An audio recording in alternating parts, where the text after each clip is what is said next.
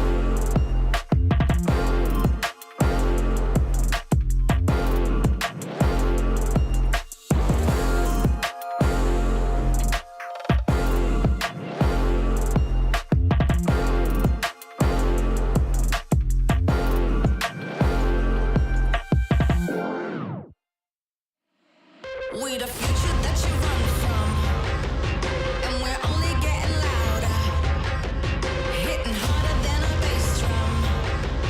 Now we're only getting louder. She is powerful, she got everything she needs. See her flick her hair, see her be her own queen. Never underestimate the strength you have within. You can take the win, you can take the win.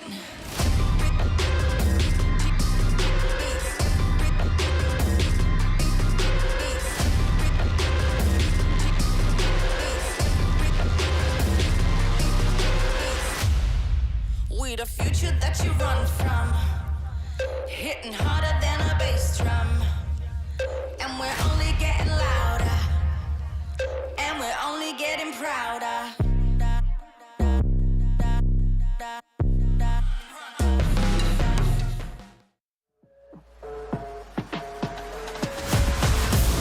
Lights out, lights out. Lights out, lights out. We back in it, ain't no pretending.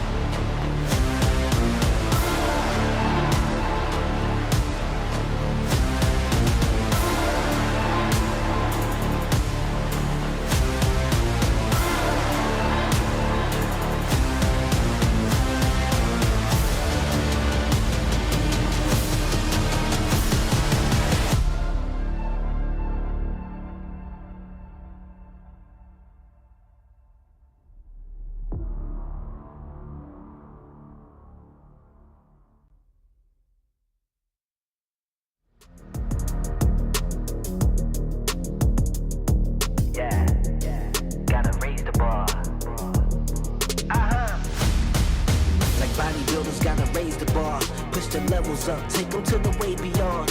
All endeavors never settle when the play is on, turning measures from a little to a major one. Whoa. Activated like lacking patience, decision made it. Gymnasticated so innovative can't be debated. Flow aquatic, don't know a challenge, it been amazing. Fact of the matter, got the pattern to be the greatest.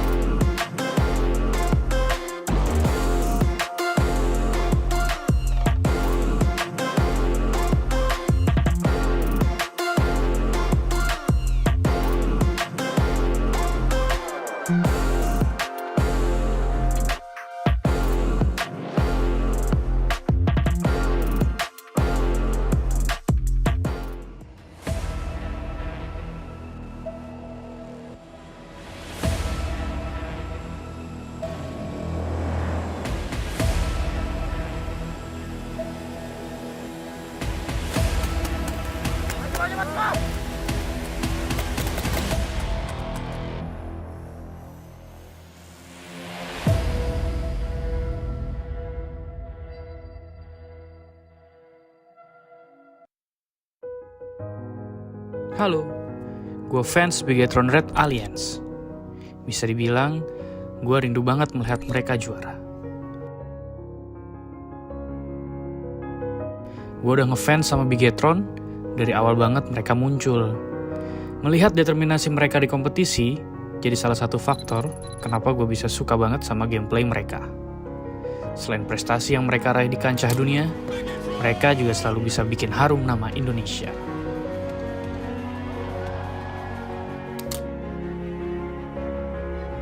Dan ini saatnya mereka membuktikan kalau DNA juara mereka masih ada. Dengan amunisi baru, gue berharap ini adalah awal kebangkitan Bigetron Red Aliens.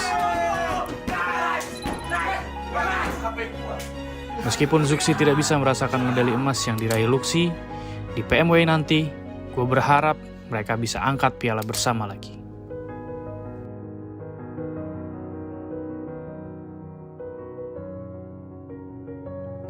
Gue yakin kali ini kita pasti bisa.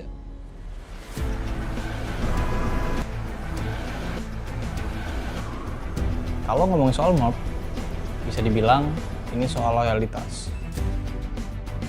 Karena gue dong support mob dari awal mereka ada. Baliknya Zai dan Frenzy, serta pemain baru lainnya, bakal bikin mob jadi tim yang akan diperhitungkan nantinya.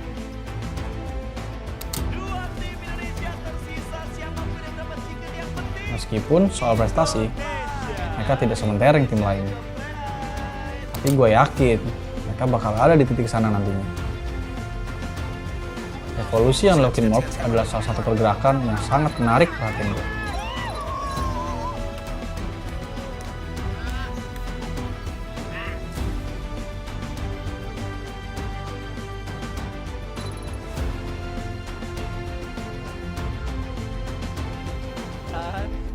Sabar, pelan-pelan aja, pelan-pelan, jangan ngegas.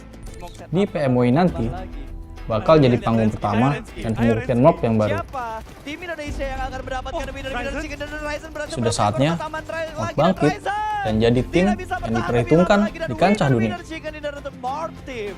Dua tim Indonesia sudah mendapatkan winner chicken dinner. Sabar, pelan-pelan aja, pelan-pelan, jangan ngegas. Smoke setup.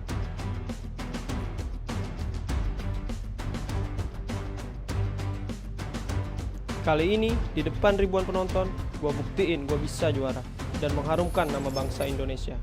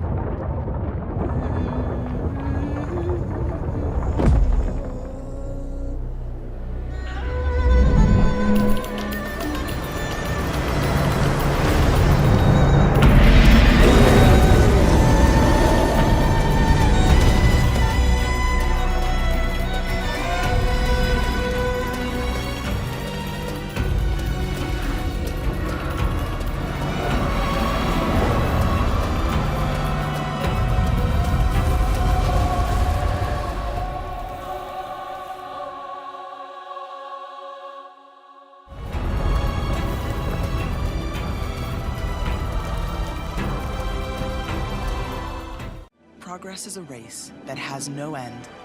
After every finish line, another challenge awaits. How can we continue to push innovation in a sport at the forefront of technology? This is how.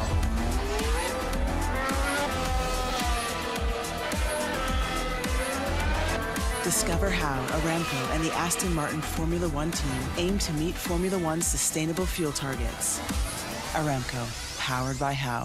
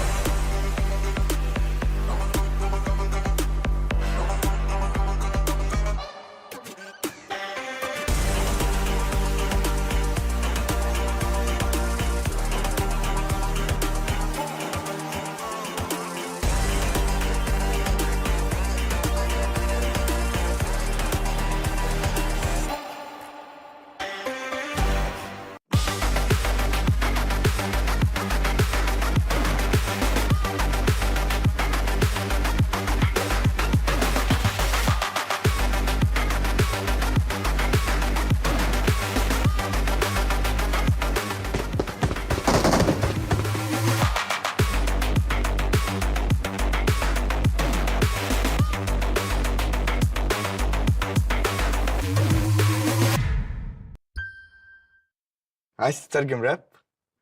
تعالى لي. ملوك السين دي انا ملخصها في سطور، بس مين يقرا؟ فاهم؟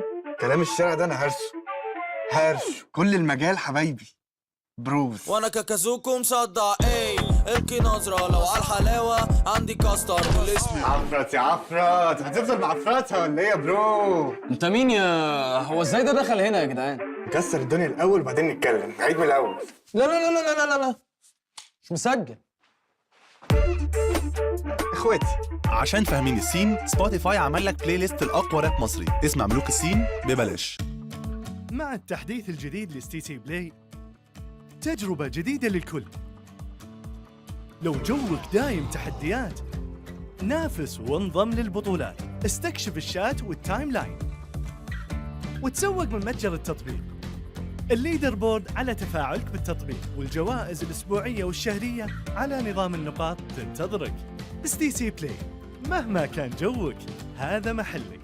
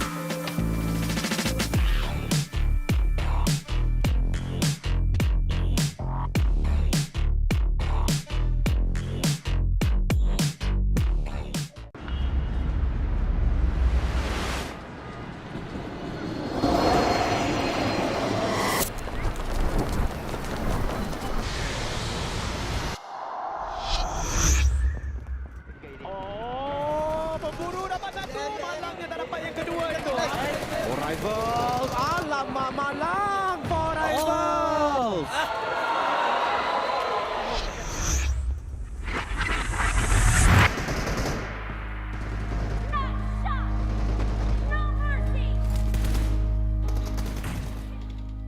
Saya tidak akan membiarkan saya berada dalam zon selesa, kerana bagi saya, setiap perlawanan adalah permulaan yang baru.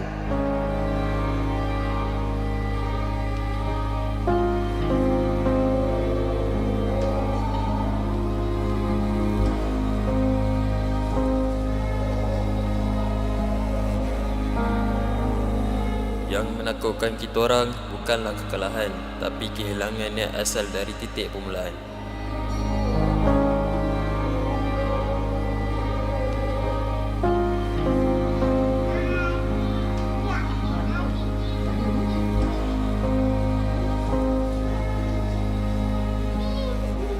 Mereka adalah punca kekuatan saya.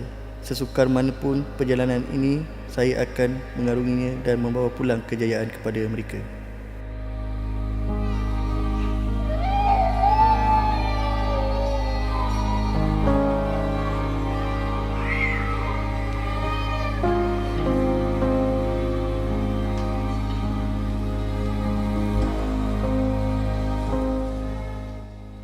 Walaupun sudah mencapai 2 juara C Championship dan pingat gangsa sukan C, kali ini saya ingin mencabar diri di peringkat dunia. Saya percaya pada pasukan dan diri saya untuk mencapai ke tahap yang lebih tinggi.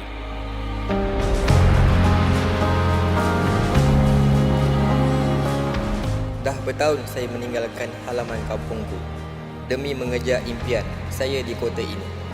Semua usaha selama ini adalah untuk membuktikan diri dan mengibarkan jalur gemilang di pentas dunia. Kali ini kami telah bersedia. It's now or never. Tidak kira pengakhirannya. Kami akan buat yang terbaik untuk mengharumkan nama Malaysia.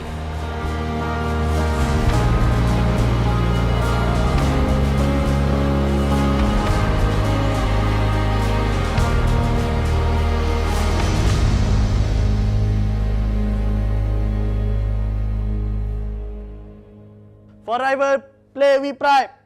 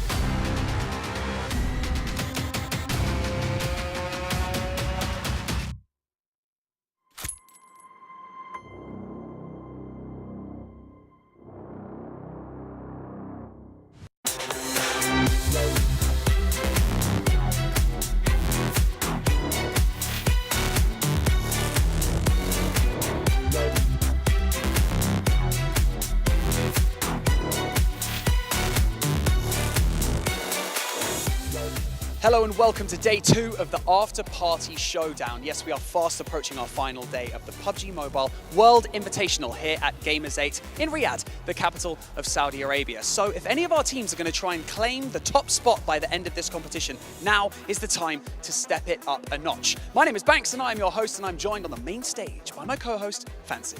حياكم الله من جديد اعزائي المشاهدين والحضور في بطوله الببجي موبايل وورلد انفيتيشنال في الافتر بارتي شو داون، البطوله الاستعراضيه اللي شاهدناها بالامس. في اليوم الاول مرينا ب6 مباريات كانت جدا رهيبه مع المباريات حقت الشو ماتشز، لكن زي ما احنا عارفين تونا في اليوم الثاني باقي عندنا 12 مباراه في البطوله الاساسيه، ولا ننسى انه اذا في فرصه للفرق انهم يرجعون راح يكون فرصتهم الحين، لانه خلاص بعد اليومين هذه راح نعرف مين اللي بيكون الحاصل على الجائزه الاكبر من كل الجوائز اللي موجوده عندنا. Leading the charge going into day 2 are our current reigning champions of the PMWI, Alpha 7. However, we still have 12 matches to play between now and the end, so it really is anybody's tournament, Fancy. You can't rule anyone out. زي ما شفنا بالامس المباريات كانت جدا شديده، وزي ما احنا عارفين المبات الجديده غيرت اللعب حق اللاعبين، غيرت البلاي ستايل حقهم. زياده على كذا لا ننسى ان تقسيم الجوائز خلاهم يلعبون بطريقه مختلفه، لكن فريق الفا 7 قدر انه يحصل على المقدمه حتى الان، وزي ما احنا عارفين الفارق ما بينهم وبين المركز الثاني والثالث شوي بعيد، ما هو بسيط. فهل بيكون في فرصه لباقي الفرق انهم يسوون كاتشب اليوم ويرجعون مره ثانيه للبطوله؟ خلونا نشوف. So remember, if you're watching this at home, there are many match rewards to be earned by our competitors during the Afterparty Showdown. And keeping track of all of these rewards and stats from day 1 are our friends over at the desk. So let's go say hi. زي ما احنا عارفين ايضا ان تقسيمه الجوائز بما انها مختلفه، بما ان اللاعبين جالسين يحاولون يحصلون على اكبر قدر منها عن طريق البلاي ستايل حقهم، سواء انهم يركزون على اللعب الاجريسيف او سواء انهم يحاولون انهم يركزون على انهم ياخذون التشيكن دينر. لكن كذا ولا كذا ما ودنا ندخل بالتفاصيل هذه، لان التفاصيل هذه بتكون عندنا سيد التحليلي. خلونا نروح عندهم يقسمون لنا الجوائز من جديد، يعلمونا ايش اللي ممكن يصير اليوم، ونشوف ايش اللي ممكن يتغير في اليوم الثاني معنا في بطوله الافتر بارتي شو داون. Welcome back, everyone, to the desk. Thank you again, Banks and Fancy, for that lovely intro. I'm Jason Cap, and I'm still your host here on the desk as we get underway with day 2 of the Afterparty Showdown. But like always, I can't do this alone. I have my 2 gentlemen to my side to help carry me, which is no easy feat because of how lanky I am. We got Maxman and Kalaris to break things down. Gentlemen, we've had our first day roundup. We've had Alpha 7 just completely run away with the event so far. The question is, can they do it yet again here in day 2, Kalaris? You're looking at me the entire time. What a total bait. Sorry, Max. Yeah, I think that what they showed yesterday was phenomenal. I don't know whether or not they can replicate it. It is very difficult to show that kind of form 2 days back-to-back here in PUBG Mobile. However, with less teams in the lobby, there is room for them to be able to do it again. So let's see how it goes. I'm not jumping in. He's ignoring you. Yeah. We'd obviously get to have our duo match as well before we kick things off, so will be happening yet again today. We got to see Scout pull off a 1v2.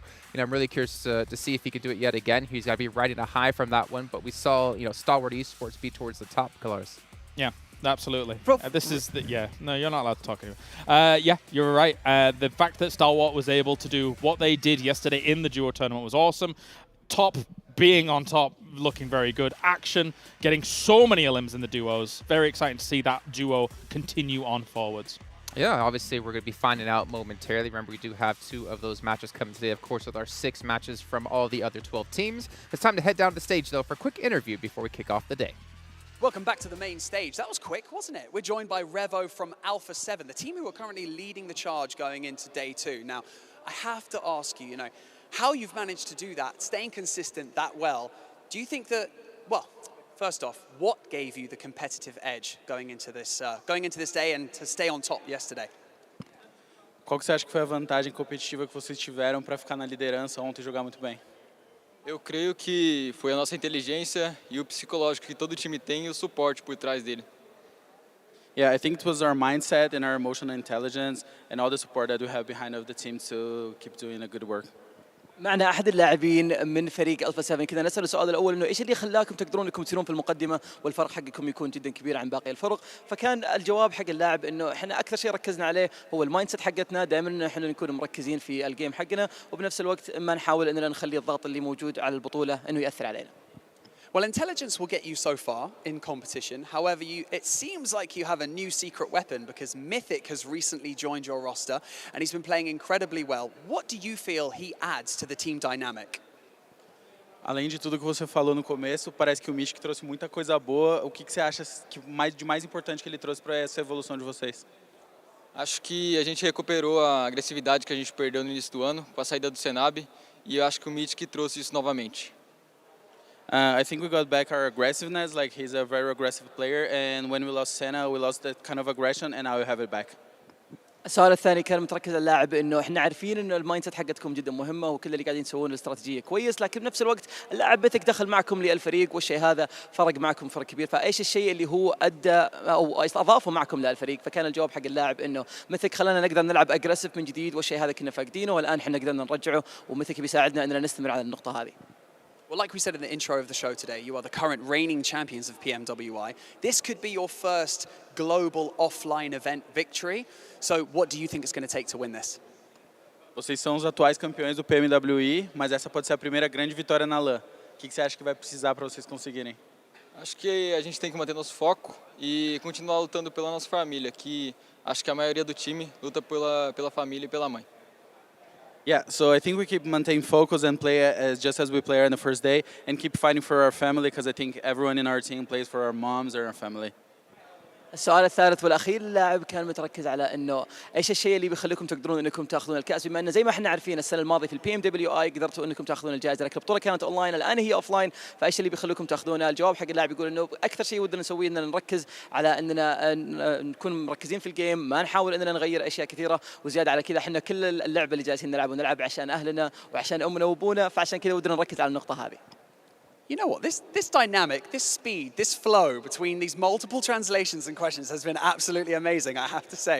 But you know what, Revo, congratulations so far. It's only been one day, and we really wish you the best of luck going into day 2, and obviously for the finals tomorrow. So good luck. And we're going to hand it back over to the desk so they can break everything down. And let's get into our first match of the day.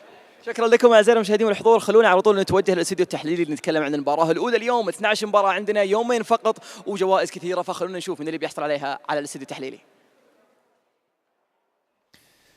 Interesting to hear Revo talk actually about Seta Texas, Sanab, whatever you want to call him. The replacement of him has worked out extremely well for their team with Mythic coming into their roster, able to fill his shoes extremely well, obviously, as we have seen. And maybe, just maybe, we'll see Alpha 7 finally pick up their first LAN event, the first international LAN event, I should say. It would be amazing. Like, that was talking to Colors. I'm sorry. Talking to Colors. Thank you. Yeah, that's right. Because of course Revo and Carrillo are very much up there in terms of the top eliminations and stuff like that. But when you talk about in Mythic as well as Mafioso as well, they're still big, heavy hitters. So there's a lot of room for this team to kind of flex out and do more damage. All right, let's take a look at the format. If you guys missed out yesterday, well, you didn't see exactly how things go down. There are 12 teams, no more 18. We've gone down to 12. Right. We're playing 18 matches in total. But as you can see here, Claris, Vikendi, Karakin, and Livik going to be in the pool. That's right. It was spicy yesterday when it came to all of the drops and how things were going to be playing out. Obviously, some teams I think even got caught a little bit off guard by maybe how fast the circle was going to be moving to be able to get themselves into the right spot a little later on. I think today they'll be coming in with a bit more of a fresher mind for a lot of this, being able to adapt to that. And maybe we'll see some more attempts at trying to be central as opposed to playing the edge, because the edge gets a bit dangerous on some of these maps with the circles moving how they are right now. Yeah, with the hard shifts we've had, it's been a little bit rough. But I'm looking forward to Vikendi, actually, just because the one we got to see yesterday, the zone was just super north. Yeah, I'm looking forward to Vikendi too, especially when it comes to potentially a castle finish. I know that there's not many of us here at the desk that are looking forward to something like that. But, you know, I'm keen. All right, we can see here the prize pool, $1 million on the line. But as you can see as well, the match rewards, it mostly comes from this, the individual awards you win within the match to get you extra money. But at the end of the day, well, at the end of tomorrow, $60,000 goes to that first place team. So let's actually take a look at our match rewards and see how people get this kind of money. And Max, man, I'm going to let Claris take this away because you can see $10,000 for chicken dinner. Oh, we can't do it too long. He's going to, look, he's actually sat down on the floor now. You've not seen him, but what does Max think, eh? I can't see the graphics from down here. I don't know. Where's the graphic? Oh, there it is. Okay. It's back. You got that, of course, $10,000 per chicken dinner coming into play. Thank you so much, Max. But Claris, what about... No, great contributions, Okay, we're going to have to talk in the green room, guys. For that $10,000 per chicken dinner, of course, really came into play yesterday. Definitely. We talked about it, especially for Dan One Right from South Korea. And not only is it going to be complicated to replicate for Alpha 7 their first day, I think this entire situation of day one only having 3 teams taking home a win, that's really something very outlandish. So today in particular, I think we're going to see a lot of new teams get their first win and potentially ride that high and get even better You would results. hope so, right? Yeah. Especially considering how things played out. I mean, something that was a little bit abnormal was actually that Vikendi match. It really didn't feel like a Vikendi match to me because of the fact that we had such a northern circle. That's not the typical land for Vikendi in the kind of middle of the map. So, yeah, we'll see. Yeah, and at the end of the event, obviously, we're giving money out to different players and potentially duos as well. At the end of tomorrow, we'll have our best duo team in points. We get extra 15K added to their tally. Of course, the fan favorite vote as well, going to be going on currently over on social media, over at PUBG Mobile Esports on Instagram. But you can see there's a lot of money to win. Even 20K for the best team presentation. If you missed out on those yesterday, there are a couple of them extremely good. I think in general, our talent team was pretty consistent, pretty much on the same level of who we thought was the best. I think I picked Rad for 3rd, but nobody else picked Rad for 3rd other than me. I liked the throne that they created, but STE and Damwon, we were big fans. I think I would for Alpha 7 me on the 3rd position because no one uses the pickup feature in-game, so imagine using it outside the game. So I was like, whoa, actually, this is really outlandish. This is cool. We can see the points as well. We have switched things up from 15 points for a chicken dinner down to 10. So obviously elimination points become a much bigger focal point for these teams if they want to potentially get that first place finish. Yeah, and we saw that with Alpha 7, right? If you have those great central positions and the circle coming your way. I mean, we saw yesterday a lot of very hard shifts, right? And they came on like very, very pivotal, great positions team could hold on to. It worked for Alpha 7, it worked for S2G, it worked for Damwon. If it happens again, those eliminations are very important to rank up in the leaderboards. And also those point gains are also applicable for the duos tournament as well here, which as we see Stalwart just doing so well, already 30 points over there. It's going to be difficult to deal with it. If only they were doing that well when it came to the Afterparty Showdown outside of duos. It's fine. You know what? We'll see where they're going to stand actually currently. We've been talking a lot about Alpha 7, so let's get an idea of where the teams do stand here overall within points of our event today. 76 points for Alpha 7, currently sitting in first place by quite a large margin. However, only 10K ahead of Damwon Kia.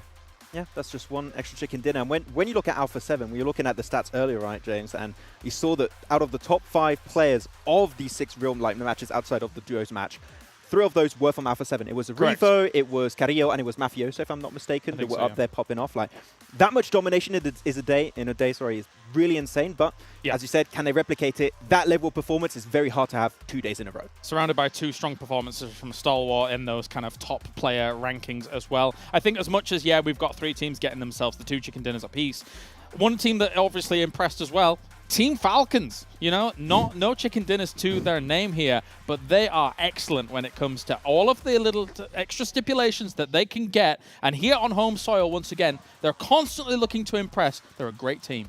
There are 3 things guaranteed in life: death, taxes, and Kalara's talking about Team Falcons. They're really good. On to the second page, though, with the other teams we have remaining.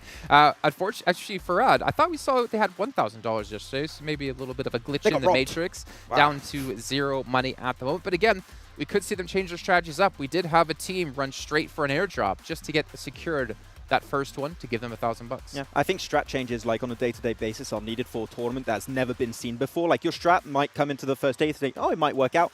Complete fumble, right? It doesn't work out at all, and you're going to have to make some VOD reviews and completely change your approach. And I think Rad is one of the teams that need to bring a big change to the table to hopefully rank up a little bit higher. Based on the money structure of this tournament, it's a game of extremes. You can't play the middle ground. You can't play the middle road and just like, oh, look, we got nice few eliminations there. Oh, we're another team. I don't know. I'm trying to emulate here. But the point is that if you do that, you're not going to be getting the most eliminations. You're not going to be getting the most team eliminations. You're not going to be getting all the drops because you're playing conservative. It's a weekend of extremes, and you've got to be extreme.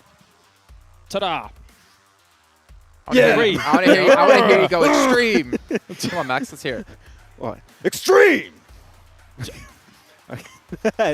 I'm done. This is why we don't let Max talk often. Yeah. Let's take a look at our schedule today. Obviously, 2 show matches coming through at the start and the end of the day. It'll be Sanhok and Livik only. Tomorrow will be the last one, and that will be before we start the event. So we do have Erangel, Livik, Vikendi, Karakin, Sanhok, Miramar as well. On top of this, gentlemen, I'm really excited to see how today's going to go, actually, because we did see some change up in strategies.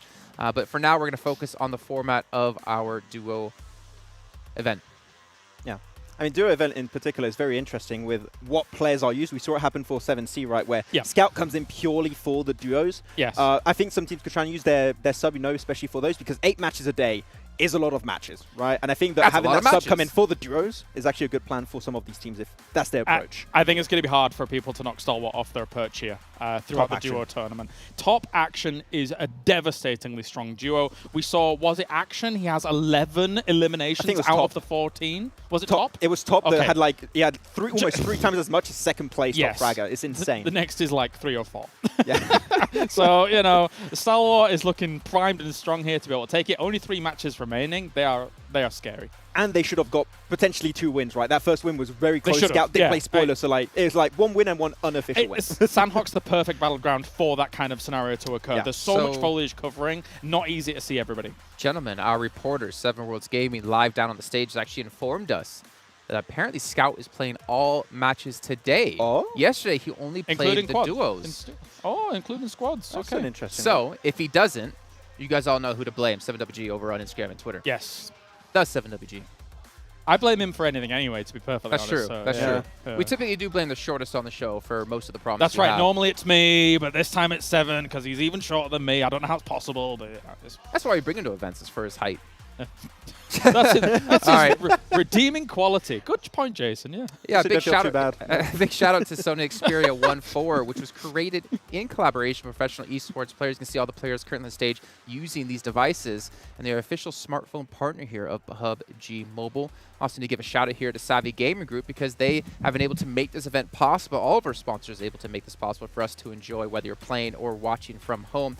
And last but not least, the fan favorite player. I talked about it before. You guys just need to head over to the PUBG Mobile Esports Instagram page and give likes and leave comments about your favorite teams. Currently, if I'm not mistaken, Scout was winning, but obviously we'll find out when we do finish off this event. I can see over his shoulder, we got about 50 seconds until we are into game here. We're going to be heading over to Sanhok yet again. Gentlemen, it's going to be 7 Worlds Gaming and Avenger to walk you through Scout 1v2ing for the win again. Thank you, Jason. I'm actually hoping that happens. You know, there was a lot of non-believers for Scout, although you and I were the ones that believed in him, especially you. I was just kind of hoping that he would clutch it up, but I wasn't too much of a believer.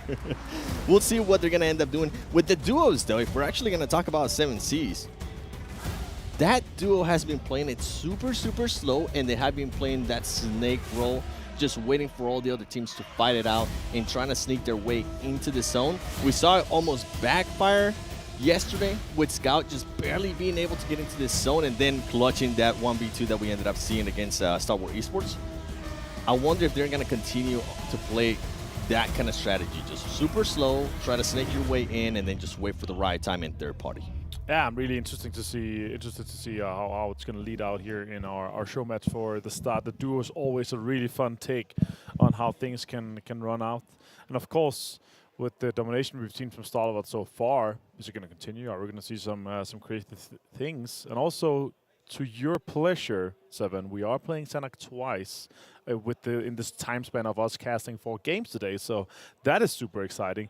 But for this one, and especially here for the duo, only being 24 players, there's a lot of space coming out here on Sanhok. So all the players, they should be getting their favorite setup and be looted to their teeth.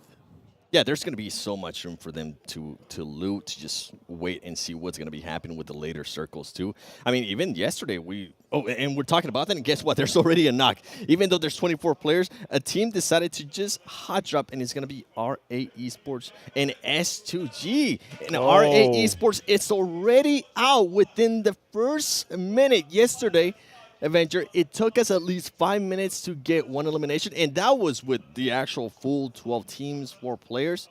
Right now, less than 1 minute, and we already have a team out in RA Esports. Yeah, and it happened so early here. You know, like we were just expecting the drops to just evolve, and STG was able to just completely close them out. We actually get a quite nice circle here. This is a more rare one for Sanhok, far northern one. Tadmog is decent still. Paradise is decent still. So that's obviously the good start for this one. Again, a huge thank you to Sony Xperia for joining us here for Gamers8 and PMWI being our official smartphone sponsor. On screen you have Alpha 7, Revo, and Carelio. And I was going to mention, wow, for everybody that's currently watching, watch PMWI together in-game esports center with your friends to win PMWI special sets. And don't forget the PMWI packages are on sale for a limited time. And you can also win PMWI treasure crates if you play PUBG Mobile during PMWI. Now, I'm looking at the stats from yesterday in regards to the show matches, and I believe this is the first time that S2G is able to get some eliminations on the board for this matches, so that's good to see, and you can see right there how it happened. Silas being able to get the high ground. One of the other players from R8 Esports didn't even have a gun yet, and he switched it on him too. Wow, okay, Silas. I appreciate that. I appreciate the aggression right off the bat too, even though you guys have so much room. QBU unscoped as well. That's kind of crazy. All right, Falcons here as well. Looting, it's obviously Yusuf and Powerful, amazing players. They've been doing quite well so far throughout the tournament. And as the guys in Des were mentioning, and they were talking about, well, mainly Jason and Kylaris was talking about, they didn't give much talk time to Max in that case. You know, cheering on Falcons and them being able to do well in our main Afterparty Showdown. Obviously, here we are in the show match. Yeah, before we actually got to Saudi Arabia, I got a chance to... Oh, you know what? I'll tell you in a little bit of Rod. We were talking about Rod starting to change it up a little bit. Guess what? It's not going to work their way as Damwon, Kia, Fabian being able to get the knock and getting the finish there on one of the Rod players. And Munir is going to just try to back up, try to do the strategy that worked out yesterday for Scout and 7Cs. Play that snake, play that patient role. Now, what I was going to tell you, I got a chance to share an airplane with Kalaris, and he was telling me Team Falcons is definitely going to surprise a lot of people, and so far he has been right. Yeah. And obviously, them being able to do this well without winning any chicken deals, that's kind of amazing, kind of surprising. So that's great, him constantly cheering them on. And obviously sometimes Maxman get to get a little chat here and there. He's been pretty accurate in some of his points as well. I actually liked some of the points that he was making. Also, you know, cheering on Stalwart, cheering on these guys. Yeah. And, you know, I agree. We've seen some crazy things from Stalwart. And actually, they've been super impressive throughout. Also here in the showdown, it's just been insane how well these guys are able to play. Yeah, I mean, we saw what Top was able to do yesterday, just being able to smack everybody that came close to him. That shotgun in Livik is just absolutely insane. And that's one of the matches, too, that I'm going to be keeping an eye on for today, because Livik, it's so small, it's so compact, so many third parties, so many angles that you can pretty much see across a majority of the map. And once you get close, that shotty is just absolutely unstoppable. And you were saying Maxman does like Stalwart Esports. He also likes Damwon Kia. But so far in the duos, I mean, Damwon Kia hasn't really been able to do much. I think they're currently standing in the 10th place for the duo standing, with Stalwart Esports being in first place, followed by Nigma Galaxy and 7Cs, obviously, with that win that they were able to collect yesterday. Rod Munir, we saw what just happened to Desha 999. He's going to slow down a lot, and you better believe Damwon Kia is looking for that extra player. They're looking to get that extra point. Yeah, for sure. It's also the advantage they can have in a 2 versus 1 right now. Fabian first, they are chilling. And Tad Mock just outside the logging camp area. And Munir is just going to chill there, try to have an advantage over that. Deadeyes guys, they are in Penang, and they're chilling quite a lot.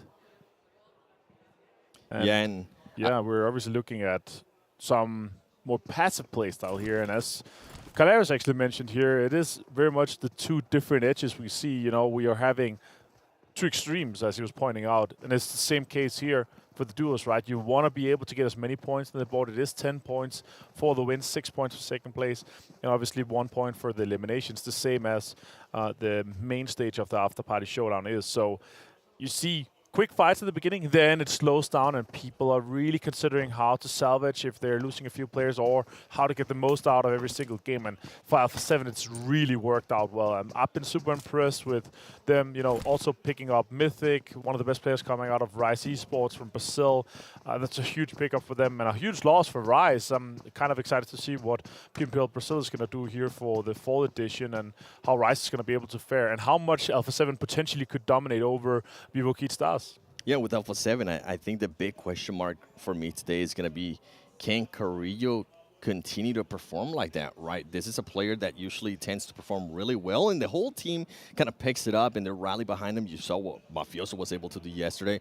But when Carrillo starts slowing down, such a big fragger, it slows down the whole team. So I'm really intrigued to see, maybe not so much here on the duos. Yeah, I'm hoping that they're able to win it, right? But on the first match, for the actual points that are going to be counting towards the other prize pool, I'm intrigued to see how they're going to be playing. Are they going to continue to play that aggressive style that we saw them yesterday? It didn't matter where they were at, they were willing to take the aggression to the teams, and I think that's just a style that plays for Alpha 7 in a big way. As we're currently looking at the map here, you can see 7C Scout currently very far away from his teammate Sir Ryan. I think they're trying to figure out how they're gonna try to rotate out of this. Scout did tell me, I got a chance to talk to him, he did tell me that he was gonna be playing every single match today, so hopefully that will be the case. That's gonna be crazy. Interesting to see what 7C is going to be able to do. They obviously had a rough main tournament for that case, but right now they are looking to do the best here in our duos show match. Obviously, they are the only team on that west side, south of Hattin. Could potentially be taking over the bridge or split a little bit later. We'll see what they do. Vampire, our PMWI main tournament winners here with Ravenclaw and Fluke, TH. These guys have been impressive. Yeah, they're going to be going up, and a lot of people are going to be trying to figure out where the next circle is going to be going to. Is it going to be going to the island towards the west? Is it going to stay on the main island to the east?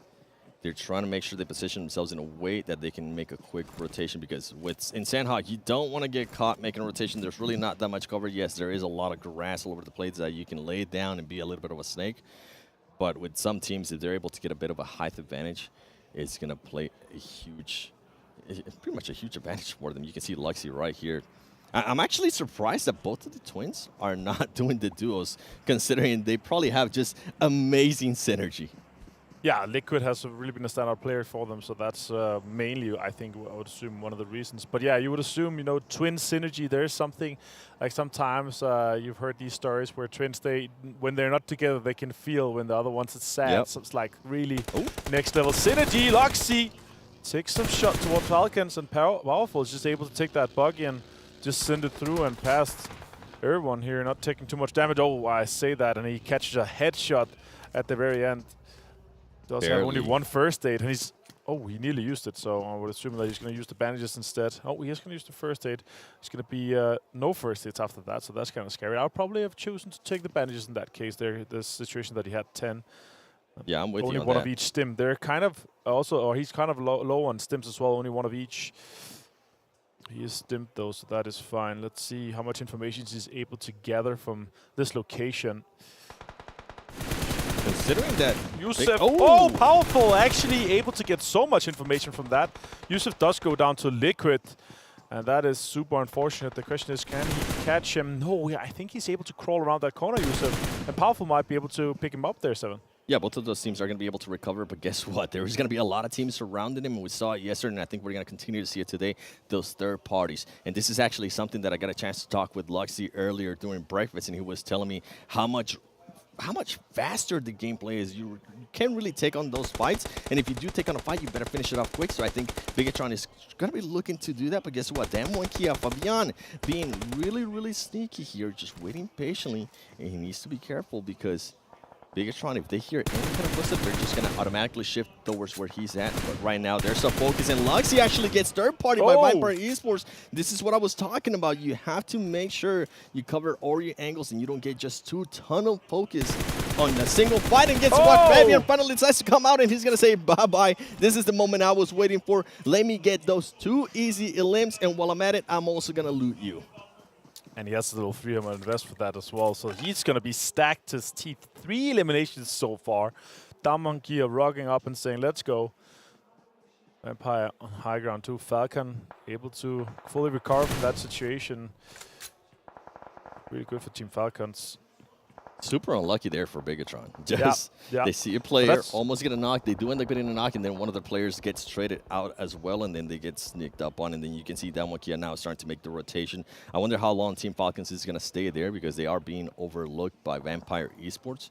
It will be interesting how they rotate out of that. Stalwart Esports taking on some shots to some of the other teams on the horizon as well. S2G, I see Rod too, Munir. Remember, he lost a player earlier to the M1 Kia. And here we go. Powerful and his teammate are currently all the way healed up. But as you mentioned, the Mech, I wish he would have used the bandages. I was going to talk about that earlier. I mean, he knew exactly where Bigetron was. He knew more than likely they didn't have a vehicle because of the way that they were just positioned in regards to Bigetron. He should have been able to use those bandages. For sure. And just take his time because anyways, he ended up waiting for his teammate to get there. Stressful situation for sure. He wanted to be fully healed before he could start peeking and gather some of that information. Fluke. This is all comments in hindsight, right? Yeah, this is us 100%, being 100%. able to just look at it. Some people, when they fly out of ATV in the desert, they think they're going to be able to jump off, but they end up holding on for dear life and end up with a bunch of bruises. Yeah, or personal preference as well, right? Because you come in a situation where you're thinking here powerful. He needs to be healed as fast as possible so he can cover Yusuf driving in, right? But for sure, not being able to have any first aids in for the future is going to be a rough one. On top, and he finds Scout. Oh my God, he finds him on this bridge. And he's able to take him down. The question is Scout going to be able to get revived off that, or is he going to be finished off? Definitely looks like he's taking a lot of damage right now. That's even more. So I think he's just going to bleed out in that case. Scout goes down, and that is Deadeyes, guys. Taking that point for them, and 7C is going to be left just to Sarang. Interesting there from Scout. He was going to be trying to be sneaky there on the bridge. He ended up backfiring, but Deadeyes taking full advantage of that and then just getting an Ilum to themselves. See how these teams are going to end up rotating and how their circle is going to end up as well. Deadeyes Joker just looking around, trying to see what he's going to happen. And then ultimately for 7C, Saran being so far away from Scout ended up helping him. As we're looking at the map here, you can see Alpha 7 towards the north. They are taking their sweet time. There's nothing really to worry about. And this is what I was talking about earlier too. How many teams are just positioned in that intersection? See S2G, you can see the player from Rod. And who's going to benefit the next circle that we are going to be getting here? Nigma Galaxy currently playing a really slow. This has been their pace as well. Looting in boot camp, seeing what's left. And oh, this circle's a good amount there of the river. Yep. 7 scenes. Interested to see how he's going to decide to just rotate. I wonder if he's going to go for the swim or if he's going to just decide to go through the bridge and maybe end up with the same fortune that Scout had. Yeah, and that's really the faith in the hands of the Deadeyes guys. Two interesting things is that we have these two compounds. They are in play, and the two high ground and low, or the one high ground compound, one low ground compound is kind of interesting. The one above the bridge on that southern side is really interesting and could take a lot of control. Now Ravenclaw is pushing, and top is the last player for Stalwart. See a lot of teams coming in from the east here. We're just looking on and seeing right now. 7C is being able to get some revenge there on what happened to his teammate earlier. Saran being able to spot at least her from Deadeyes. Is he going to be able to spot up Joker? Oh, the grenade ends up bouncing on the top. Did he realize that? I think he did. He started backing off a little bit, and this is how action ended up getting eliminated to Ravenclaw from Vampire Esports. There you see Deadeyes, sir. I think he has been spotted. Can Saran get this nade and just ultimately get the Ilum? They are going to be getting pushed by the zone. He is able to cause some damage, but he's not able to get the elimination. He's going to be able to heal up. He just keeps going from tree to tree. Yeah, Joker just have to try to do something here. Shots, ooh, connecting just a little bit. Sarang can move with the circle and then maybe take on Joker just a little bit later. I think it's unfortunately it for on top. He's going to be bleeding out to the blue zone in this case. Damonkia lost one player. Fabian's on the ground. Kirill also knocked, and Revo further away. Utility could be used and could be connecting. That's a potential big one. Ooh, does some damage. I think Kirill is going to go down though. And it's effectively a 1 versus 1. Fabian still alive. Revo with 3 more grenades in hand. Revo just letting those nades rain. I think Rio might have been able to just relay some information in regards to the footsteps that he was able to hear close by before he ended up getting fully eliminated. And this is going to be an interesting 1v1 here between Forrest and Revo, who's going to take it. I know a lot of the Brazilian players carry momentum, regardless whether this is a show match or not. Oh. And take a start of Haven, as we're saying that, guess what? Yusuf and Team Falcons Powerful are going to try to third-party this DBS. fight.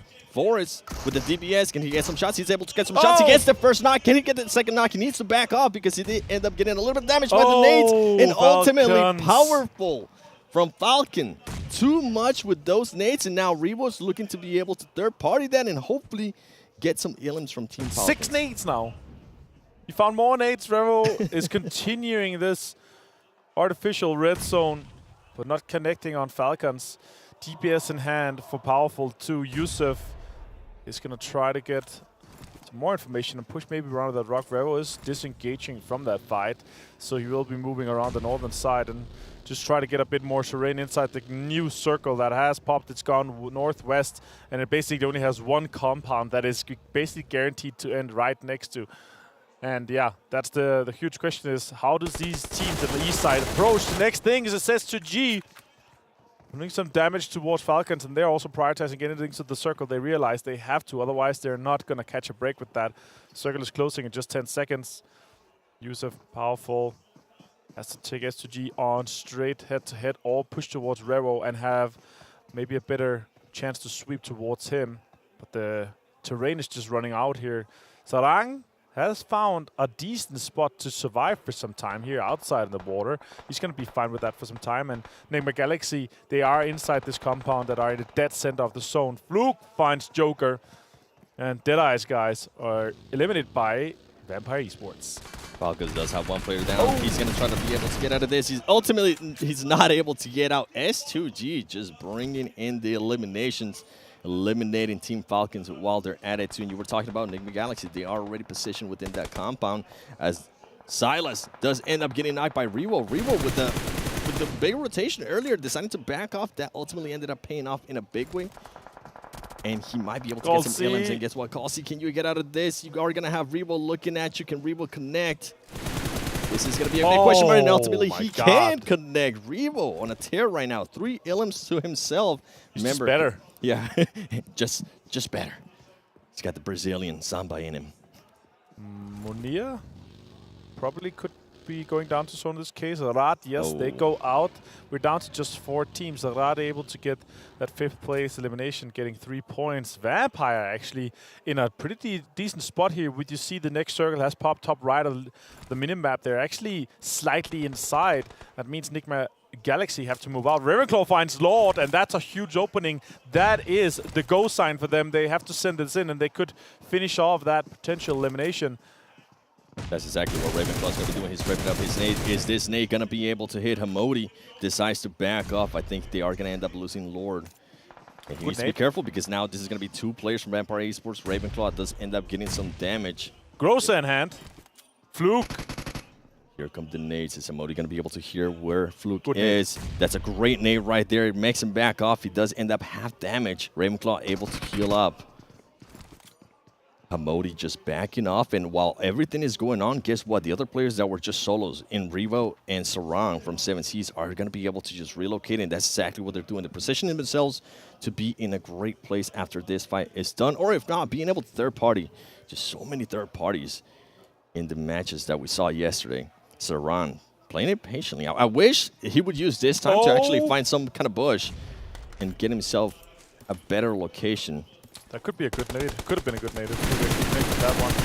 Ravenclaw spots Sarang now, trying to get him down and finish him off. He's just swimming to survive for a bit longer here, but it could be 7Cs giving his life up in the Cs, and it's going to be a 1 versus 2 Revo, potentially with Vampire Esports if they're able to close out on the Nigma Galaxy player that is still in the compound. Hamodi, Sarang taking some damage now. More damage. Oh, Ravenclaw is actually going to be able to find that one, so that's a point guaranteed for Vampire. That's 5 eliminations for them. That's 5 points, plus the guaranteed top 3 here. That is also 5th for 3rd place, so it's 10 points for them in this game so far, guaranteed. And they're looking to have the upper hand here. I think Vampire Esports might have heard me. They decided to disengage a little bit there with Hamodi, especially with the new circle that they ended up getting. And keep an eye on where Revo and Sarang was. We saw what just happened to Sarang, and now they're trying to spot Revo. There's going to be a lot of utility use here in regards to grenades, and Hamodi's Gonna pop some smoke grenades and try to get out of here. Oh, Ravenclaw being able to follow Rebo. Now it's gonna be a 2v1. We saw what happened yesterday. We had seen teams and players being able to clutch that 2v1. Can Hamodi do it here? He's not gonna be able to do it. The grow side just way too much. Vampire Esports gets the win on this first show match for day 2 at the After Party Showdown PMWI. Wow. What a match there for Vampire Esports, being able to get themselves 17 points. That's definitely going to push them up to the top, because this was a team that only had 1 point after 2 show matches. Great showing there from Vampire Esports. Yeah, just had to adjust to the format being only 2. They're used to being 4-man strong, right? And when you adjust to that, you can definitely tell the mechanical skill is through the roof for these guys. Really well executed. And with Agrosa in hand, there is not much to do against those guys. It's super easy with that last spray down. Yeah, when you have that close range, DVS, Groza, you just try to back off. Just try not to get in the way. But overall, great play. I'm actually surprised Rebo was able to survive that long. He played it out really well. You called out when he started rotating, that ultimately being the best thing that could have happened there for Alpha 7. Yeah, exactly. All right, guys, we are ready to go to the match standings here, sponsored by HTC with our desk. Let's see how much Maxman is going to be able to talk for this one. Well, the correct answer is none. Maxman is currently ill in the restroom, puking. Oh, he's back. No, he is here. He'll be talking the whole time, actually. We're going to go the full other way. So, Maxman, take it away. Analyst and host. Oh, no, everything now? Okay, that's fine. We'll take it. Yes, congratulations to Vampire Esports taking himself the chicken dinner on this game. And not a very easy push to take on to Nigma Galaxy. We were talking about it a little bit before, right, Kalaris? Like, Nigma Galaxy had that compound for the longest time.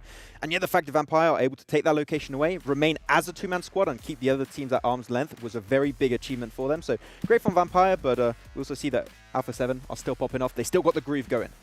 They're just so hot right now. Let's put it that way. They're pretty good. Yeah, they're in every facet, in every phase of this tournament here for the second weekend. But yeah, watching Vampire Esports hold this down, lock this down, I mean, it doesn't help the other teams around them as well that are grosses in hand as you go into some of these final moments. Very difficult to deal with their position. Well, we're past the halfway point, though, for the duos tournament, as we have only 2 matches left to go. One at the end of the day today, one coming up at the start of the day tomorrow. So if you are a team trying to catch up to Alpha 7, well, this is one way to do so, at least for Vampire Esports. So not too bad out of them. Do we have a second page? No, we don't have a second page, I believe. Because under 2 points, we want to see people under 2 points. I will say, though, a little bit unexpected. Oh, we do? Hey. Oh, what? A little bit unexpected that Stalwart 0 points from this game, considering how fantastic they looked to the first 2 duos. So there will be no shift for them. However, yeah, all the other teams going to do a little catch-up. Yeah, I think they were picked up by like just 1 player, if I'm not mistaken. And that's the thing about the duos that's very important. Even if you're in a 1v2 situation, if you have a good kind of weapon with a lot of ammo, you can spray transfer. We saw that with who was it? Fabian, I believe, on down one. On BTR.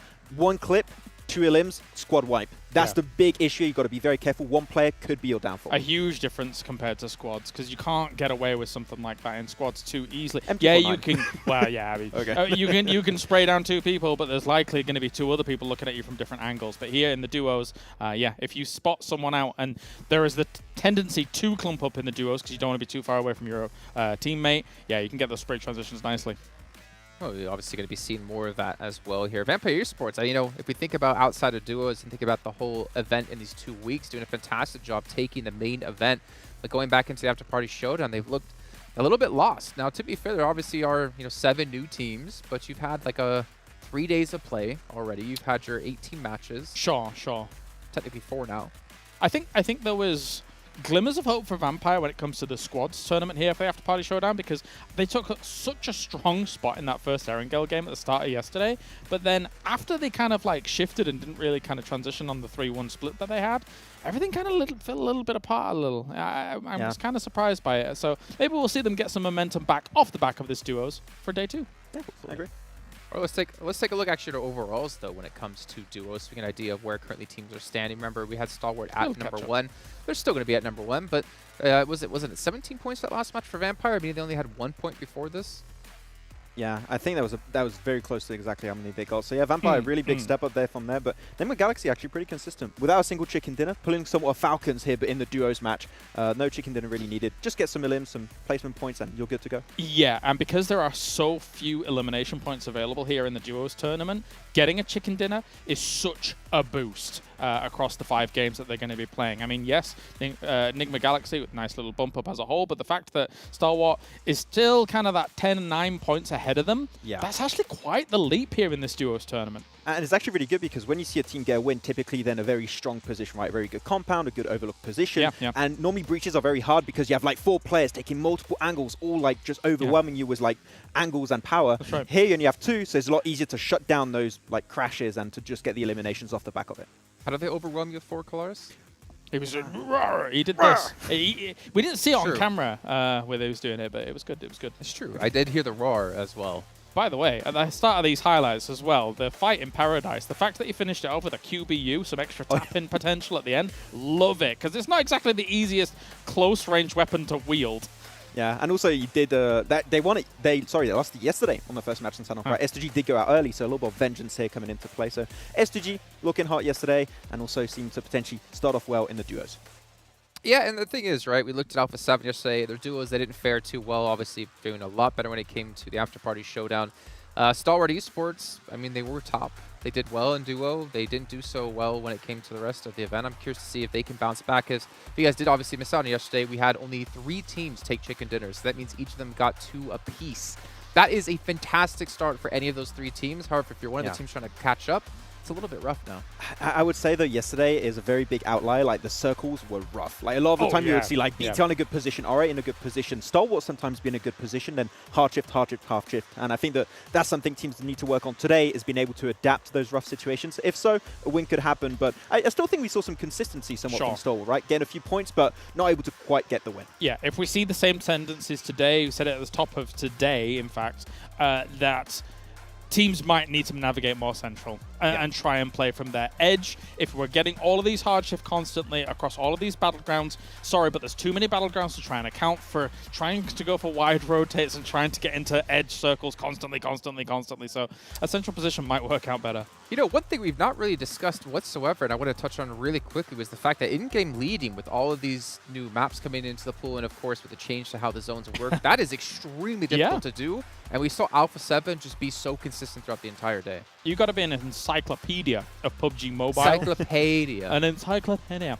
But going from 6 battlegrounds across the whole day. And so an understanding as well in terms of, even as I've already used it as an example today, but that Vikendi circle, it's not a typical Vikendi circle. Approaching that is difficult. You saw people swimming in the ocean for so long. It's difficult to adapt to. I think this is like a really good way to show if you're a great IGL. If you're able to find consistency in maps like this, you're really one of the best IGLs of the world, potentially. All right, we got a minute and 15 until we head into our first match here. Take our second overall. I want to give a quick shout out, though, to Aramco and, of course, Saudi as well, making this event possible for all of us to enjoy, especially the players who are having a great time live in Riyadh, Saudi Arabia. But you know who's also having a good time here?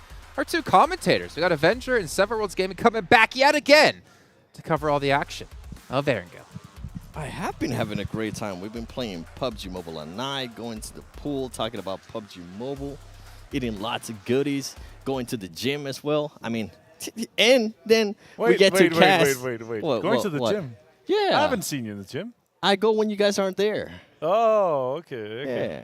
Yeah. Wait until you see these gains in PMGC. You go past it, or you go into and they go back out? Or? No, see, what I do is I go inside, grab a water, just to make sure I don't get dehydrated, and then walk out. Oh, okay. Yeah, I think Jason thought that you were just on the way to get your massage there, because that's kind of going through the gym, and then you go in there to get your massage. But yeah, maybe not. Games are starting very shortly. We are on to Erangel here, very shortly 7. And as we see on screen, we potentially could have a spicy plane path.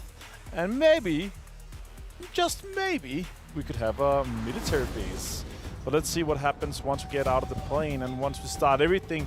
We are on to Erangel, the first and most known map in here, and I actually want a little bit of reiterate of what the guys were talking about here. We are playing these maps. We're playing 6 different maps throughout the day. Really interesting in terms of how you approach the games and the amount of information that these IGLs they have to have, like where do the other teams land, their timings, their location. There's just so much information. So the way that you approach the game really has to be hard set from the get-go, or you have to be super adaptive with the information that you're able to gather throughout the game. You can really tell how much and how well Alpha 7 has been able to do here in this so far. Yeah, and I think this is what we were talking about. Just how much faster the pace is. It forces team to be a lot more aggressive, which ultimately Alpha 7 is usually known for being that aggressive team. Right. When the other teams don't really have a chance to think for too long, to react to see what's going to happen, Alpha 7 is able to take full advantage, and you can see it right there. Most eliminations, Carrillo, Rebo. Carrillo with 15, Rebo with 13, and highest damage. We do see action, Rebo being able to sneak himself there in between action and top. And it's going to go on headshots, Mythic. So you're seeing a lot of Alpha 7 players here on this stats, and it's just the aggressiveness. And with this playing path, I was going to say Vampire Esports and Soggy Crawdads would have loved this playing path because they love going to Primor. So, you know, just something to keep an eye on. But going back, just with Alpha 7, so the other teams don't really have enough time to think on how they're going to be able to defend, and Alpha 7 is just able to smother them, able to take full advantage of that, and I think that's what's been working out for them. We'll see what is going to happen here on this one, and you can see, longest hit on 363 Adventure. That's Yikes. There was almost, or if not more than 70 meters more than second place there for the longest elimination. That's kind of crazy. As you see on the map here, we have an R8 Alpha 7 potential fight. Looks like Alpha 7 potentially could be stretching all the way into North George. I'm not sure if they could reach that far. It looks like they could also be taking a vehicle and getting out of their R8. It's going to be taking South George, and Alpha 7 is going to try to go to North George. 12 teams, plenty of room, but it was a rough playing path. So, yeah, of course, everyone is not going to be completely satisfied with where they get. Of course, again, thanks to Sunixperia for being our official smartphone partner here at PMWI and Gamers8. We have some amazing stuff in store for the rest of the year as well. See Nigma Galaxy taking full advantage of the playing path, going to Pochinki. And while we're at it, make sure we watch PMWI together in-game esports center with your friends to win PMWI special sets. And don't forget, PMWI packages are on sale for a limited time, and you can also win PMWI treasure crates if you play PUBG Mobile during PMWI. I feel like that's why we've been playing so much too, because I want to be able to win some of those treasure chests. That doesn't sound bad at all. That'd be nice. Here, South George with R8 and SK Ton on screen. ID 7 also in there. Alpha 7 here on the north side. They managed to all of them get over there. No problem. And everyone is alive here, and this is where we were talking about, and what the desk has also been talking about before the last game, is of course that we're going to have this very, very extreme approach of how they're playing the game, right? Because they're super hard focused on getting those points from, getting the points from the game that you're able to get into the first prize, which is $60,000, but also focused on your special eliminations, the first T elimination. So you want to be able to be full four-man strong with your favorite setup, so you can take these players on and potentially take home the chicken dinner, but also all these special rewards that we have throughout here. First airdrop. Most airdrops is kind of crazy too. Team with the most eliminations and most teams eliminated. So really big on eliminations in general. If you're able to wipe a few teams, if you're able to get a few eliminations throughout, as you saw with Damwon here yesterday as well, crazy amount of money on the line. $23,000 just for the rewards and $10,000 for the chicken dinner as well. So there's just so much money in the line. Potentially here, life-changing money for these players.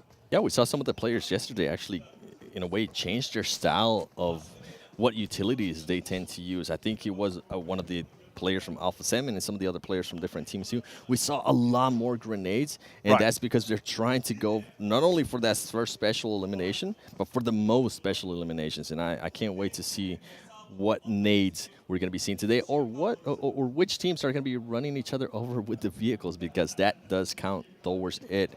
We're currently looking at Nigma Galaxy here. We saw that yesterday as well. Sanhok, with how much they tried to get that runner a kill, but he was just ducking and weaving, getting away and surviving that. He ended up just having to try to get him completely eliminated instead. And that was actually super fun to see how much they're trying and focusing on it. Of course, it's important. There's a lot of money on the line. Yeah, usually if you go the first time around and so many of the enemy team is right there, you kind of stop. But I think that was in the back of his head. He was like, you know money. $2,000 sounds really nice for this kind of elimination. Ultimately, he didn't end up getting it, but they did end up getting that squad wipe.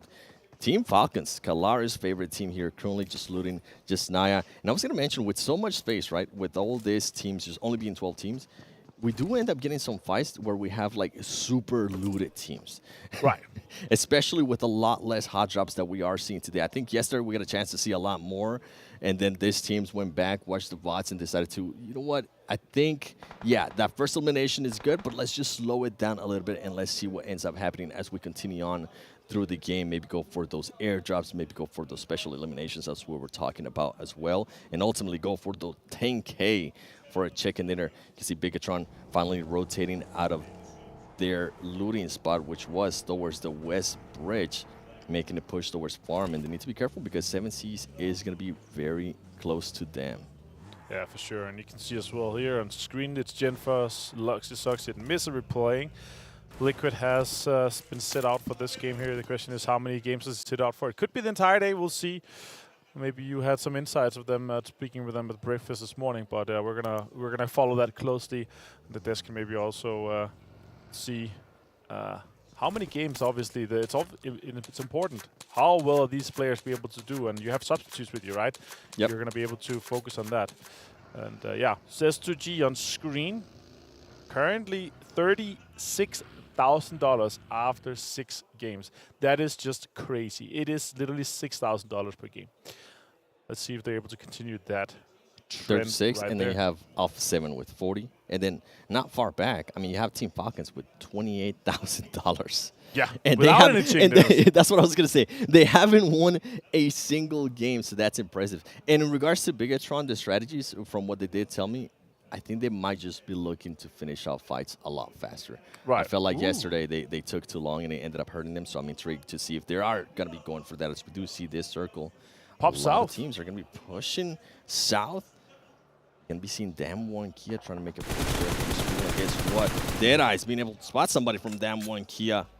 Sir is going to be very close to them. He closes the door. Wow. He needs to be careful there. Good movement. Very good movement. If it would have been me, I would have ended up getting knocked by my own nade in an embarrassing clip on Twitter. Let's not hope that's going to happen. Let's see what Damwon Kia is going to be able to squeeze out of this one. Deadeyes Guys kind of have the upper hand, being on the roofs already. Garage over there by Song and Fabian can be approached quite easily when you have on top, literally on top of that 2-story balcony building. Has a lot of control and information, and also one nade in hand, potentially the Molotov could take something down there. Is it going to go in? It's going to go in. It's going to do a lot of damage onto Song. Fabian is on the outside there on the back door, so he's trying to hold that corner. It has been smoked. Damn one, Kia is getting reinforcements. You can see Forrest now starting to move up with this other teammate as well. He went and picked him up, and now they're going to be making this push to make it a full squad. They need to be careful because somebody from Deadeyes is going to be right there. They crash into the rock, and now they're being spotted. Smokes are going to come out. Deadeye top Sir, is he going to be able to blow up that vehicle? He does end up getting some shots on himself, and now you're going to be seeing the other Deadeyes players starting to rotate and see maybe he can get an angle on the players from Damwon Kia that are stuck in the middle and out in the open. Pre-needing every corner right now currently. Turlov is trying to just make something happen here now. Forrest and Juni is going to be able to just push and try to do something more. Shari tries to pre-net that corner that Fabian potentially was holding. More utilities being used. Again, a really heavy utility wall. In this case, Molotov on the top. That is a really good Molotov. Closing out that top. You cannot run up. Shari pushing in. Oh. Big opening though for Damwon Kia as they are able to knock one of the players that was holding a big off angle for Deadeyes. This is going to be huge for them. How are they going to be able to respond? Are they going to be able to take advantage of this? Oh! Forrest and Juni end up getting actually knocked and eliminated. They are, oh, they're both knocked still. Oh, They're not eliminated just yet. They just got knocked from that. Shifu's going to be pushing in. Song! That is really well played. More action with the shotguns here. Can he get one more? Nope. It's a 2 versus 2 effectively here in this case. And we're in the blue. Fabian finishes off Shari in this. And now Fabian has to try to see if he can push more. Oh my god, it's really well calculated. He heard it potentially. Let's see what Deadeyes Guys is going to be able to do this one. Turlov, Shifu with the Molotov. Works out quite well for them. Song and Juni in the bottom. Fabian going for the high ground too on the road. Pushed He alone. is gonna end up being able, Juni going to be able to finish somebody, and Oh, Kia wait. ends up getting knocked as well. Shifu Deadeyes last player. waiting patiently. He's the last player. It is going to be a 1v3 if they end up picking up their teammate. Let's see if this grenade is going to hit on anybody. It is going to get that elimination, and he is able to secure himself the first special elimination in $2,000. That's great. That's Shifu comforting now. considering that your whole team is For already sure. eliminated. First team elimination now.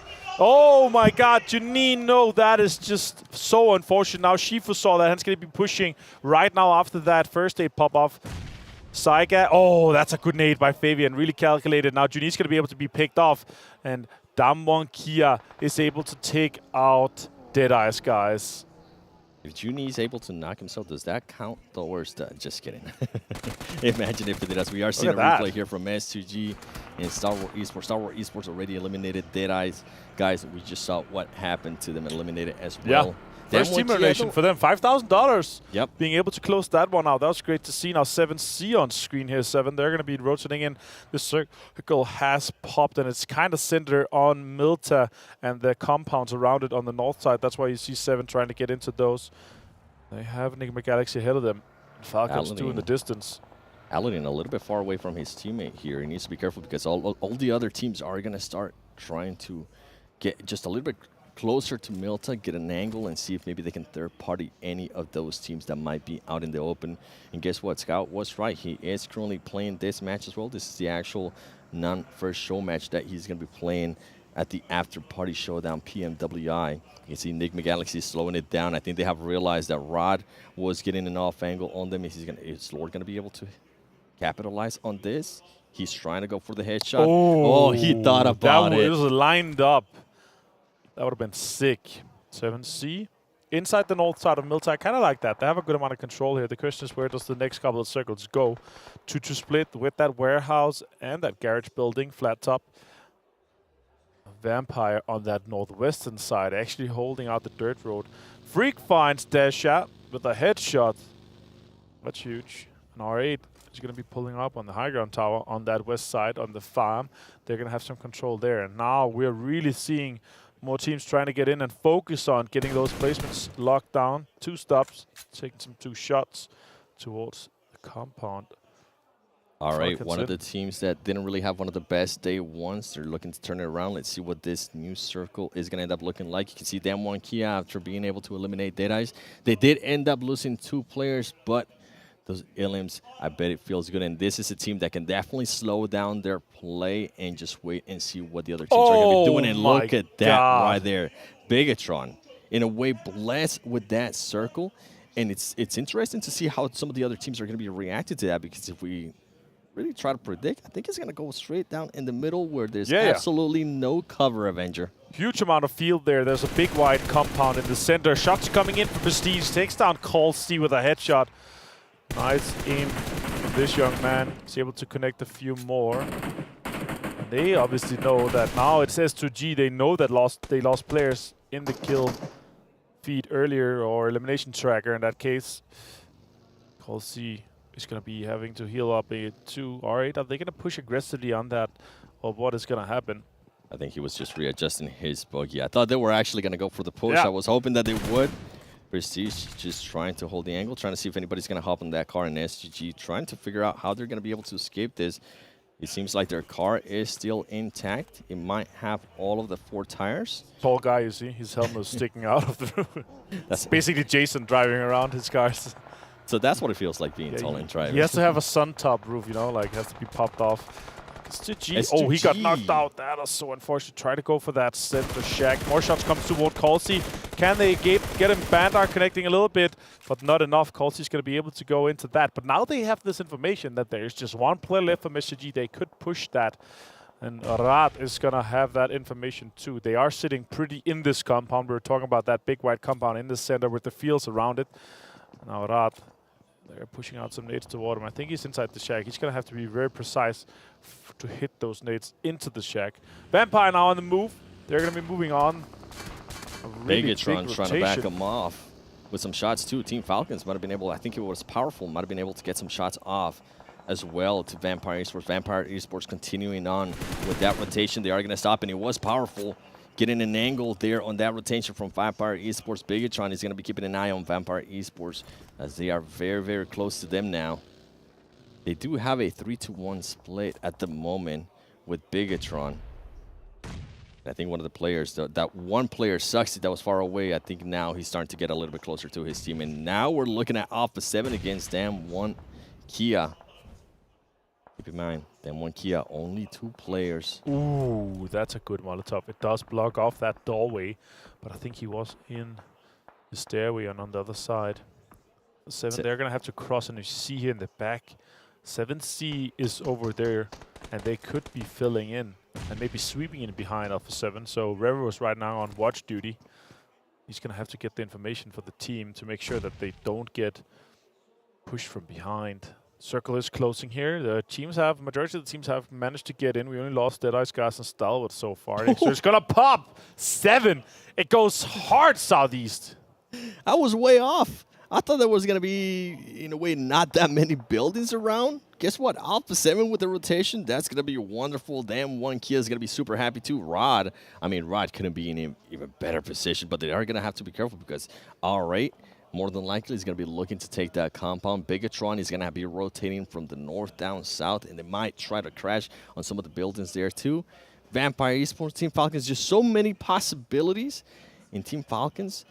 More than likely just trying to wait, see how some of the other teams are going to be rotating and trying to get some kind of elimination as they are rotating. You can see Spray God there being shot at as he was trying to make his way towards that building. Scout trying to spot somebody. The rough setup though, only a 1 helmet and 1 vest. 30% damage reduction, that offers only less durability. Mafia also takes some damage. He has a 2 vest and a 3 helmet, so he's happy. He's going to pop a first aid. So let's see what Falcons is able to do from this location. They're going to have to push on to the Nigma Galaxy guys. They're going to have to smoke to get all the way over there now. A lot of teams is going to have to push in from this northwestern angle. Vampire, Bigetron, Falcons. Not a lot of space to accommodate all those teams.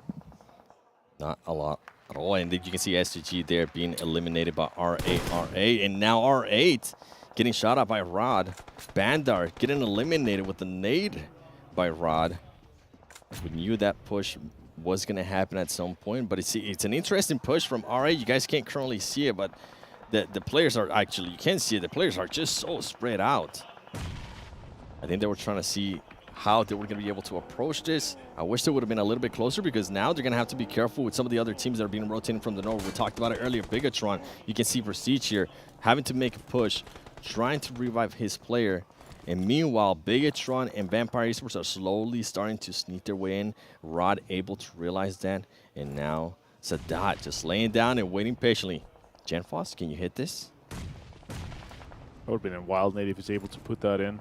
That would have been a great one. And Nigma Galaxy getting eliminated. Alpha 7 Esports able to pick that up. They could potentially be looking good for that. Oh, Genfos takes a lot of damage. Has to try to stay in. Rad in a really good spot to defend this. Loxy goes down. And now Genfos is left in the smokes. He's going to try to confirm those eliminations out there. And now Soxy, Misery inside this building here. Sword Desha has to relocate. Has to try to get up. Gets one more. Stat gets down to Soxy. Munir is able to defend this. Misery's on the top. And with a DPS in hand, Desha could be pushing that.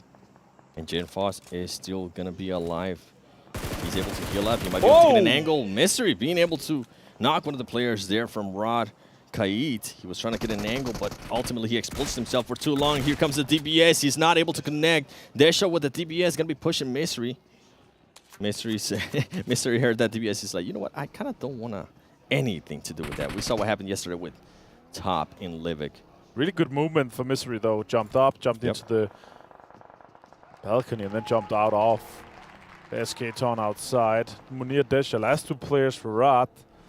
Misery putting out some more utility. Nice shots coming in for Misery. He's able to take down Munir. Now it's Misery versus Desha potentially in this case. They have to clean it up quickly because R8 is lurking in the background. Misery taking his time, making sure he gets that elimination. You mentioned it. R8 is going to be making that push. Luxy does end up getting knocked, and he is currently getting shot by some other team.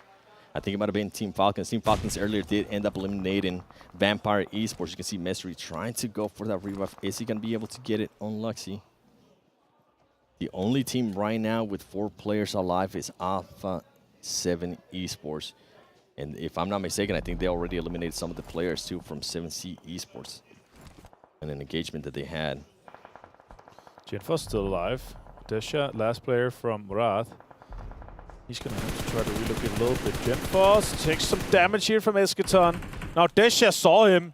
And now they're going to have a fight. M4 in hand, pushes him aggressively, takes him down with the drop shot. Also counter drop shot.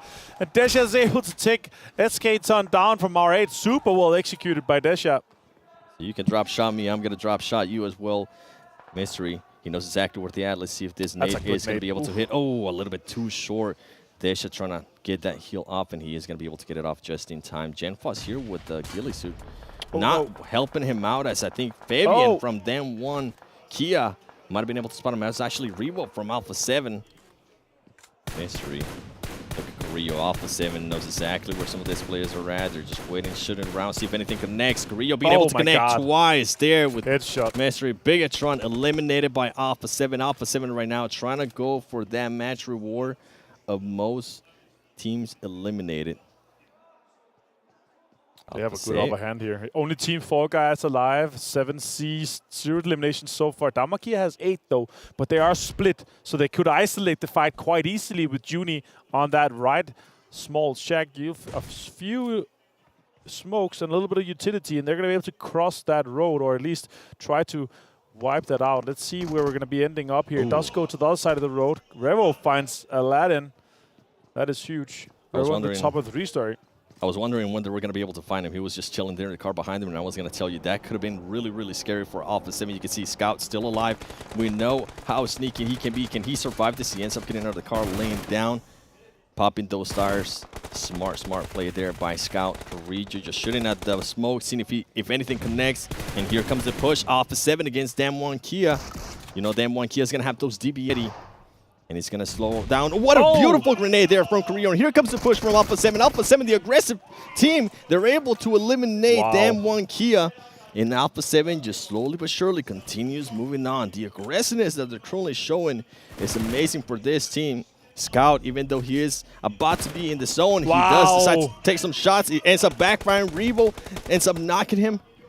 Just Alpha 7 is too much for everybody right now. Yeah, vamos do Brasil. It's crazy. Sarang gets found as well through that little ticket booth. Revo is just on point right now. Prestige is hiding. Utility comes out from Prestige. That's really on point here. Finds Sarang. And 7C goes down in third.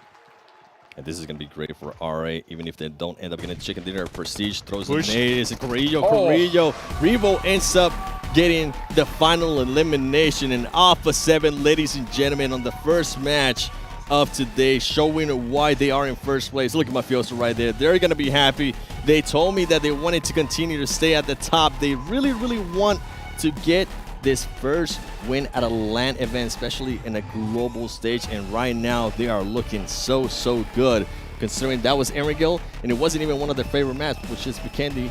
That's going to be coming on later today. Alpha 7 Esports getting that first win of day 2. Yeah, crazy. With 3 wins so far in just 7 games. A second place as well.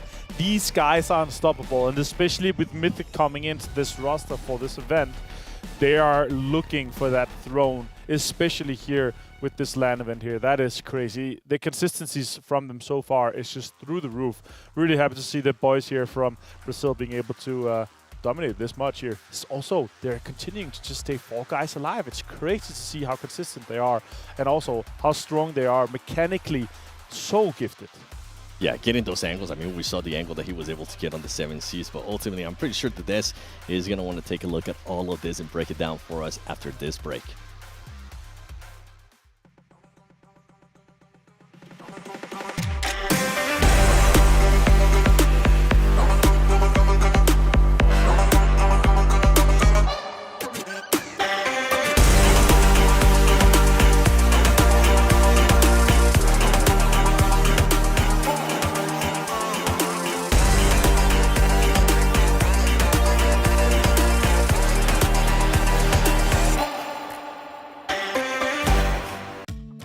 مع التحديث الجديد لستي تي بلاي تجربة جديدة للكل. لو جوك دايم تحديات، نافس وانضم للبطولات. استكشف الشات والتايم لاين. وتسوق من متجر التطبيق. الليدر بورد على تفاعلك بالتطبيق، والجوائز الأسبوعية والشهرية على نظام النقاط تنتظرك. STC بلاي، مهما كان جوك هذا محلك.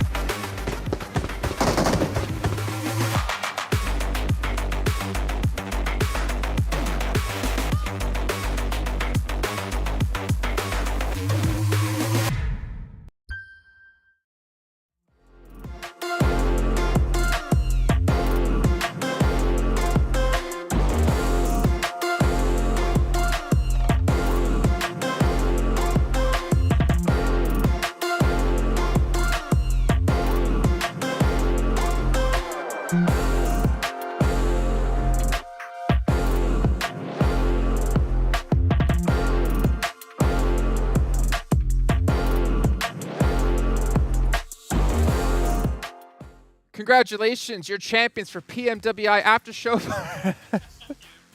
Oh man, the After Party Showdown just being completely run away with from Alpha 7. A question I asked you guys before we started, can Alpha 7 maintain the pace we saw yesterday? Yes. Yeah, and we talked about it in PMGC last year, right? They're a team that loves that momentum, right? When they have a high, they just keep riding that high, and they brought it in day 2, which is exceptional, and they got already 3 wins. Like, can you...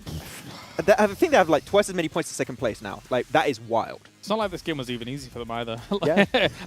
When you look at a win like this, you're probably like, yeah, they must have been center all game long. Absolutely not. They were chasing circles. I think one thing that benefited them whilst they were up kind of towards Lumbermill and then moving southwest is the fact that they have kind of Milter to transition from building to building. It gives them a lot of hard cover, but they're still blasting whilst doing it here. This team is looking absolute all-star at this moment in time, and it's going to be hard to stifle that progression. Yeah, and the way that especially they were fighting while fighting, what was it, Damwon and also 7C behind them, right? They really dealt with that fight properly. They just allowed Damwon to leave that position, took care of 7C before going for the push afterwards on Damwon, take that position, great smoke road across the road. Yeah. The execution and the way they just executed everything in a row is not easy, but they just pulled it off like almost perfectly, remaining as 4 players too. I will say it's fortunate for them that Damwon Kia came into the final stages of this game a little bit wounded, of course. That's 2 players. Yes. The fact that they had that earlier fight, and of course we get to see the shotgun gods themselves with Fabian as well here, being able to kind of wield these so well. It's not only the DBS is wielding, it's the SK-12 that we're seeing, the M1014 when we get over to Livik as well. Any shotgun, give it to the South Koreans, please, because it's a treat to watch them with it, but it wasn't enough to deal with Alpha 7 here. I like how you mentioned, Fabian, with the shotgun. We're not going to talk about it. I think it was Junie nading himself. I think we decided it was a bait, right? He was intentionally trying to pull Deadeyes Guys. Come get us, and then he just like underthrow. Psychological warfare. Yeah, exactly. Yeah. And it was actually really well done out of Damwon Kia to actually survive that long. By the way, ladies and gentlemen, got to give a shout out here to Sony Xperia 1.4, made in collaboration with professional players here, and it's actually official smartphone partner of PUBG Mobile. We see all the players playing on it, participating on this sweet phone. You know what?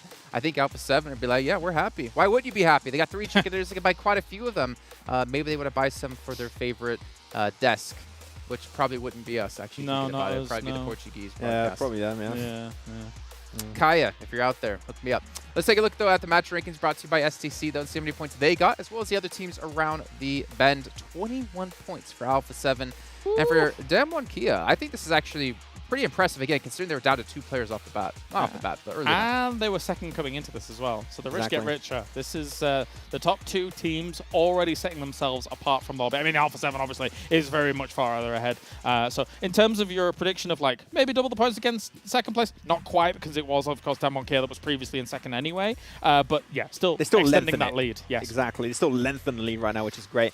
Though we're seeing more from R8, we're seeing more from Rad teams that have been a little bit topsy-turvy, I would say, a little bit disappointing almost in that first day yesterday. So at least they are showing a little bit more presence. And Falcons, still getting points here and there, just consistently being there, but we still need to see a win from the Falcons. But again, I think Rad is now the only team coming in initially with 0 money, right? I was literally just going to say that. Like, great, they got 4th place here, but did they get any money? Exactly.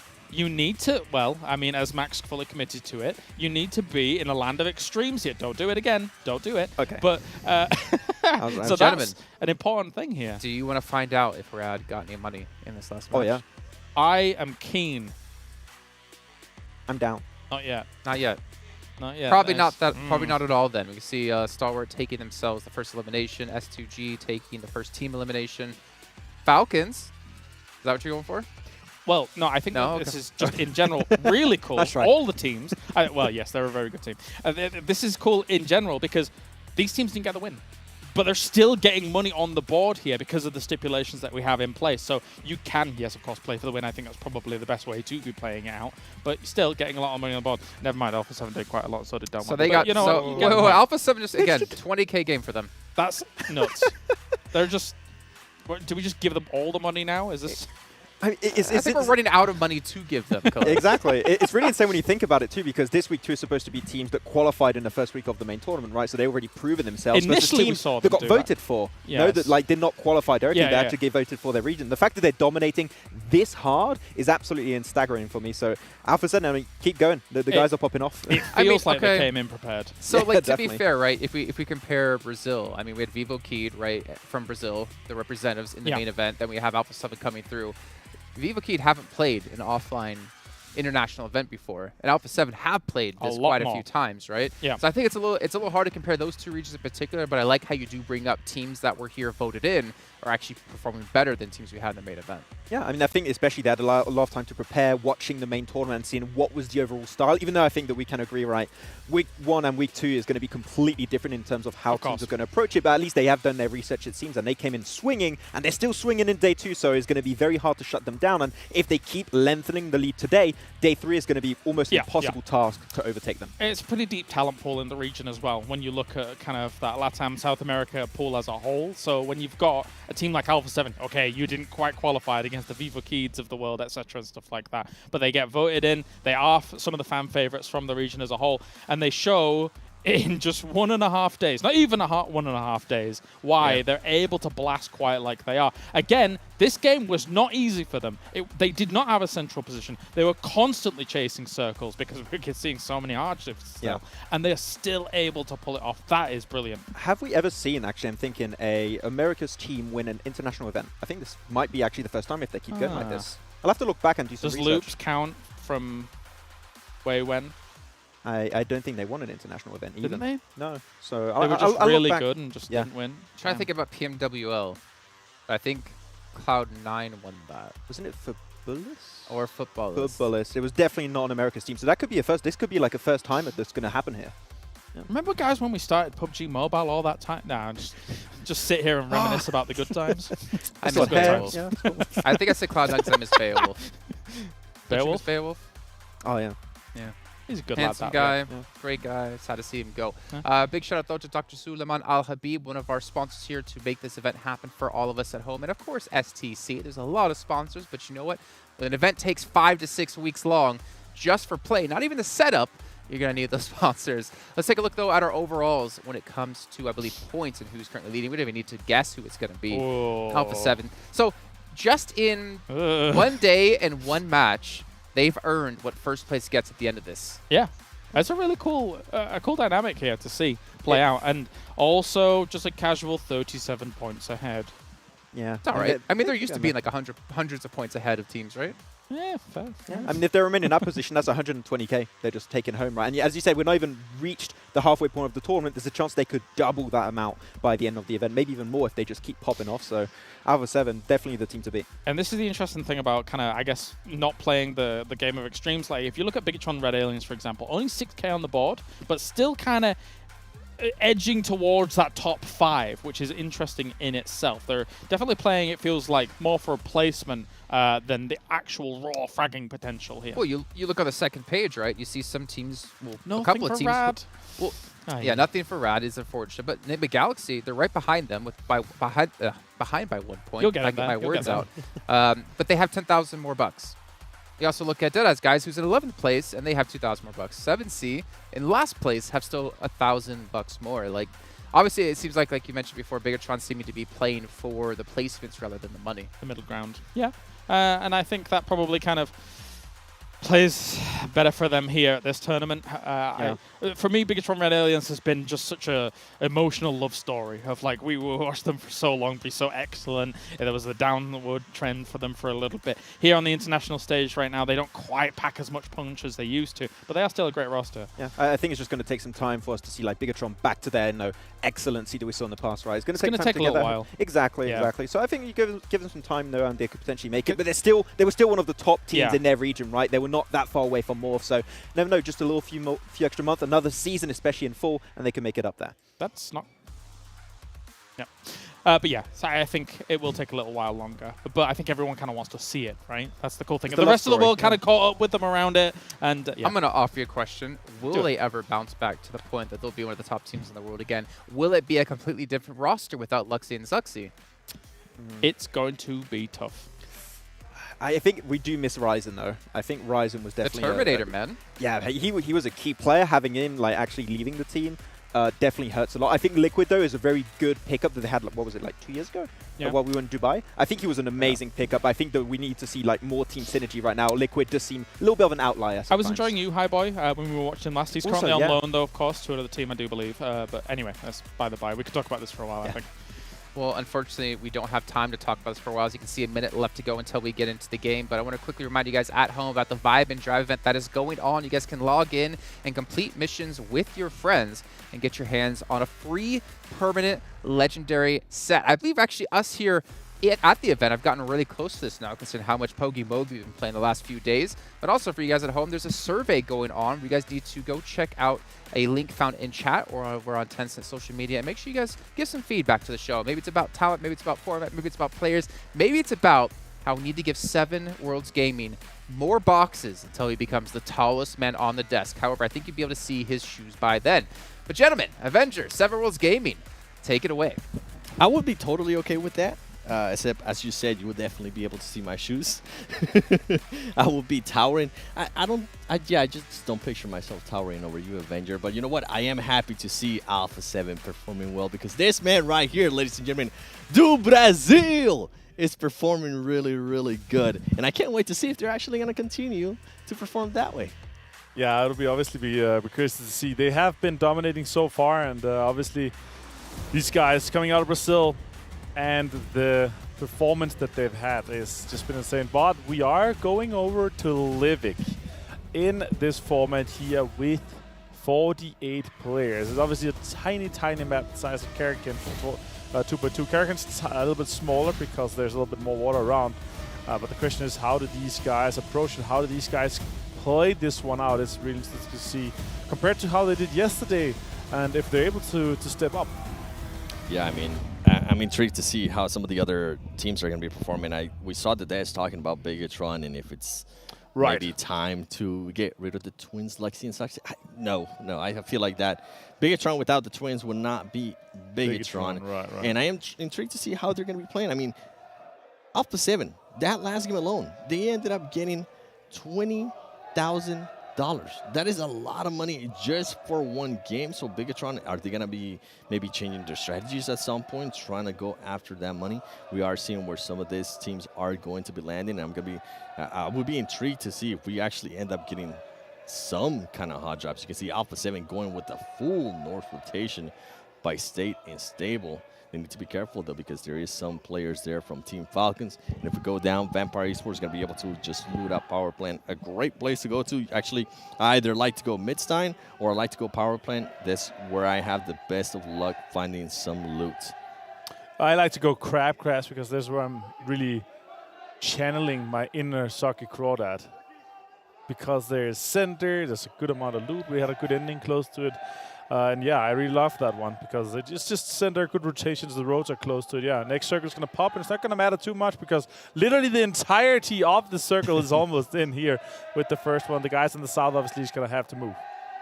Yeah, and I love that I'm hearing the crowd right now. Oh, they're getting hyped. R8 had a great performance in that last match. And guess what? Team Falcons is going to be getting the first elimination, and they are going to be getting that first elimination reward, $2,000 going for Team Falcons. That's going to make them really, really happy. This is a team that's currently in 3rd place for the overall, and they have been racking up a lot of those match rewards. Deadeyes, I love hearing that crowd, and I love that everybody's currently watching PMWI together, and you at home can watch PMWI together in game at the Esports Center with your friends to win PMWI special sets. And while you're at it, don't forget that PMWI packages are on sale for a limited time, and you can also win PMWI treasure crates if you play PUBG Mobile during PMWI. I mean, look at those crates; they looked amazing. I definitely want one. Yeah, for sure. The skins are absolutely nuts here. As you see, our rewards ranking earnings so far, $60,000 for Alpha 7. Just crazy. I'm on Kia Falcons 32-30 and S2G on 41. It's been very top-heavy so far. You can definitely tell here in our earnings leaderboard. It's kind of crazy to see these teams being able to get this much. Yeah, let's see if they're able to close it out for sure for the rest of the one. But we are day 2. We are playing a total of 3 days, 18 games total. And once we're done with our game of the day, the next one after this one, of course, we are going to be halfway through. We're going to have a really good idea of how the situation is. And, you know, the guys on desk, they're quick to just announce the winner. All right, it's the PMWI Afterparty Showdown. But I think, obviously, I mean, once we go into day 3, the other teams are going to be super aware of that. Alpha 7 needs to be stopped. And once they pop up in the elimination tracker, they are going to be, you know, kind of hunted and focused on a little bit. Otherwise, there's just going to be those guys winning, right? Yeah, I mean, Alpha 7 currently 37 points with the lead. It's different between 1st place and 2nd place. Yeah. But I think that's achievable for a lot of those teams. They could try to push for that, right? Maybe not in just one game, but they might be able to do it within 2 games. And if Alpha 7 does end up having a bad match, which we have seen over and over again in PUBG Mobile, yeah, you might be very dominant on the first day. You might be very dominant at the start of day 2. But if you don't continue on that consistency, you can fall off very, very fast. Alpha 7, though, it's not looking to be like that. But Damn One Kia and Team Falcons, I'm pretty sure they are looking at that gap and wanting to close it down. Stalwart Esports getting on some shots there to Team Falcons, making sure to back off. And I'm excited to see, oh, I do see it right away. Top does have that shotgun on his back. Smart man, especially with what he was able to achieve yesterday during that show match. Yeah, for sure. Fights are coming out already. Stalwart, 4 guys really close to each other. Never alone here. He's going to stim up, try to move around a little bit, get some information. He's alone in this crossroad compound. Question is the other guys going to come to him, or is he going to try to kind of evacuate the situation? I think he's just going to be waiting to see what his team is going to be doing. The team is going to go up to Ron has. And he just might be waiting, honestly. S2G very, very close to 7 Cs. You can see Powerful from Team Falcons back there, too. And the Afterparty Showdown, we're talking about the points. Well, guess what? You just got a chance to see that 37-point lead for Alpha 7. That's some oomph to that. 37 points after 7 games. That is crazy, considering you get 10 points for a win and 1 point per elimination. Silas. S2G. Yeah, they're looking at what the situation could be for that one here. Could take on 7 Cs. And S2G actually towards it.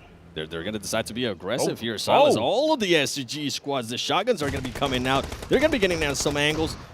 S2G being able to knock 3 players. Now it's only Adeline from 7 Cs. Can he survive? It's going to be a very tough one. S2G playing super, super aggressive right now. I don't think Adeline has any of the shotguns. This is going to be too much. S2G just coming in and destroying them. 7 Cs is able to knock down Ray C, but not able to confirm that elimination. Great, great push there by S2G, and that's what we want to see, especially on smaller maps like this. If you are going to be taken into a fight, make sure you fully go for it and finish it quickly, because guess what? Team Falcons was close by, and if that fight would have dragged on a little bit longer, I feel like Team Falcons might have decided to actually third-party that. Instead, Team Falcons decides to back off and not try to third-party. Yeah, I like that. The push from that really worked out well for them. Vampire here. Ravenclaw takes on Chari from Deadeyes Guys. Let's see if he's going to be able to finish this off. More support is coming in. Circle has popped. It's gone kind of south, so it's not going to change too much. Chari takes himself down with the grenade. That's going to be finished off with that.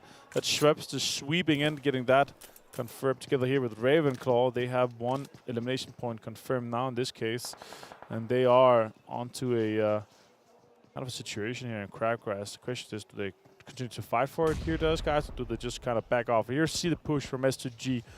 The opening there, the opening knock was just such a go sign for them. They're like, all right, guys, let's try to see if we can secure those $5,000 for the first team full team elimination. They were able to do so. That was crazy to see. And I think 17 was just not expecting that. They were expecting the knock and maybe one of the players starting to relocate and trying to get maybe an off angle on their team. Little do they blink, and then all of a sudden they have the full squad of S2G pushing towards it, and I think that's ultimately what ended up working there for S2G. And on that replay, we did get a chance to see Team Falcons. Powerful was setting himself up to their party, but as I mentioned, if you finish off that fight quickly, I think they're going to think about it twice, considering that only one player from S2G was knocked. See Vampire Esports only trying to take control of Crabgrass here. They were able to get somebody from Deadeyes earlier. Stalwart Esports still maintaining the same position that they were maintaining earlier in the match too, staying a little bit off the west of Midstein. A great position in this map. Bigetron. Talking about it, and interesting stuff. Luxy's actually sitting out for this match, so the Des is going to have a lot of stuff to talk about. We're talking about what happens if the twins are not playing. Well, guess what? One of the twins is currently not playing. I did enjoy what Max was saying in regards to the synergy. Genfos decides to take some shots, but unluckily the player from S2G just decides to move at the right time, and now they have given away their position with 0 knocks to themselves. We're looking at this circle. Alpha 7 just maintaining that north position in Nigma Galaxy, currently having one of their players knock. Not sure if it might have been Alpha 7. Carrillo and Revo are currently very, very close to each other. Oh, and they do have Deadeyes Guys and Vampire. Yeah, look at that. We see some shots coming out over by Crabgrass. See what's going to happen in that situation.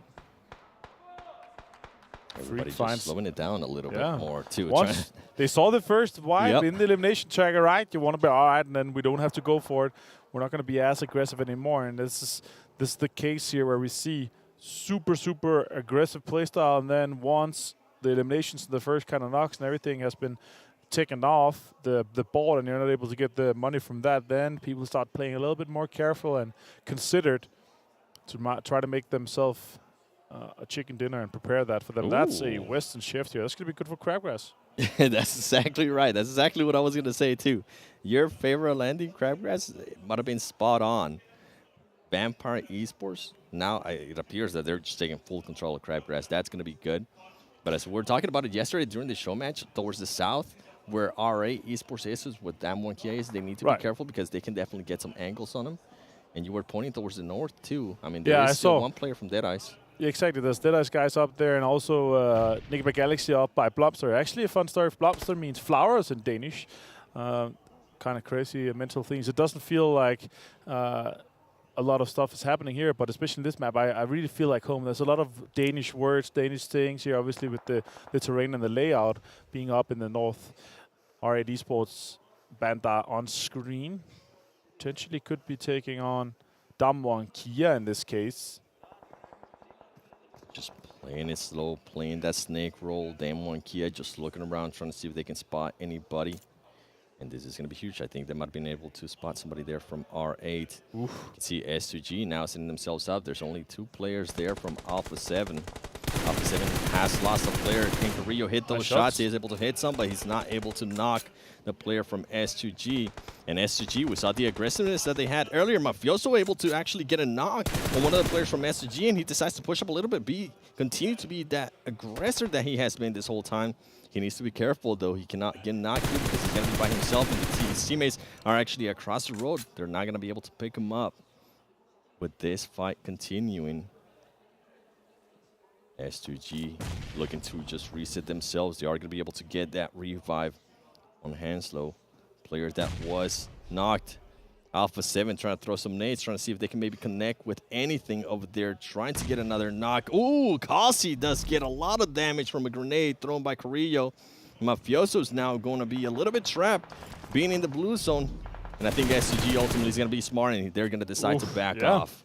That's kind of surprising, honestly. But yeah, they did take a lot of damage from this case. That's a good knock right there onto Colsey. Carrillo able to find him. Hamsy's going to go for it. No, he's going to go for a first aid first. They're outside in the blue zone too, so it takes kind of a lot of damage. Nate's coming out. He's going to try to do a little bit. Deadeyes Guys has been eliminated by Vampire Esports. That's a good shot, finishing that off quickly. difficulty. They're able to secure that point. Mafioso. Oh, he's been spotted. That's a good shotgun peek with that. I love that by Hamzy. Gonna be able to finish him off too. That's a little bit of a quick situation for them. The question is Mythic gonna be able to pick up? Yeah, he's gonna pick up Karelia in this case.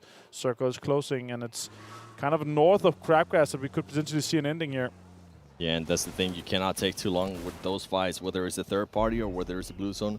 With the way that the circles are currently closing in so much faster, you need to make sure if it's a fight, you're going to have to finish it very quickly. Now, Alpha 7 going to be in a big spot here as they're only going to have 2 players, Mythic and Carrillo. Been talking about how they've been so good at keeping up their 4 players alive. Well, guess what? It hasn't happened here in this match, and now we're looking at Nigma Galaxy looking to take some shots here at S2G. Not able to get any knocks. Hamodi, can he get a knock? He does get a knock, but he ends up getting traded out as well. Silas making the push. How is Nigma Galaxy going to be able to adjust to this rotation by S2G? Freak, I think he was going to try to go for the revive there on Hamodi. It's not going to end up happening. Silas decides to back off. He actually ends up getting knocked. Ray C, can he get a shot on Freak here? Can he get an angle? Freak too much. Just getting the shots there on S2G. S2G, the rotation didn't end up working out for them. And ultimately, the fight that they had with Alpha 7 does end up hindering us. Alpha 7, they lost 2 earlier, but they're still being alive. And you can see them playing very, very slow. Very close to Rod. Yeah, Rod here on screen. They are on the east side. They're going to potentially be trying to gatekeep as much as they can, but Mythic with 3 more grenades in hand could potentially find an open knock with this here. This is really rough. Mythic. Oh, he's down to 1 HP. That is just so close. Kaito, it's more grenades are just coming out. Can he? Oh, he has so much utility. It's crazy. Can he find Kaito? Kaito's down to 1 HP again. 1 more nade there with the corner. He could potentially find Desha in that case if it's able to just connect it. Oh, it finds Desha. It's on the money. Now Kaito has to move too. He's low. Kaito still with just a couple HP. Great utility there from Mythic. He's going to be able to confirm on that knock. He's going to be able to spot somebody else. He switches on them. He knocks him down. He does end up getting traded, but guess what? All of that information, all of those utility that he was using allow Korea to just reposition himself. He might be able to get an angle here on some of the players from Rod. He needs to be careful though, because now Freak from Nigma Galaxy is going to be able to spot him. Korea having to work with the zone just on him, and he also has another team behind him. I think it's going to be too much as he does end up getting eliminated. Nigma Galaxy eliminating Alpha 7. And moving on, and now Rod is going to just finding themselves in big positions here. A lot of other fights have been going on. Team Falcons currently has 1 player down. Bigetron Esports with only 2 players up. And as we're saying that, we see what happened. They have Liquid and Mystery, as the other player does end up getting confirmed eliminated. Bigetron trying to reposition themselves here. They need to be careful because M1 Kia is going to be pushing up on them. And they also have, as I said, that M1 Kia Fabian getting shot by Lore from Nigma Galaxy. Great spots and powerful returning the favor there for the M1 Kia instead and knocking Freak. This is going to be huge for Team Falcons. That's the knock that they needed. Are they going to make this push? You can see they're all setting themselves up in the car. One of the players actually did not end up getting on. I'm not sure if that was meant to be or not, but Damar, Yusuf, the players from Team Falcons slowly crawling their way up to Bigetron and to Nigma Galaxy. Oh, they find Yusuf Dammonkey on that push from the side. Forrest Juni left alive, and he gets knocked. Forrest is left to try to heal, but I think that is that for them. They're going to be going out here in 4th place. Dammonkey with 4 points for the placement. There were a few eliminations too. I believe it was 2. Now Falcons could potentially pull up that revive. Molotov. That's a good Molotov to deny, especially that push Freak potentially could be on. Yeah. And now we're down to Nigma Galaxy with 3, Bigetron with 2, and Falcons now with the revive popped off with 4 guys strong. Lord, they have full information here on the Bigetron guys. Freak does take Damar down, and now it's a 3v3 effectively. Powerful, very close. Great grenade there by him. He's not able to knock off Freak. Pretty powerful. He's going to be able to connect some shots. He's able to see Freak. He is going to end up getting that knock, barely surviving himself. The Molotovs are coming in from Team Falcons, forcing Nigma Galaxy to just rotate in a way that they didn't want to. Bigetron is still alive, just waiting patiently to see who else is going to be getting knocked. And I think Team Falcons is trying to make push here. Powerful. Playing it very slow, healing up. Here comes the nades. Liquid being able to knock one of the players there from Team Falcons. And now this is the push that we're waiting for. Nigma Galaxy. I think Team Falcons is just becoming the focus of all the other teams, sadly. And here we go. Liquid. Can he get this knock? He does have the shotgun. We saw what happened yesterday. Guess what? Rauf does have one too. He's going to make the jump. He's not going to be able to connect with that. And now Team Falcons does have the advantage. Can they confirm here on Liquid? And no, Team Falcons able to actually get the chicken dinner. Great play there by Team Falcons. Two teams who are going up against them. Look at them. They are very happy. Yeah, tell them that is $10,000. Kalaris is going to be very happy that his favorite team of the tournament got that chicken dinner. I'm super happy for them to be able to close one out here. They had 2 second places so far, and now they're able to take this chicken dinner. Huge for Falcons. They needed that. And that means that the guys on the desk are obviously going to have a huge happy time talking about Falcons. Kalaris in the distance is super happy. He's cheering in the background. He's going like this. He's like, yeah, he's punching it up. I want to see that when you come to the desk. We are going to be taking a break because I'm pretty sure Kalaris needs to just calm down a little bit before he breaks down everything that happened there with Team Falcons after this break.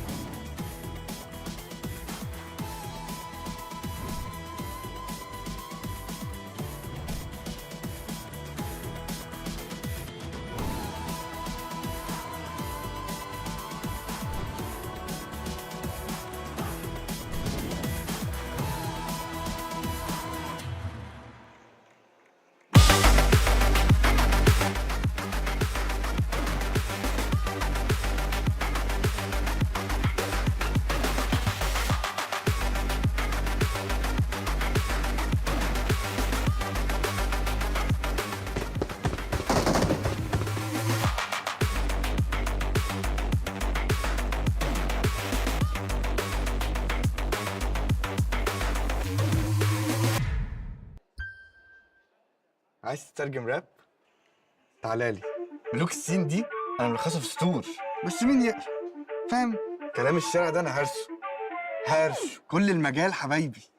بروز. وانا كاكازوكو مصدع القي نظرة لو على الحلاوة عندي كاستر والاسم عفرت يا عفرت، هتفضل معفرتها ولا ايه يا برو؟ انت مين يا هو ازاي ده دخل هنا يا جدعان؟ نكسر الدنيا الاول وبعدين نتكلم، نعيد من الاول. لا لا لا لا لا لا مش مسجل. اخواتي عشان فاهمين السين، سبوتيفاي عمل لك بلاي ليست الاقوى راب مصري، اسمع ملوك السين ببلاش.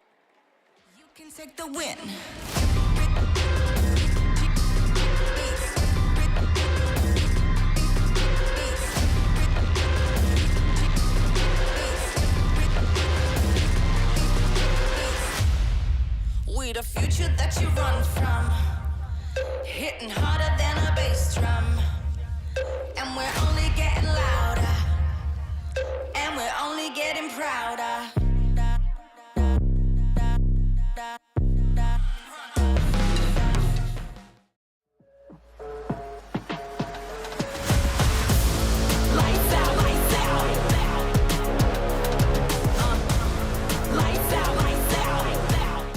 Feeling fine are the Falcons that they're flying high off a victory here. No, go ahead, Kalaris. Fantastic stuff from them coming in. I love it. I apologize, Jason, for interrupting you. No, don't apologize. You are very right. They just won. Let's take a look at the match rankings brought to you by STC as they get themselves $10,000 and 17 points closer to approaching Alpha 7. And finally, a Team Falcons chicken dinner. That's right. They need to get eventually right. They were consistently towards the top, not quite able to actually close off that game, but they played the edge. It is their playstyle. They play it so good. They kept getting the reses, remaining as a 3-4-man crew the longest time, and then you have Liquid that just cleared, like, make job way easier for them to get the finishing blow. But it was a really good game from Falcons. It was actually just a matter of time before they got themselves chicken dinner, considering the placements they were in, considering the position that they constantly get themselves here in these games, and considering the performance we saw from them last weekend when it came to PMWI, the main event here, Jason. I'm excited to see them get this chicken dinner. I think it's not going to be the last of the day. Never mind the tournament. If Team Falcons don't get a second chicken dinner on the day, will you give us your best Falcon impression on air? if they don't get another chicken dinner on the day, I will shave Maxman's eyebrows. What? Hey, wait. Shake your I hands. did not agree to this. That's agreed. Wait, Agreed. All right. Thank you. For Maxman. Continue. No, I don't want this. Well, this is going to be great to see. Obviously, if you want to see, I mean, now I'm rooting against Team Falcons, so now I feel a little bit conflicted here, to be honest. Yeah. Let's take a look, though, at the rankings and how they broke down in terms of money, right? Let's see the awards the teams got for this one. Maybe Rad's going to be there. Maybe they got themselves their $1,000 for the first time. Not here. Not now. Next one, maybe. That would be the most unfortunate result or end of this event if they don't get any money from Yeah, you still get like 15K take. I don't remember the last place prize. You still get some money. Yes. Yeah, but to have a goose egg for match rewards consolation prize would hurt. We felt bad. So I mean, S2G is also pumping here when it comes to the money coming down in. More going their way. Airdrops as well as eliminations happening. And Team Nigma Galaxy, I mean, considering the compound that they had to work with, very nice indeed. I think for some of these teams, we saw R8, for example, head into Crabgrass very early. I don't think that's a winning strategy here on Livik. We say all the time, don't go into a city unless you think it's going to end there. It's especially important here for Livik when it comes to a lot of these cities sitting in these valleys. We don't have much time. I'm trying to talk fast. I'm sorry, I'll apologize again. I mean, all you really need to say here is M1014. M1014. Yeah, actually, we saw so much of it in this There game. was so much. And it's great to see because it's an excellent gun. Yeah, well, Nigma Galaxy versus Liquid of BTR taking the M114 like the battle. drop down. Yeah, the drop down. There is so much happening, right? And there you go. Happens once more. And it's cool because there's so many kind of crashes that going on in this map. There's so much close combat going on in this map. That's right. And I think overall, you're a phone. That's right. I'm the Sony Xperia. Yeah, there's so much potential for that gun on this battleground. I think these players also are seeing it as the days go on. I would say it's kind of similar to Vikendi in the sense you have those compounds and you have a lot of open ground around, right? So you have to crash late game. It is a necessity. And you saw that crash from like S2G versus, I believe it was 7C, 7C. right? The M114, sorry, the M114. I'm not going to do it every time. Okay, sorry. It was very, very impactful in that fight. So when you want to go for the crash, if you have just even one or two, it will make a pretty big difference. Yeah, and obviously, Clarence, you've been kind of theorizing. It's not bad to have on like one or two different players having a shotgun, depending on what, obviously on any pretty much map. In actual meta as well, I think you can easily afford it in your loadout because M4s are so versatile, etc. And we're done. Oh, we're done for now. Well, you're done for now. I'm not done just yet because I got to bring our casters in since we have 45 seconds left to go over onto Vikendi. But before I can throw it on over to them, I'm going to give a big shout out once again here to Spotify and to Razer for helping to make this event possible. But gentlemen, we have Vikendi coming up next. Yesterday, it was a super northern circle. We're hoping for a castle finish. You know, Max would love it, but not as much as he loves these two's commentary. 7, Worlds Gaming. I want to leave you at 7, but I'm going to give you the whole thing. The whole shout out. These 7 Worlds Gaming and Avenger. Yes, please give them the whole thing. And I think you guys should shave Max eyebrows. I second that. How about you? Yeah. Avenger? I mean, I'm fantastic, and I love that segment. I love how there's just the leeway in between and the synergy in between Jason and Kalara is just crazy. It's just leaving Maxman in the dust. And also, you know, it would be nice to see Maxman fully shaven. Just not the eyebrows, the whole thing. The beard, the eyebrows, the hair, everything off. Just complete bald.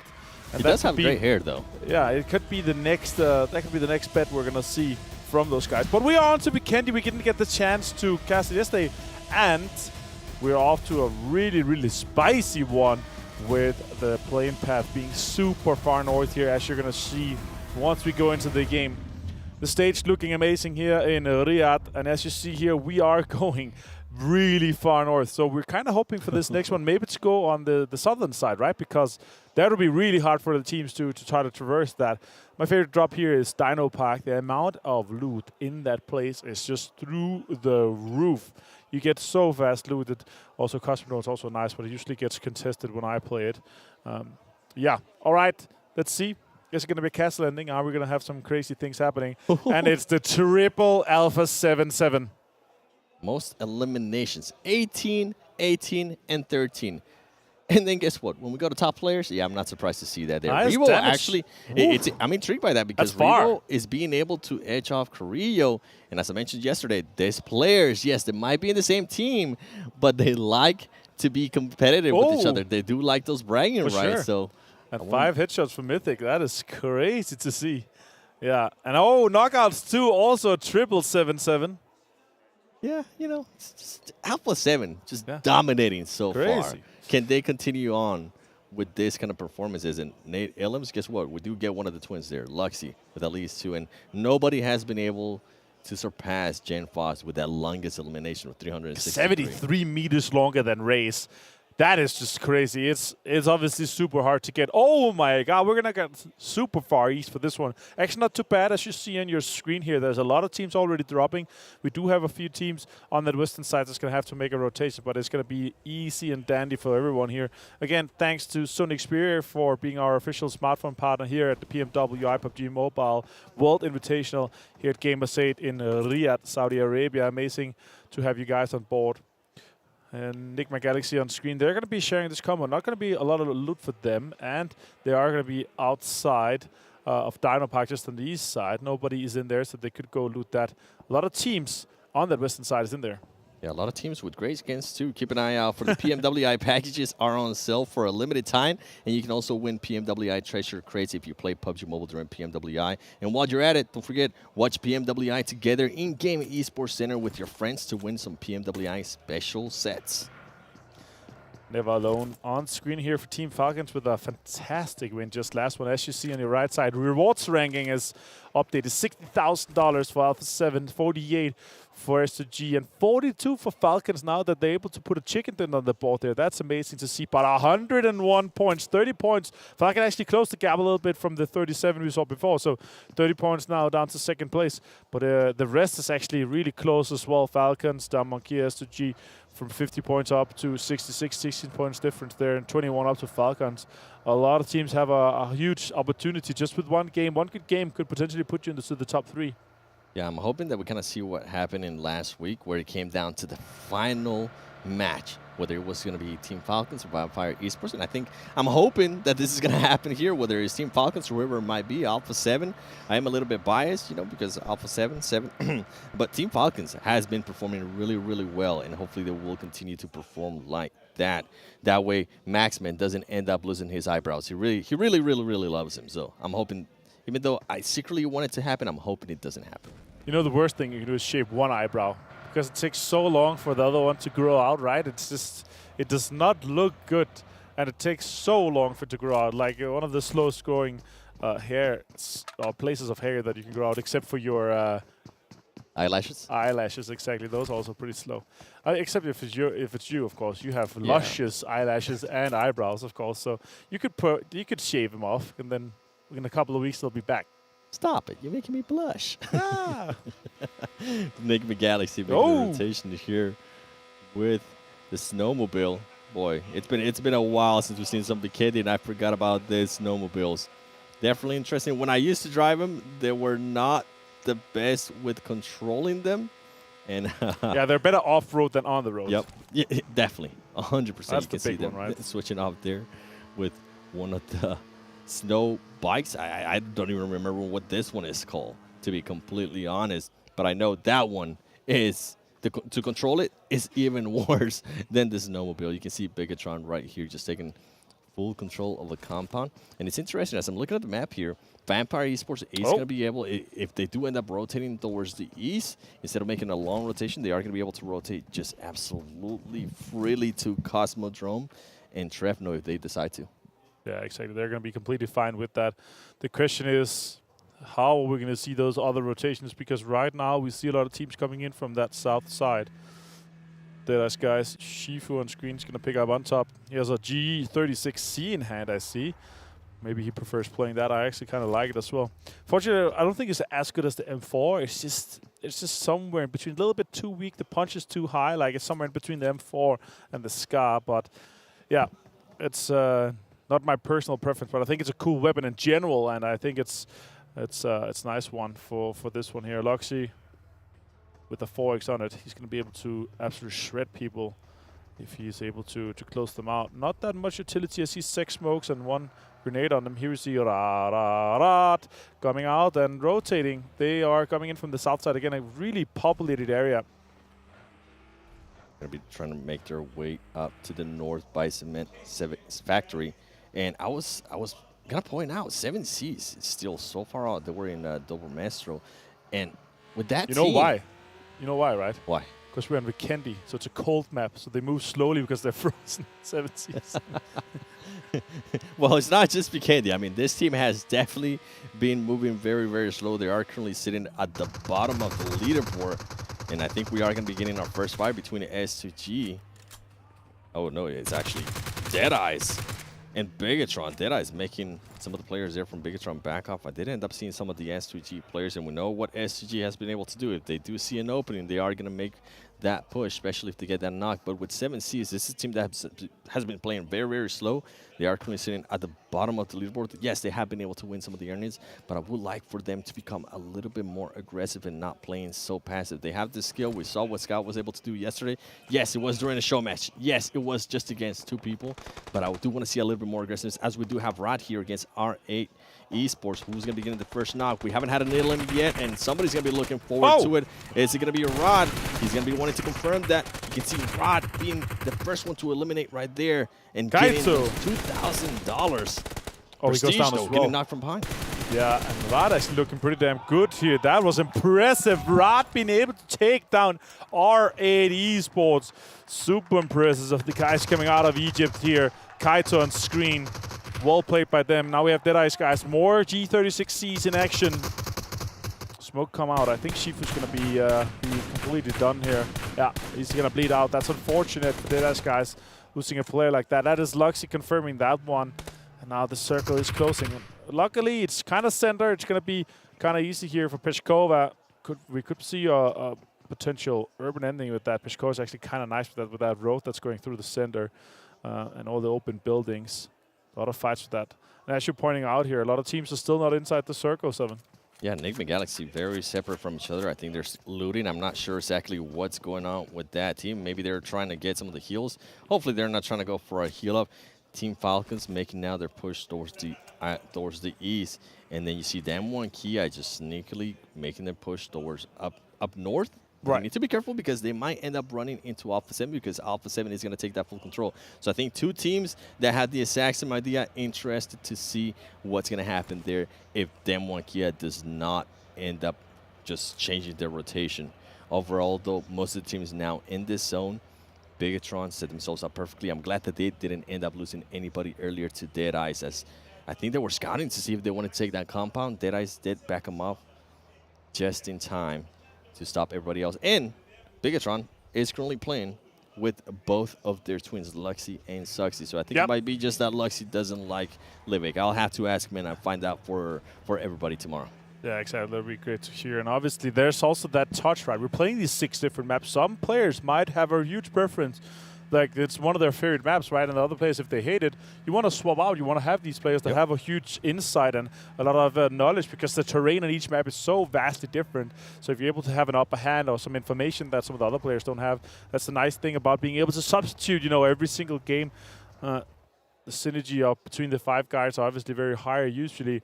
First airdrop collected here for Colsey for S2G. S2G representing here out of Turkey. Ooh, that is 7C gone down. That is not good for them. S2G being able to find that one. Race on screen, as you see. This 3-finger setup, it looks like.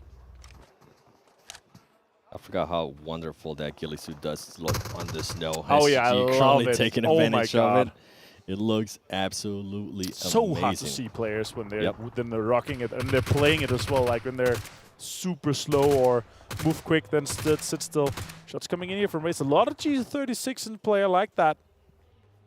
None of this team is having to rotate yet. The circle hasn't fully closed. Alpha 7 did end up moving a little bit more north, kind of freeing the way up for Damwon Kia. Team Falcons now positioning themselves between Alpha 7 and Damwon Kia. Guess what? Damwon Kia now needs to be careful because they might end up getting sandwiched here between Nigma Galaxy and Alpha 7, as Alpha 7 is starting to go a little bit south, seeing if they want to take that compound. It comes down to what the circle is going to do. What are we going to end up getting? Are we going to get a somewhat of an urban?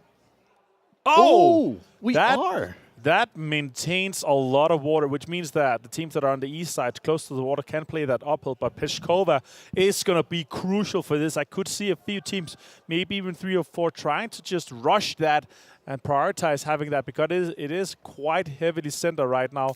More teams are trying to rush into some better angles. Right now, Nigma Galaxy outside the zone here, 7. It's not looking good for them. They have a far way ahead of them, and they have a few teams that potentially could be gatekeeping. Does Fabian know? I'm not sure. Fabian is just running in the open here. Rove could potentially take some shots, but he's waiting. Fabian could turn. He is inside the zone right now. Shots up. They're 3-2-1ing that one, and Freak and Raouf is able to take down Fabian quickly and disperse with that. Meanwhile, the last 3 players from Damwon here, they're going to be rotating into the zone here on the southeast side and try to prioritize that.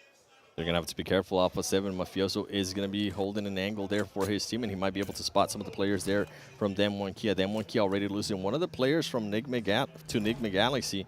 Great action that we saw there from Nigma Galaxy, waiting for everybody to be on the same page. Now, Stalwart Esports stop getting knocked by S2G. S2G, we talked about this ghillie suit. It's really, really hard to spot. Can he take even more advantage of it, as he was able to knock top by surprise? Scree getting knocked as well from S2G. This is going to be a full S2G advantage, as they do have the numbers. We saw one of the players also trying to get it, one of the angles too. Hamsi, Pika slowing down a little bit. Action there with him too. What a beautiful grenade there. Pika almost getting knocked, and there's going to be another nade going his way. He needs to be careful. Oh, almost 5 HP. The only thing that's currently holding him off. Molotov's being deployed for Colsey. He has a 3 vest, of course. Being able to get that airdrop really closely early on. That's a nice push here. That's a sweep around the edge for S2G. They could be pushing on that, trying to take down Scry, confirm that one. Meanwhile, see just a few players left. That is it for that. That is super well executed in that situation. Stalwart has to back off, and it's just Action now. Together with Pika inside the smoke. Action finds Raze. That's important. Action with some more pressure onto the S2G guys, helping out Pika. It's unfortunate for Stalwart, down to just 2 players now, not being able to... Oh, that's a big situation for them to take that one out. That vehicle could be crucial for them. Colsey with the Mark 14, so strong, even up close range. Pika trying to nade that corner 7.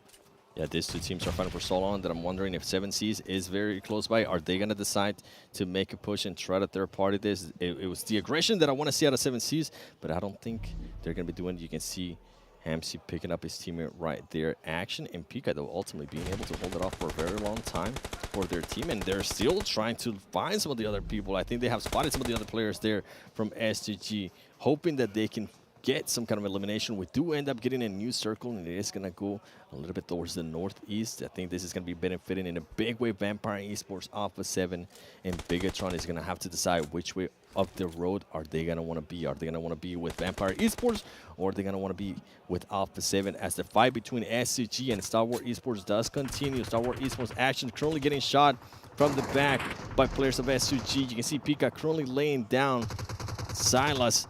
Action goes down to Hamsi. Now Stalwart Esports, Pika trying to figure out what he's going to be doing here, waiting for the right moment. We do start seeing now 7Cs slowly but surely starting to come up. Are they going to want to participate on this? And honestly, if I'm 7Cs at this point, just continue on to the zone. It is too late. You don't want to third party this. Focus on the zone, get to the safe zone.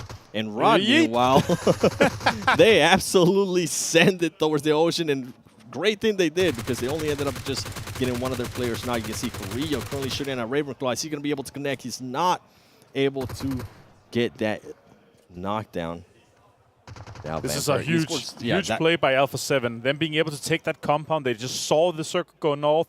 Nobody was in there, and they pushed that, locked it down. All 4 guys super strong in this situation. Damwon Kia could potentially take one of the Rad players down. They're trying to defend this off, and that's going to be a dirty fight there on the east side. Meanwhile, Bigetron is coming in on the south side. I think they're going to be fighting Falcons. Yeah, you see right now on screen, Nigma Galaxy just gone down here to Damwon Kia. Such a good play from him.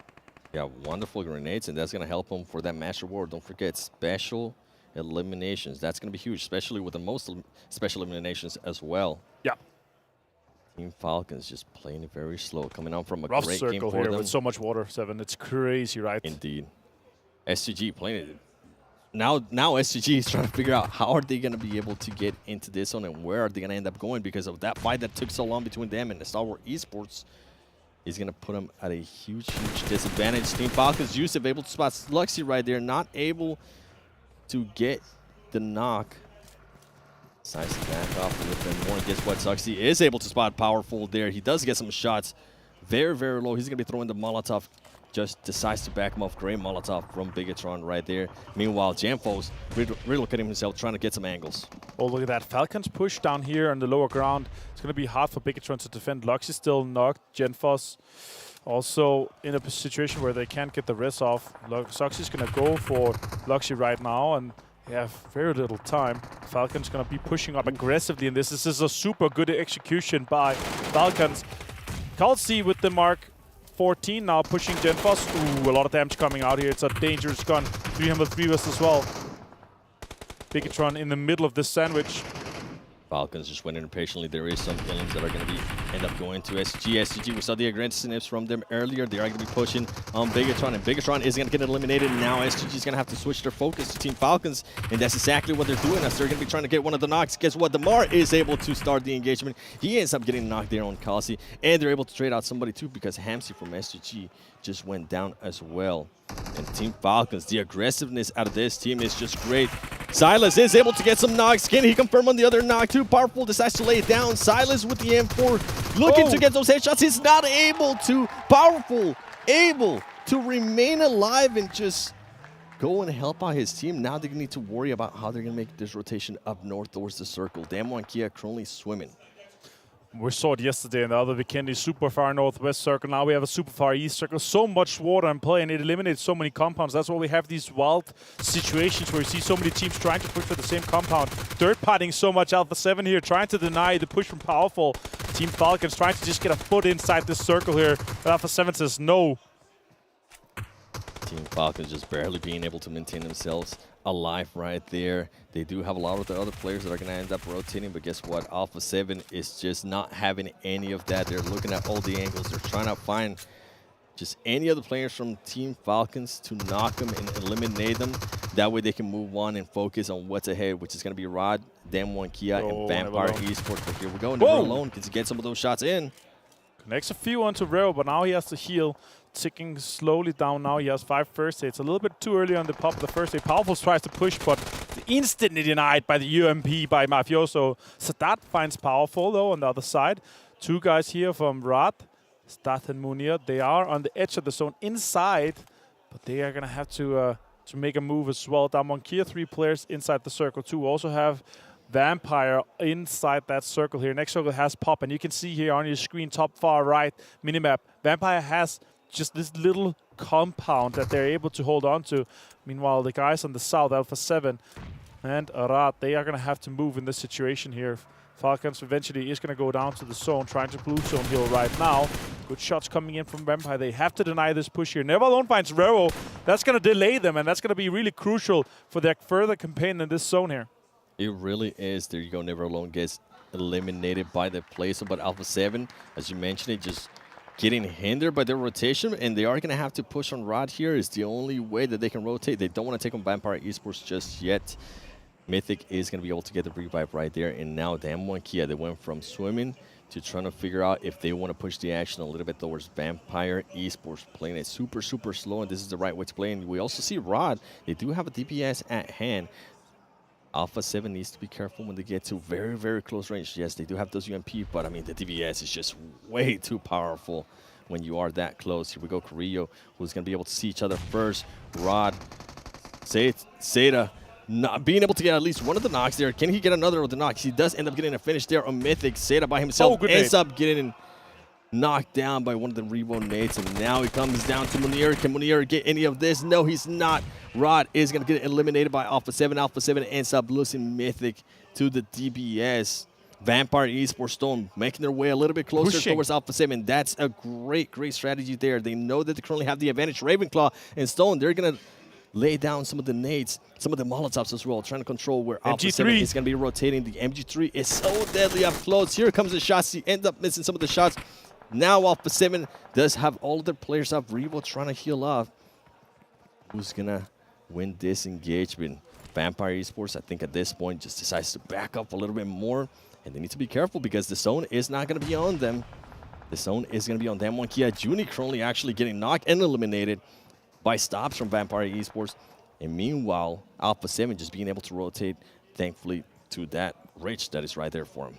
Yeah, it's a really bold push here from Vampire. I like the strategy, trying to push out and finish that, take advantage of that situation with Alpha 7 having a few knock players. More shots coming into Mafioso. There's 2 stops, nearly being able to knock him. The zone is still in play here, and Alpha 7 is able to traverse this super hard and rough terrain ahead of them, while Damonkia is holding that rock lower ground. Shots are coming in. Carillo finds Ravenclaw. That's huge. That is going to be huge. Can he get that elimination as well? Vampire Esports now in the defense. They're only going to have 2 players. They are in the zone, and they're going to have to be careful between Alpha 7 and then Mafioso playing very risky there with that jump. I thought he might have ended up sliding all the way down. That would have been just absolutely unfortunate. Then Kiana playing it slow, and I wonder if Alpha 7 is going to be able to stop this revive here. Vampire Esports just might be able to pick up their player. This next zone here did go super hard towards Vampire. Oh my god, Stone finds Carillo as well. This is going to delay them. That's rough. The question is, are they going to be able to swing over and get him? The only way for any of the teams, either Damonkia and Alpha 7, to win this is just to smoke the entire wall so they can push that. Otherwise, it's going to be really rough. The question is, does Song and Forest try to focus on third party or being the last team, or try to just rock with the zone, or what are their thoughts here? I really want to see some offensive smoke around that edge there on that wall that Ravenclaw and Stone is holding. That's really, really important for Alpha 7 to try to make that push. Forest has a car. The question is, how long is Damonkia going to wait until they try to push the Vampire compound or try to third-party Alpha 7? And with the terrain here that Kia has, it might actually end up working out. Ooh. I don't think Mafioso would want to get up and take some shots there on that vehicle. And one of the other things that they need to be careful with Vampire Esports is if Kia does decide to make that push with a vehicle, they need to be careful, because if Stobbs decides to shoot at that car, Mafioso is going to be able to counter stand up and see if they can get some kind of knock with that. Revo, Kariji just playing it super, super slow right now, which is the right thing to do. You can see Vampire Esports was able to pick up one of their teammates. They are at full 3 now, 3-3-2. Then Kia is going to end up making this push. They are in the vehicle. They do have some smokes out. And the DBS ready. This is what we were hoping for. Then Kia, what's going to happen here? Who's going to be winning this? They also have a DBS for Vampire Esports. Oh. He ends up getting knocked. This is the opening that Alpha 7 needed here, and that's exactly what they're going to be doing now. They need to be careful. Ravenclaw does have an angle on them. He is able to knock Rio. Can he knock down Revo as well? Revo decides to lay it down. This is a huge 1v1. Oh Revo is going to end up getting knocked too. I think it's going to end up coming down to Mafioso. Great players. He does end up securing a point right there for Alpha 7. Mafioso with the UMP making a push. Wow. It's too much. Vampire Esports, ladies and gentlemen, being able to win Vikendi. Great performance for them. Great positioning, honestly, from that team. And this is a team that always is able to hold down their composure if one of their teammates is down. Guess what? They showed it here. They waited for the right moment. They made sure they address any of the teams that was pushing towards them. Vampire Esports making a huge statement there with that Vikendi win. Yeah, exactly. Vampire here, our PMWI main event winners, able to win another game here in the Afterparty Showdown. That's crazy to see these guys able to close this one out here. It's a rough push, but that MG3 ended up paying off quite nicely. Damonkia actually opened it up a little bit for them. And I actually expected Alpha 7 to be able to capitalize a little bit more, but they were so quick in the rest. Yep. And I think Alpha 7 just didn't have any smoke grenades or anything going their way. I think they threw in so many earlier. That utility was absolutely gone for Alpha 7. It ended up hindering them. Vampire Esports just did too much. And then Kia, I mean, they had the right idea, but they were not expecting somebody else from Vampire Esports to also have a DBS and just be patiently waiting for them. Yeah, exactly. And now with that, we're actually going to be halfway through the Afterparty Showdown, which is super insane, because that means that another good performance here for Alpha 7 means that they're going to be really far ahead on the leaderboard. Question is, how much is Vampire going to be able to catch up, and how deep are they going to be able to go? Yeah, I think with Vampire Esports, hopefully this is a great momentum carrier for that team, right? And with Alpha 7, for them to not even get the chicken dinner, but at least be able to get that second place and get some LMs while you're at it, those are going to be some great points for them too. Yeah, and this campaign so far, and also I loved Vikendi here. It's great to see another rough circle, though, super far east. But we are ready here with the match ranking sponsored by S2G and our desk that's going to be looking at how far the teams are going to be able to take it for the rest of the day. How far the teams are going to take it. Alpha 7 getting very close to winning that match, capitalizing off of the fight between Vampire and Damwon Kia, but unfortunately forgot about one player. And Vampire is able to close things out and get themselves 20 points. However, Alpha 7 able to still build up a lead against quite a few others. We got Maxman and Kalarisman on the end to talk about this last match. And I guess we can start things off talking about how we had another rough zone going far east instead of north this time. We're not going to get a normal Vikendi game out of the impression. No, the first time I'm seeing Vikendi back in competitive, and I feel like I'm robbed in some way. But it's still working out great. Rob you of your eyebrows at this rate. I mean, you know what? I was supporting Falcons a lot more than I usually do this game. Oh, yeah, okay, okay. Like, okay, Falcons, please go a little bit further. I want to hold on to my eyebrows, but Vampire, really, the fact also, we're talking about it with Blank in the green room, the fact that they rezzed Ravenclaw and kept him on that angle behind the crate was really what allowed them to get those 2 knocks onto Alpha 7 and what enabled them afterwards to get the win. Also scary that he had an MG3 behind that crate too, which he had not from that crate, but from a prior crate. So most crates? Yeah, maybe most gentlemen. crates. Ah! Rod got money. First team white. Well, they did, $5,000 I remember that, yes! We're happy for that. But yeah, the MG3, high fire rate. Back to the main story. Scary to kind of make a transition against, especially when it comes to that. But I will say Alpha 7, the timing at which they did the transition was good. As much as it looked hard and as much as they did get gunned down, it was still a good push. You try and push when those knocks have come in. You know that that fight's not completely kind of been recovered from against Damwon Kia. It's the good time to move, even though it's a hard move to make. I believe there were 2 teams that had the same idea as them. I think it was BTR and Rad, if I'm not mistaken. And the fact is that Alpha 7 are so quick on their feet when they have an IGLing call-out. They just instantly act upon it. They're super snappy. Other teams are a little bit slow, and Alpha 7, that allows them to get to those positions early and alone. It's exemplified by just how consistent we've seen Damwon Kia and Alpha 7 here be every single game. And again, this is again, on a Vikendi, not an easy circle to deal with. The fact that we've seen 2 coastal circles on Vikendi is such an anomaly. Normally you have these kind of central circles with these compounds, not castle. But the coasts, very kind of uncharted territory for some of these teams, I would say. Well, we did get to see, though, quite a few teams capitalize off that moment, right? We saw it go eastern. I think it was around like zone 5 or 6, and we saw Alpha 7 immediately push in towards that zone, take a compound. Vampire do the exact same thing. Damwon went for a little bit of a dive into the water with some hypothermia. But we saw the teams realize that we have to make a move. We have to make a play. Yeah, exactly, and I think that call came out from Vampire very early on. I think we were pretty critical, right, on the first day when Vampire had a good position potentially on that Suvnovka Island finish, right? They didn't act upon it. They didn't take that position. I think they learned from that previous mistake in this game. They scouted a really good spot that was in the circle on the coastal sign, instantly take it for themselves. So I think that definitely there's an improvement on Vampire that enabled them to get this win. There's decisive moves that are going on here in some of these games. And again, to bring it back to Alpha 7 once again, an extremely decisive move for them to kind of move up on this kind of east side beach location, not beach location, the cliffside location, take some of these priority compounds and just play from them. It's not like they're sending one forward. We saw the example of BTR sending Zuxi forwards as a scout, not having full information, but by the time he gets there, Alpha 7 has sent as a 4-man, very decisive play to take the compound that he would have arguably wanted for BTR, but they're not as swift. I mean, the thing about Alpha 7 is, and I realized, yes, it's just Carrillo left over from that Loops roster, was that even back then, we've seen Carrillo and Loops just be very decisive in their decisions. When they make a call, they all go for it. When they smell blood, they go straight to attack like a shark in the water. And they did it right there. But you know, it didn't get them the win. It still got them some good points. Obviously, as we did get to see, I think about 10 for themselves. So they're still trying to lengthen that lead. But Vampire Esports, they're one of those teams trying to claw their way forward a little bit more, whether it is based off of money or obviously based off of placements. And I want to check out their player stats from this last match to see if anyone really stood out. And I mean, Stoned or Mike in game, or I don't know. They actually changed it back to Stoned, I guess, here on our sheets. He's officially Stoned here on ours, all right, yes. That is good. Yes. 610 damage. Yeah, he's been definitely doing some really big work for his team this game this time around. It's really interesting because it is a completely different duo from the duo show match. Like Stone, I think. I expected actually Stone to be in the duo show matches. I don't know what you think, Kalaris, but he's not there actually. It's Ravenclaw and Is it Schweppes? I'm not sure. It stops. I'm not sure. Maybe. I mean, he's definitely a standout player, right? Like, yeah. So that's what you're trying to get at here. He's definitely a standout player. We saw it in the main tournament. We're seeing it here once again. And so you're able to put him in a position where it's very, very impressive.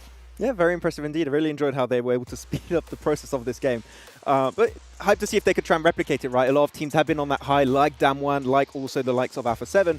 If you can replicate and remain consistent throughout today and also tomorrow, hey, you never know. Vampire could be in that top 3 contesting for the top spot. Needed a drink there, sorry. It's going to take a big day, to be fair. But again, it depends on what you're going for. Either placements or you're going for the rewards you can get within the match. Let's take actually a look at the match rewards and see what teams got what. We're going to see a certain team in there that we're going to be extremely happy about.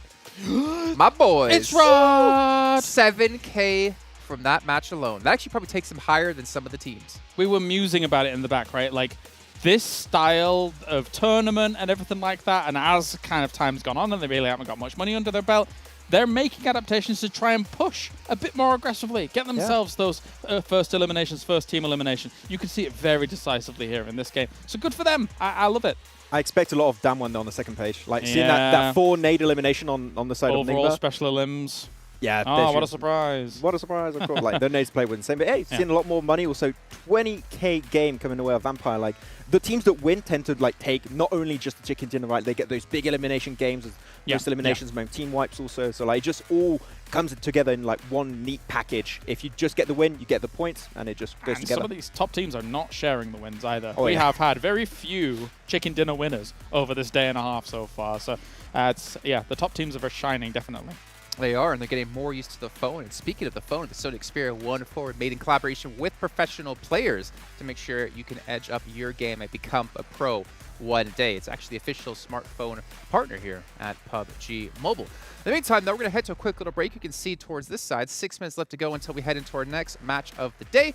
But you guys have seen these little basketball challenges we've had. Now, some of you out there might not know what basketball is or how the challenge works. Well, luckily for you, we have an explainer to break it down for you.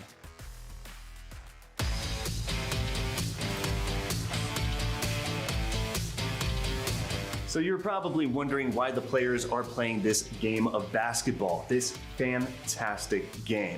All right, so here's the breakdown. 45 seconds is all you got to get as many goals as possible. You have 6 balls, 5 on the reserve, and 1 right here on the launcher. You gotta shoot the ball into the net. It's not as easy as it looks, but you keep going until you run out of time. If the ball bounces and goes in, it doesn't count. If the ball bounces off the backboard and goes in, of course it counts. The thing is, this game here right here, it's not just for fun, it's also for money. The winner at the end of Gamers8 gets $1,000. So you better buckle up because this game is about to get heated.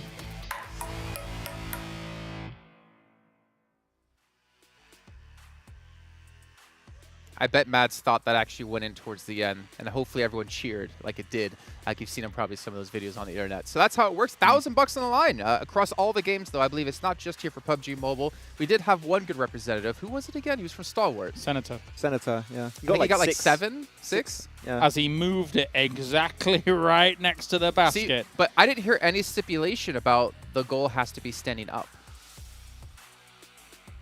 What are you wanting here? Or be on the table. Maybe you can move it, so you can just hit it and then try to catch it with the You can't move the post. You can move around like where you're shooting from, yeah. Yeah, it has to be on the table.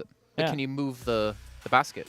I'm going to be honest, though. I am really glad we got an explainer on how basketball works. Phew. If I hadn't have had that, to be fair, there were a few more stipulations than that. But, you know, get it in the basket. Woo. Anyway. I think that counts for quite a few different sports, to be fair. Sports but Alpha ball. 7, 111.60,000 bucks for themselves. Team Falcons currently sitting in second place with 42K. But look at S2G, 50K. I mean, I feel kind of bad for Bigetron, though. The only team on the front page here without breaking 10,000 bucks. Yeah, I mean, they've been getting close time and time again. They still are not able to get themselves that chicken dinner, right? That's the big outlier. That's the big thing that's going to allow them to set themselves apart from the rest of these teams. But yeah, if you don't get the win, like $10,000 per win, that is massive. And of course, as you said already, a lot of teams don't want to share that chicken dinner. What is it all about? It's about the land of extremes here, Max. Yes. Yes. Let's hear it, Max. Extreme! Okay. Yeah. I love how he commits to it. Oh, as yeah. well. That's the thing I love about Max. Yeah. He commits to everything, just like he's going to commit to shaving off his eyebrows if Team Falcons don't get a second. I like how he also finish. tried to defend himself earlier. He was like, I'm rooting for Falcons because then I'll have to shave off my eyebrows. He never agreed. We agreed. And he all of a sudden it's just like peer pressure Stockholm syndrome. Peer pressure, I don't know. He's just captured.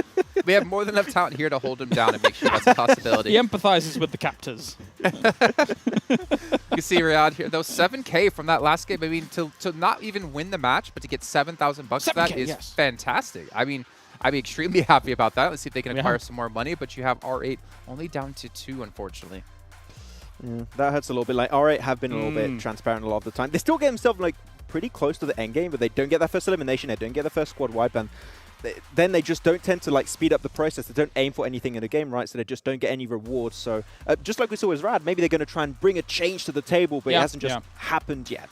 Yeah, they're not as decisive about their movements and stuff like that. But and it's a little bit of a shame because again, we've looked at this team before. It's kind of a rebranding of Rico Infinity. The 2 guys from Rico Infinity, the 2 guys from previous Alloys. It kind of meshes together. It's a great roster, but it's not coming together here right now just yet. Yeah, it's unfortunate it's not coming together just yet, but there's still time. We're not done just yet. We still got matches. I think we're only... Yeah. Did Mickey Mouse just join us here on the show? There's time. Woohoo! Let's take a look at the match rewards rankings, though, to see which teams will be sitting in first. I'm pretty sure it's going to be Alpha 7. There we go, 60K for themselves. But S2G, 50K. I mean, again, this is a lot of money to win, only being halfway through the whole event so far. Yeah, this is the most money you could ever win in PUBG Mobile Esports history in a single game of PUBG Mobile. Like, it's clear that now that's what the teams are aiming for. So, yeah, of course, Alpha 7, S2G, they're all running away with the money, was down 1 also. But so there's still a chance that some contenders could rise up on the last day We and need make to a get pretty decent amount. I think we're trying to make some other teams outside of China be able to equate to how much Nova have won over the course of their history. It'll take Come a on, while. some team catch up. You can see our second page that was around things out. I mean, it does fall down to obviously 2K, but still some decent money being won from all these teams. And there's still more money to be won as we have the next map coming up, Karakin, in just a minute's of time. But before we can hop into that, we got to talk about MasterCard as one of the sponsors of this event, as well as the Saudi Investment Bank, making sure we can have this event happen for all of the viewers and obviously all the teams as well. But we do have more challenges for you guys. We need to take a screenshot of the best PMWI moments and post them on YouTube or Instagram and tag hashtag PMWI best shot, and you can win some cool PUBG Mobile statues. So if you guys want some more information on how you can do that, make sure you head over to the PUBG Mobile Instagram to check it out. Also, we still have the survey. We'd like to hear what you guys have to say about the show, about the commentators, about the talent, about the players, about the format, everything you could possibly want to give feedback to. Make sure you guys head over there, and you can check that out over on Tencent social media. But as the sound comes on, the music comes through, Karakin is 10 seconds away with our commentators, John Allen and Blink. It's eking ever closer, Blank. Game 4 of today of the Afterparty Showdown. As Avenger said at the end of the last game, we are past that halfway mark now. It's only going to get all the more tough from here on in. Absolutely, and these teams, they need to get a Karakin on with getting these points on board during these matches. Trying to earn themselves a little bit more money, a little bit more of those in-game rewards for themselves. Alpha 7, you know, they're way ahead of everyone else in terms of points overall. 111 at the top. Goodness me. Good stuff from them. But we're heading over towards Karakin, a very, very small map with, you know, quite minor compounds towards the center. So a lot of these edge drops around the coastal side we'll be able to loot up a little bit. We saw some cheeky stuff yesterday with teams heading directly into the tunnels and kind of snaking out towards the end. But you're not earning the big points like the most eliminations over here from Revo as well as Carrillo. 5 ahead of the third place of Never Alone there with 14. But already, we're getting a little bit of a hot drop going on across the map. Seems like there's 2 groups of teams right now over on the north side. I think S2G rerouted away from that 7C BTR engagement on the north side. As we do hop on in on the east side as well, you've got R8 and Rod seemingly quite close to each other. Nigma Galaxy split around the Deadeyes Guys as well, maybe looking to get inside those tunnels. At the moment, looks like R8 might be looking for the first elimination. Get a little bit more money on the cards. I mean, they were set at the bottom here, and look at that, 2K. They've doubled their earnings so far, and if they keep going, they might be able to get that 7K total from that first team elimination. Easy peasy lemon squeezy there. just picking up a lot of money off the back of it. But already it's Deadeyes Guys and Nigma Galaxy who are also taking a fight on. You can see on your screens right now, Chari, who's been fairly fantastic for Deadeyes Guys during the Afterparty Showdown. Starts things off strong for them. But look at that, it's popping off all over the place. We can barely keep up with it.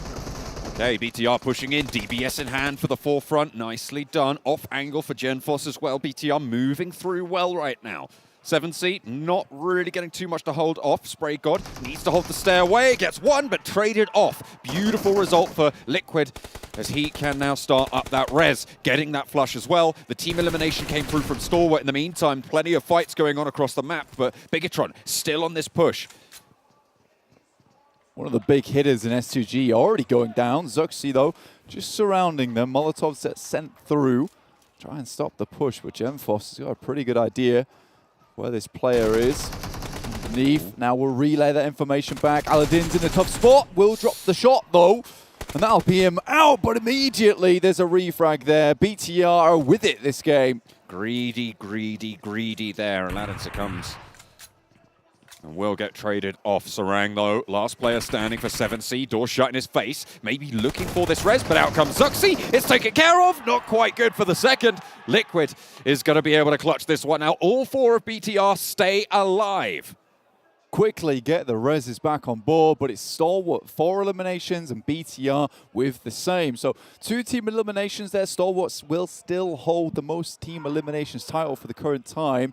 Considering it's based on time, whoever gets it first will hold on to that little place on the podium right at the top. Vampire Esports trying to bring things back. Had a great game there on Vikendi. Some really interesting plays that they pulled through. I think Schweppes jumping into the water. You know, as an info play, it was good, but I think he took things a little bit too far. Even so, Stone and the rest of the team were able to back him up and take that victory home for them. But now it's Stalwart versus Vampire Esports, hoping to get a little bit of revenge. But what happened in the PMWI, I think everyone was thinking that Stalwart was going to really be right at the top in terms of the standings. But Vampire Esports came out of nowhere and just continued blasting in that tournament. I'm not too sure what happened to S2G there. Did they go down first? I thought they'd managed to get the first team elimination, but I think I was mistaken on that. No, they were the first team elimination. Oh, well, that's the opposite. Felled by Stalwart. Ah, okay, right, okay.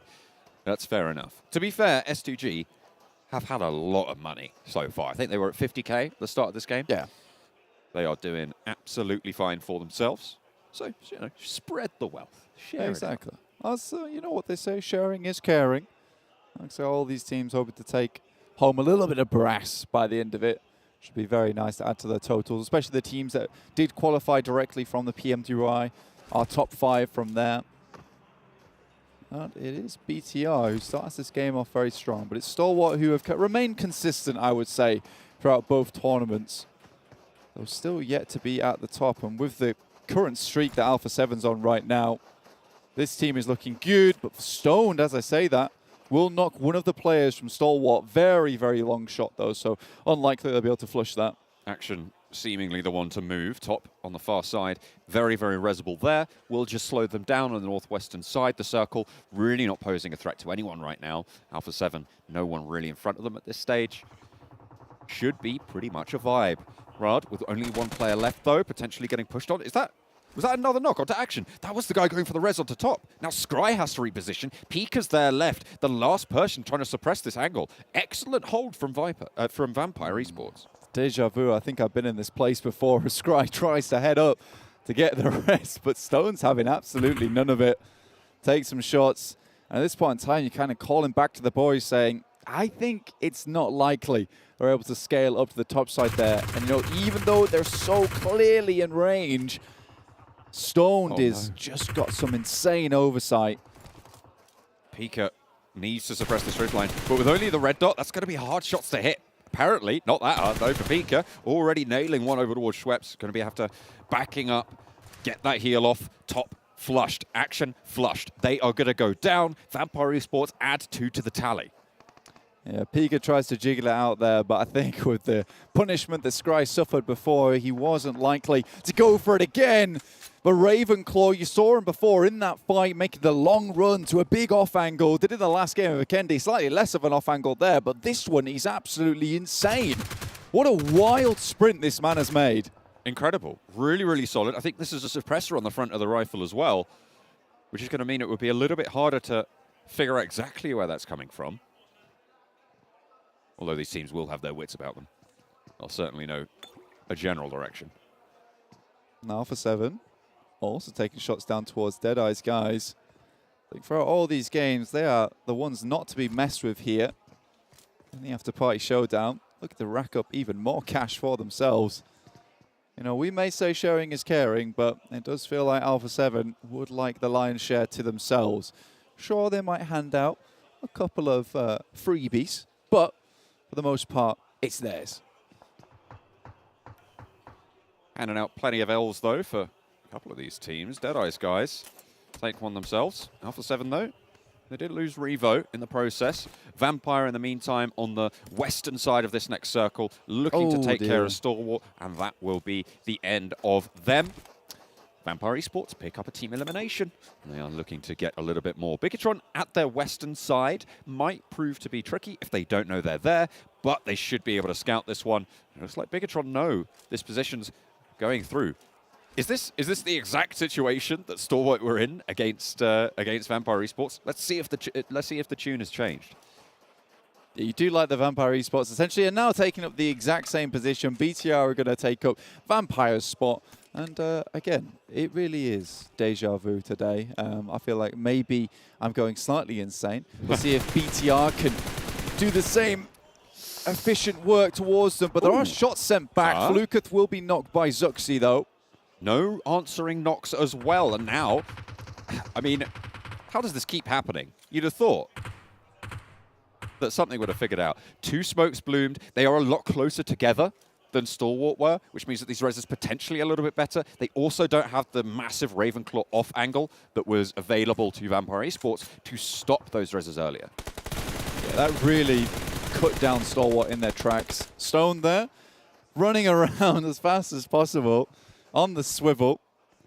I hope he's, you know, greased up the soles on those shoes so he can be swiftly sliding from left to right, because he will need to in that smoke. And now even Alpha 7 are taking a chunk out of them. Goodness me, Vampire Esports, you should have known that spot was bad when you took apart Stalwart the way you did. Need to figure out how to escape from this area, right? Yeah. You need to disengage from this engagement. It is not going well right now. Unless they can get a pick or two, and if you're going to land that spray, it could be good. Swept, oh, gets to cover, just about has to put the rifle away and hit the decks to try and get some healing done. Alpha 7 not going to spot it just yet. They see Stone instead. Just dancing around. This guy, happy feet. Yeah, and I mean, I said that he'd put grease on the soles, but looks like, you know, he switched out the trainers completely for a pair of some ice skates there. So he is really, really making it happen. There's not much ice on this map to be, you know, skating around on, but he makes it look good either way. I feel like ice skates would potentially be the worst shoe for this sort of terrain. There's real good grip. There's no. Yeah. That's the entire purpose. They'll go straight into the sand. He's not going anywhere. He could really plant his feet. It's like having nails on your feet. And that's what you don't want, surely. It's like the poor man's crampon. Is it? Yeah. Oh, okay. I feel like ice skates are quite expensive. Yeah, but if you got nothing else. Okay. Yeah. That's fair. Maybe put a pair on your hands, then you're like... Yeah, then you're really going for it at that point. Get up the side of the cliffs. Unfortunately, it's kind of hard to handle a weapon. Yeah, I'll test that. If you don't hear from me, can you please ring a helicopter? Sure. Yeah. I'll get right on that, certainly. Looks like Vampire Esports have moved a little bit further into their position at this time. Nigma Galaxy not really taking shots. Alpha 7 slowed that engagement with them. Bigetron on the northern side, potentially looking to try and change the path of history and not push onto Vampire's position and take up that spot. Not just yet, anyway. Could change. It could change. I mean, Zuxi's taking that off angle right now. You can see it. But Vampire Esports, they've managed to get themselves a good lineup. But the next circle, about to pop in. Does head over towards the east side. Falcons going to be extremely happy with this one, especially considering, you know, they've held this spot for a very long time in this game. They've not had to move. It's one of the main compounds. Should be very nice and looted. They'll have to be running around like Vampire Esports, searching the bodies for the medical equipment. Nigma Galaxy in front of Vampire Esports. You know, they've been harassed by Alpha 7 before, but were able to, you know, get out of dodge fairly quickly. Now Zuxi, this is that off angle we were talking about before, but it's very important that he doesn't go down. Also, dropping the suppressor on board, very important piece of equipment, considering you are on the off angle away from your team. You cannot give away your positioning. First airdrop was collected, R8 SK10, which does mean, of course, blank. That's some more money for R8. Beautiful stuff. They got first elimination coming on through. First team elimination, not so lucky, but that's 3K so far that they've earned. Starting on 2K, you will definitely take that. It's going well. If you want to continue to stay up to date with all the money these guys are able to put in the back pocket, you can join in for the PMWI Watch Together. So you can watch together with us in-game over at the Esports Center with your friends to win some PMWI special sets. And if you want the gun skins and the outfits from the PMWI, there are PMWI packages on sale for a limited time. You can also win PMWI treasure crates if you play PUBG Mobile during PMWI. It's always worth it to crack out the phone and get a little bit of PUBG Mobile done on the fly, perhaps in between, on the breaks. Though the guys on the desk, they are very interesting. Drop some good knowledge, some good jokes. Can't go wrong with that. Well, there's some good ones. Good jokes. There's some good jokes. Yeah, absolutely. Some good jokes. Yeah, that's right. Some of them are awful. Horrible jokes. Did like the explainer. Sometimes you do need an explainer, though, for the desk when it comes to playing basketball. Some interesting tidbits that I'll bring out next game. I mean, you know. we are all massive nerds here in the broadcast team. So that, I think it's fair enough to try and explain any sort of sporting reference. I have basketball facts. They're coming up. So you have to wait till the next game to hear about them. So stay tuned here for the Afterparty Showdown. Oh, I'm excited now. Maybe I'll find out what basketball is. Who is a Kobe? That's right. Who knows? Very, very famous, though. Vampire I think Esports. you should know. That's fair. Vampire Esports is quite close to Nigma Galaxy right now. They're down to 2 players as well. Alpha 7, they're in a spot of bother of their own. Bigetron going toe-to-toe with the Titans of this tournament so far. It looks like at the moment Alpha 7 suffering a little bit as Bigetron try and push through, but the blue zone is going to put pressure on this fight. Mafioso down close to Bigetron's line as they move forwards. Not really going to be able to do too much to save this one. What can the rest of the squad do? As Vampire pepper the back, Freak for Nigma Galaxy holding that out. Zuxi descends from the hillside. Teammates starting to drop, starting to fall. Carrillo and Mythic, 2 players alive for Alpha 7. 2 players still in action for Bigetron, as it is Liquid to go down. Mesuri trying to push around the side with the UMP in hand. It's not anything yet, but it does force Alpha 7 into an unlucky engagement. But there are shots along the way from Schweppes. And that'll shut down BTR, but now Alpha 7 suffering from the same angle. Neither of these teams can go for this engagement under the purview of Schweppes. They have to disengage. Zuxi has to heal, and they can't push onto this position. The only option is to push right around this rock and try and engage that way if you don't want to be spotted out there. And that's a really difficult run to make. Both of Alpha 7 now have their sights set on Zuxi. Nades, C4 being thrown on out, and they're trying to put the fear of God into Zuxi. Yeah, well, I mean, he has to wait a while to get out, and they're just continuing to send utility in. You can see Mythic with one in hand does have a slight rock along his side, so he can play these aggressive angles, and Zuxi just has to bide his time a little bit here. Molotov 2. With Schweppes going down, that sightline is suddenly freed up for just a little bit. Hopefully, be able to leverage that to move on forwards for Bigetron. Deadeyes Guys super close to Carrillo right now. Shots from outside in the blue. Nade, Molotov trying to find a small opening, anything that you can to push on forwards. Taru loves another Molotov. Another bit of pressure. As Carrillo gonna get pushed by this blue zone as well. Wants to finish out the threat from the back. Do not want to be harried, but around the side, health bar dwindling. Goes to the shot. It's not gonna happen. Set back. Carrillo dealing with that on the side of the circle there, right on the edge, and somehow Alpha 7 still making it through. You see D77 though off in the distance, just dropping the first aid kit in. But Carrillo still has this on lock, slowly taking out players, but it's Zuxi spots him out first, and he's managed to make his way in. The sticky bombs, they were not enough to stop Zuxi. This guy has been on tears before, and he doesn't likely stop anytime soon. Mythic jumping his way into the circle, but D77, that angle that maybe they'd not found out before, sends in the spray, but absolutely whiffs every single shot. How does he get that 180? How does he survive? And now out of the blue zone, he can turn his attention to that ridge line, needs some crucial shots here to land, and makes it work. What a turnaround for Mythic. But he's the last player standing now for Alpha 7 into this engagement. Nigma Galaxy versus the last remaining player from Riyadh. It's not over yet for Mythic, though. And with D77 painting a rainbow above his head in bullet marks, I don't know, man. Mythic really shouldn't have got away with that, but blessing his lucky stars right now. Oh, that's rude. That's a little bit rude, that. Go on. Trying to get himself back in the action. Riyadh, though, again, doing pretty well here. They got some money off that last game and now starting to try and increase that bank account. Mythic makes the long run across and no one spotted him nor stopped him. Zuxi's still going as well. But Falcons, I mean, they dominate the zone right now. It's really a question of who comes second in my mind at this stage. Riyadh eliminated. Freak, now the last player. Only 4 other players in this lobby, other than Team Falcons. It's 4v1, v1, v1, v1. You got a lot of snakes here. Time to team together, take down Falcon, but already they're picking them off one by one. Mythic and Freak still playing. Around the side, dueling it out. M249 is just too much to handle. Mythic falls. Nigma Galaxy stay alive. 3 teams now remain. Zuxi's chilling. He's looking for that second place. He wants to bump up those points. Currently in 6th, you know, it's not a bad idea when 6 are limbs on his side as well. Good stuff from him. So that's 6 points total. I mean, you can't turn your nose up at that. Certainly can't. Freak. The M249.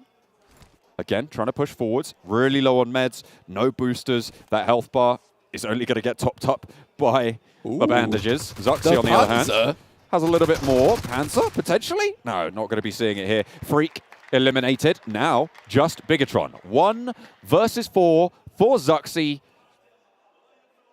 I mean, is it going to happen? I don't think so. It's a cheeky heel off. Now I just want to see Yusuf send that rocket flying. Let's go. And just, you see if he can hit him. I don't think he will, but Falcons, with the position, they started here, it's ended here. It's a nice win for them, and they'll take the 10K either way. If they don't get this elimination, I feel like Bigetron Red Aliens might get most eliminations. If it goes down to the blue zone, potential for them to be pipped to the post. I mean, they'll take the 10K for the chicken dinner, sure, but... Oh, Panzerfaust potentially spotting it. Yusuf, he's on the broadside. I think Zuxi's seen it. Let's send it in. I like the Never Alones there doing the same emote than what they did in their team parade send out. It's true. Yeah, it's nice stuff. You know, cosplaying as yourself in game. That emote was created for Team Falcons, in fact. Hells yeah. No more, only 1 more first stage. Sorry, I take that back. I apologize. He spotted Damar. He's got to have done, right? And now he's going to lie down. Oh, that's unfortunate. Yeah, he's not getting back in. Sticky bomb on the floor. Time to go. See you later, boys. Boom, boom. What an ending. Team Falcons take the chicken dinner on Karakin. Excellent way to earn yourself 10K. You do like those. You do like those. Yeah, dominant win as well. They didn't really have to do too much on that Northwest edge because, you know, it was all popping off over there. Team Falcons just kept it nice and chill over on that Northeast edge. They wait for the rest of the teams to come over towards them, and that was the end of it. I mean, absolutely. I think this might be the first time, potentially, that we see the non-chicken dinner team not the chicken dinner team not getting most eliminations in the game as well. They didn't have to do. They just waited it out. You know, they played it safe. You know, even had one player there with the Panzerfaust in hand.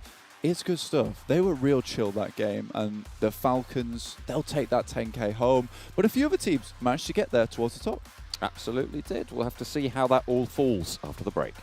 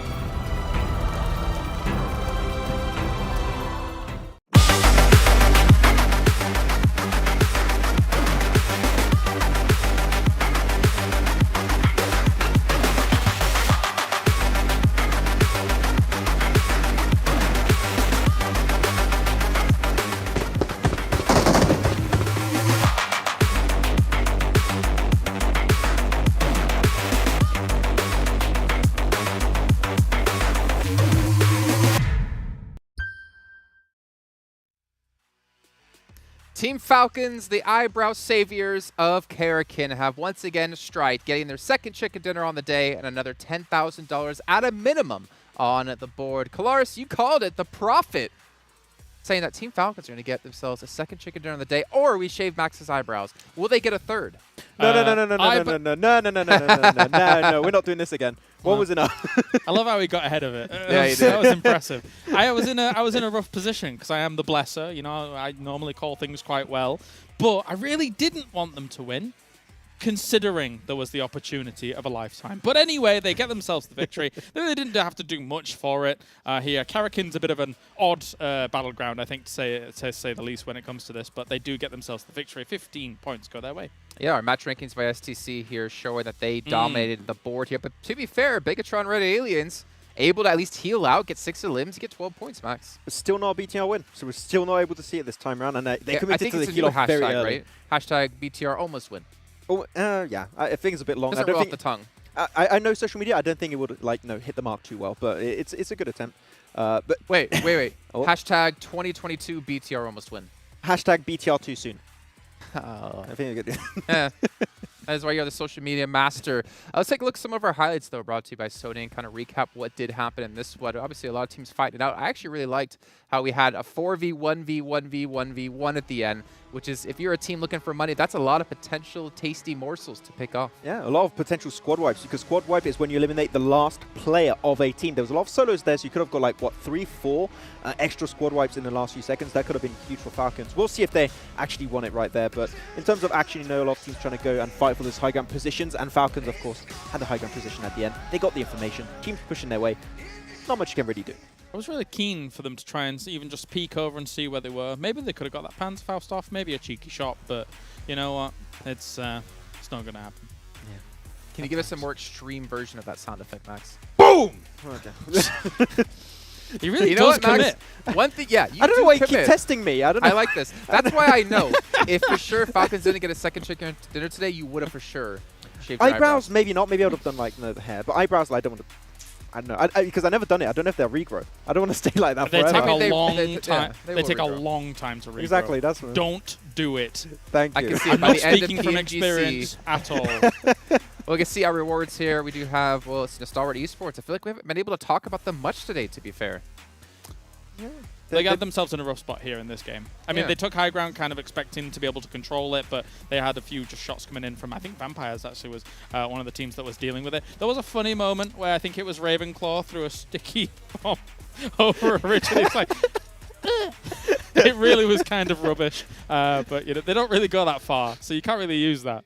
R8 cleaning up, though, at least in the money section. They didn't do too well in the game, but that is a team that we talked about being one of the lowest, on the lowest end, if not the lowest end on earnings so far. Yeah, I mean, you've still got like a few games to go today and also the entirety of tomorrow, right? So you need to do a little bit of a change of pace if you want to get some money. I think a lot of teams, they're not aiming for that first spot, right? They're aiming for the money increase and get as much as they can. So I think they need to make changes to and bring changes to the table here. Yes. Yes. 40 seconds left to go here, but before we can hop back to our commentators and drop into Sanhok, once again, have to give a shout out to the Savvy Gaming Group for making this event possible. And for you guys at home, to remind you guys about the Vibe and Drive event currently happening, just make sure you guys log in and complete the missions with your friends and get yourself a free permanent legendary set. I know Maxman is looking to accomplish that. I think all of us are looking to accomplish that while we're at the event, playing some Pogi Mogi after the show is done. But John, Allen, and Blank, we got Sanhok coming up next. Take it away. Pogi Mogi time. Let's go. That's right. Anyway, I promised you guys at home some basketball facts. You did. And we are now in the next match, so it's time for some basketball facts. Now, the basketball fact of the day is that the reason you have a net is because when you throw the ball in, the basketball in this case, it spins around the top and then comes back out again. Depending on how far it gets into that and comes back out, that's still a point. It doesn't have to pass through the net to make a point, and that's why the net is there. So you can see when the ball makes it all the way in and then potentially bounces back out, which is why you have those long little segments where people are trying to figure out how far did the basketball go through the hoop. And now we know. And now you know. Absolutely. And knowing is half the battle. Exactly. The rest of the battle, it's actually doing it, though, and that's certainly what these teams are going to be trying to battle their way through if they can get past those incredible basketball facts. I say facts in a plural sense. There was only a singular fact. There's another fact here. Okay, we'll save that for in a minute. All right. Okay, it's been a minute. What's the fact? There you go. Second fact is that the net's also there for when the cameraman is on the side of the sideline. This is a little sub-fact. But, you know, you can, with the way that the hoop is set up, you know, toss the basketball up for a cheeky three-pointer and it go to the left of the hoop and still look like it's gone in. So you have the net there also to ensure that everyone on the court knows exactly what's happened. And already we're getting some absolute carnage on the court here in Paradise Resort. There it goes. S2G, 5K in the bank. Easy peasy, lemon squeezy. Not only that, first elim will have been going over to them as well. 7K for that fight alone. All right, then, S2G not happy about how the previous game went there and just immediately wanted to take the fight to R8 Esports, and they've absolutely done such a thing. And Silas gets that nice little team elimination right there at the end. Very cool. And solo loot in Paradise. What could be better? What could be better? Let's talk about the circle for a second. This is a pretty hard shift for a Sanhok. It's fairly extreme, you know. Some might even say extreme if you were Maxman on the desk. I'll tell you what is extreme. Okay. Is the fact that if you watch PMWI together in-game with your friends, you can win PMWI special sets. That's pretty wild. That's pretty extreme. I will say that your segue was less extreme than what I was expecting. I'll give you extreme in a minute. Right. Well, you can have extreme in a minute, but only after you've picked yourself up a PMWI gunskin and outfit. Those PMWI packages are on sale for a limited time, just as limited as how fast this fight went for S2G. And you can win those PMWI treasure chests if you play PUBG Mobile during the PMWI. Very good, very good. Painan occupied by Deadeyes Guys. Potentially, well, they will have to leave it fairly soon. Alpha 7, occupants in Camp Bravo on the northeastern side. No one really challenging them very, very locally, but you've got Team Riyadh up a little bit further north.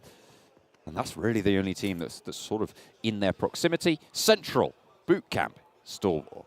Do you know what I'm really liking about these lobbies at the moment? It's just the splits that's coming through on Sanhok, purely because we only have 12 teams. A lot of these players are much more comfortable to take extreme splits at the beginning of the game so they can get as much loot as possible. You can even see Vampire Esports. You can't right now, but when the map feed does come back up again for you, but I will tell you because I am nice in that way. You got Vampire Esports holding 2 towards Camp Alpha and also towards the Confluence, and then 2 down towards Tambang and Ruins, which gives them really, really good control over 2 of the major areas on the map, that Southwest and also Northwest Islands. So really good stuff for Vampire Esports. They can kind of determine where they want to go as the game progresses. Right now, I would probably assume the Vampire Esports Stoned as well as Fluketh are going to be moving up from Ruins and Tambang to regroup with Schweppes and Ravenclaw. That would seem to be the optimal position, and I feel like this is exactly the situation that this position shines in, right? And that's exactly what they're going to be able to operate on. Huge stuff coming through from Vampire Esports. We've praised a lot in general, even during the main tournament last week. Their seeming game sense in terms of these rotations, in terms of these positions, and knowing when and where to be, seems like they are carrying that over quite well into the Afterparty Showdown. Certainly well in this game. Yeah, the macro is turning out to be very important for a lot of these teams, and Vampire Esports have certainly been able to cash in a chunk of money just with the macro that they've been displaying, getting those chicken dinners, that 10K. It's a lot of money for a chicken dinner. So, you know, a lot of these teams are searching out for it because you can get special eliminations, you can get the team eliminations and those very first elimination of the map, but that 10K, that is a consistent. That's always coming your way if you do play the game out very, very strongly. S2G, though, they've got a bit of momentum here. You know, they've puffed out their chests. They're feeling good after that squad wipe. You know, you're feeling maybe a little bit down after the last match. And even if you get that full squad wipe coming into Sanhok, you know, it's not the best. You know, you feel good about yourself. But getting it a revenge versus R8, ooh, that's got to feel good. Certainly does. I'm looking right now at another way that one could feel good in this lobby. The airdrop over on the northern side, close to down 1 Kia, under the purview a little bit of 7C. But if S2G swing around, they might even be able to get the first airdrop. You can see it on the top side of your screen. Sung, though, has got that info, baiting out the 1K bounty for it, potentially.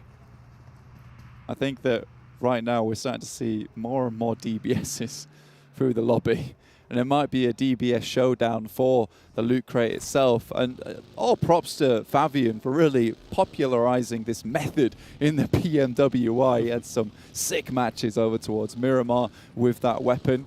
And, you know, we're all happy to see it. Kalaris is super happy to see it. Do you know what DBS stands for? No. Da Big Shotgun. Da Big Shotgun. That's right. Of course it does, yes. Is that in your head or, you know, canonically? I choose to not answer that question. That's okay. You know, no comment is a comment in of itself. Damwon Gaming, Damwon Kia, just down this side, holding strong. Really just baiting. Everyone's baiting out the airdrop. I mean, $1,000 is nice, but, you know, if you can get the most team eliminations, you know, that's a big chunk of money there. So you really want it to be very, very safe before anyone heads out to even touch this airdrop. You can see teams surrounding it. Over on the northwestern island here, Vampire did get spotted out. I don't know if that was by 7C or even Stalwart or Deadeyes Guys on the south side, but Ravenclaw did get knocked. I imagine it's in this engagement because you can see another knock coming through from Vampire Esports down the hill towards the Deadeyes Guys as point break will be Fluketh on the south side of the formation for Vampire Esports. Ooh, that is a nasty one, but it will play out nicely for Vampire Esports should they be able to get this player back up in an action. It looks like Deadeye Guys have taken a little bit of damage for themselves. Sliver of HP left on, I believe that's Chari who's getting red there. Spotted out on the hillside. Fluketh still raining down pain on Deadeyes Guys who are right with their backs to the blue on this next zone. They will have to move. And Vampire Esports, they're just going to have complete control over this terrain. I think Fluketh, we talked a lot about Stone and how he's almost that star player for the team, but I think Fluketh and, in fact, the whole team is very, very good, but I think Fluketh as a fragger is kind of, you know, we don't talk about him too much, but even in that first day of PMWI, on Erangel, where they got a ridiculous elimination score. I believe it was 24 total. Flukov was one of the main contributors to that, and I think he has really supported Stone very well in that regard. It's fantastic to see. You know, they really do have all their own little roles on the team, and you can see them being played out as well. There's some very, very consistent gameplay coming through from Vampire Esports, and they know the drill. I mean, those off angles from Ravenclaw, just time and time again, coming in so clutch in those fights.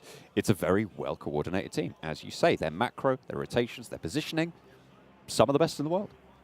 That loot crate is still just poison, by the way. No one wants to head towards it. I think we need some kind of taste tester from the lobby to head on over. And another one drops in the location as well. So there's potential here for one team to quickly pick themselves up. The first airdrop and most airdrops in the lobby, but down one Kia. Oh dear. That's bad for business. 7C though. Love and life right now. Fabian about to get flushed. Aladdin actually pops on out. Shooting the railings, not going to do too much though. Back into the pickup. Hit the deck again. Control the bridge. I like this spot from Aladdin. He is slightly lonely out here though. But realistically, he just needs support from Scout, Sarang, and Madman off in the distance. He just provides info, hits a few shots, and is very safe inside that pickup. Difficult to get to him in there unless someone takes high ground on him. Alpha 7 going at it again versus BTR here. BTR down towards the south, just the west side of Paradise Resort, and Alpha 7 making their wrap over this side. Nigma Galaxy as well as Falcons also starting to approach the circle. It's Nigma Galaxy who have made the big run through the Western Island. They're right behind Deadeyes Guys now. Certainly are. Vampire Esports did move up a lot further north, so that traffic jam has shuffled along. But it is, you're right, the Hamodi has now leapfrogged the position from Deadeyes Guys. They're on the compounds in the northwest. No one really in those exact compounds to challenge them. Can Vampire Esports get the bead on them, get something done? Those loot crates, by the way, those airdrops have still yet to be touched. Like I said, man, they do have spikes on them. You got to be careful because getting too close to an airdrop can spell the demise of your team. Nigma Galaxy, though, I think they really do have to be careful on this approach. They've all taken up compounds on that northwestern edge, as you can see. And I think this is where they start to scout out, figure out where all these players are rotating into. But this circle doesn't really have a definitive area on either side of the island. That bridge is still in there. Vampire Esports fairly happy with the current spot that they're holding. I feel like it is looking more like a Northwest Island finish, right? I mean, you have only got a fairly tiny chunk of that mainland, but we've seen crazier things happen, right? Certainly plenty of hard shifts going on today. So on a hard eastern shift, there is still potential. But those crossings that were made early, good news. Things like Stalwart moving across from boot camp, it feels like they've made the right decision. 100%. 7C, though, still being our fishermen's in the lobby, throwing the long line with the airdrop being the bait here. Like those team intros. A lot of these teams are very, very smart with it, I suppose, the best way to play. It's a tricky fish to catch. A lot of these teams being intelligent in this game. S2G, though, they have moved out with the boat, and it looks like Madman was able to hit a very, very dirty spray. Silas, though, tries to take the shots, and Madman is having none of it. I mean, the boat's up in flames. It's swimming for pretty much everyone in the water. Two of them are knocked out there, Raze and Hamzy. As that Raze knock did just come through. Are they looking to try and get these reses? It's going to be difficult, but they got one. And Silas just trying to provide support, but I don't think he realizes that from that angle, Madman can just peek on the left side, and he's just never going to hit that shot through the window. Just trying to suppress, but the suppressing fire is just not good enough because it's never going to be a problem for Madman if Silas remains there. Were they trying to go for the loot crate? I think they might have been. But it feels like S2G really have kind of shot themselves in the foot. Maybe they were just trying to look to cross more accurately. There's another loot crate up here as well. It's all happened in the same location. It's out in the water, so, you know, it's very, very dangerous for any of these teams to even attempt it. So I think right now it's the chicken dinner that's on the cards. And maybe towards the end, you have a little bit of a leisurely swim when there's less players in the lobby. Falcons, though, they've come in very late to the circle. And Nigma Galaxy, they've already taken up position. Oh, straight on past down the hill. Hard cover from terrain, but the push comes through. Nigma Galaxy move forwards. Auto Shotty not going to be strong enough. Lord able to get the side swipe. Powerful. Back behind the rock. Needs to cower behind it. Not really too much to do here other than try and just hold out. Hold on for dear life. The flank comes through. There's an off angle from Nigma Galaxy. The pan to add insult to injury as Ralph swings in for the back angle. Goodness me. Has he been fried? Is he easy over? Who knows in this situation, but he's certainly out of the game. Never Alone tosses the nades over the top. Try to find some damage. It's really good onto Hamodi, though. One more might do the trick. There's another player heading towards that location. This could be very bad. Oh, good damage. Hamodi managed to get the heal off there. Never Alone. Spots it, handles business on the swivel. Ralph now on the back angle. Could have been pivotal there, but didn't slow down the push from Never Alone. Looking to turn this one around. Team Falcons with 3. Nade in hand for Powerful at the back, but one's popped over the top. It will suppress the angle and has the backup for the rest of his team. Up the top of the hill, there's Freak, and Deadeyes Guys are starting to chime into the fight as well. Never Alone, finally taken care of. Deadeyes Guys handle the back lines, and it is all falling apart for Nigma Galaxy. They've been ripped to pieces in a fight that they thought would be easy, and now it's all down to Ralph here. Does confirm one, and Lord and Hamodi making the long crawl across. It's Deadeye Guys who have their sights focused over towards Vampire Esports, so you know, potentially there's a chance here that Nigma Galaxy gets at least 3 players back up on their feet, but maybe not with Shifu, who is actually moving around the side of the coast here. I believe S2G might have managed to pick up one of those crates out in the water in the meantime, but you have to think that Deadeyes Guys have made this choice consciously. They were ahead of both Nigma Galaxy and Team Falcons in the queue on that western side. They have chosen to stay behind. They have chosen to be at the back of the queue. Damar, that's a nice long-range shot onto them, and even so, Deadeyes Guys were able to make a nasty little bit of damage over to all these teams. It's not been good, and Deadeyes Guys have really thrown all of these teams into the cauldron. It's starting to boil now here on Sanhok. Bubble, bubble, toil and trouble. Not easy in the cauldron on the northern shore. Alpha 7 making their way to land, and will be able to do so. Rad trying to challenge position potentially. Carrillo trying to shimmy up the cliff and get the UMP out. Close range spray. Asada moves out of the line of fire, but unfortunately, barrel-based fish for the players at the back. It's easy pickings for Alpha 7, but they are right on the edge at the moment, so they'll have to start to pick their moment to head further in. And surprisingly, Sung and Forest are still going, despite the absolute awful experience they had with 7C. They were able to put an end to their 4-man team there, dropping them down low to just 2. Rex off in the distance, not able to support the rest of his team. Alpha 7 crawled from the waters. What? Okay. There you go. Alpha 7 managed to get the elimination across the way. In the meantime, I believe S2G have managed to get another crate on Kelsey, the last player standing. 5 eliminations for the team after getting that first squad wipe over in Paradise Resort. They have got a healthy tally and a healthy earning from this game already. We might not get the chicken dinner, but we will get those match rewards. And honestly, with the amount of money that's been pumped into every single one of these matches, you know, you take that cash where you can. And I fully respect S2G for playing the game they did here. Shifu. Ooh, close auto shotty in hand. Powerful has the UMP, but neither of them going to shoot off rounds aimed at either. Lord is traded off. Deadeyes Guys, though, managed to find Nigma Galaxy as Ralph falls as well.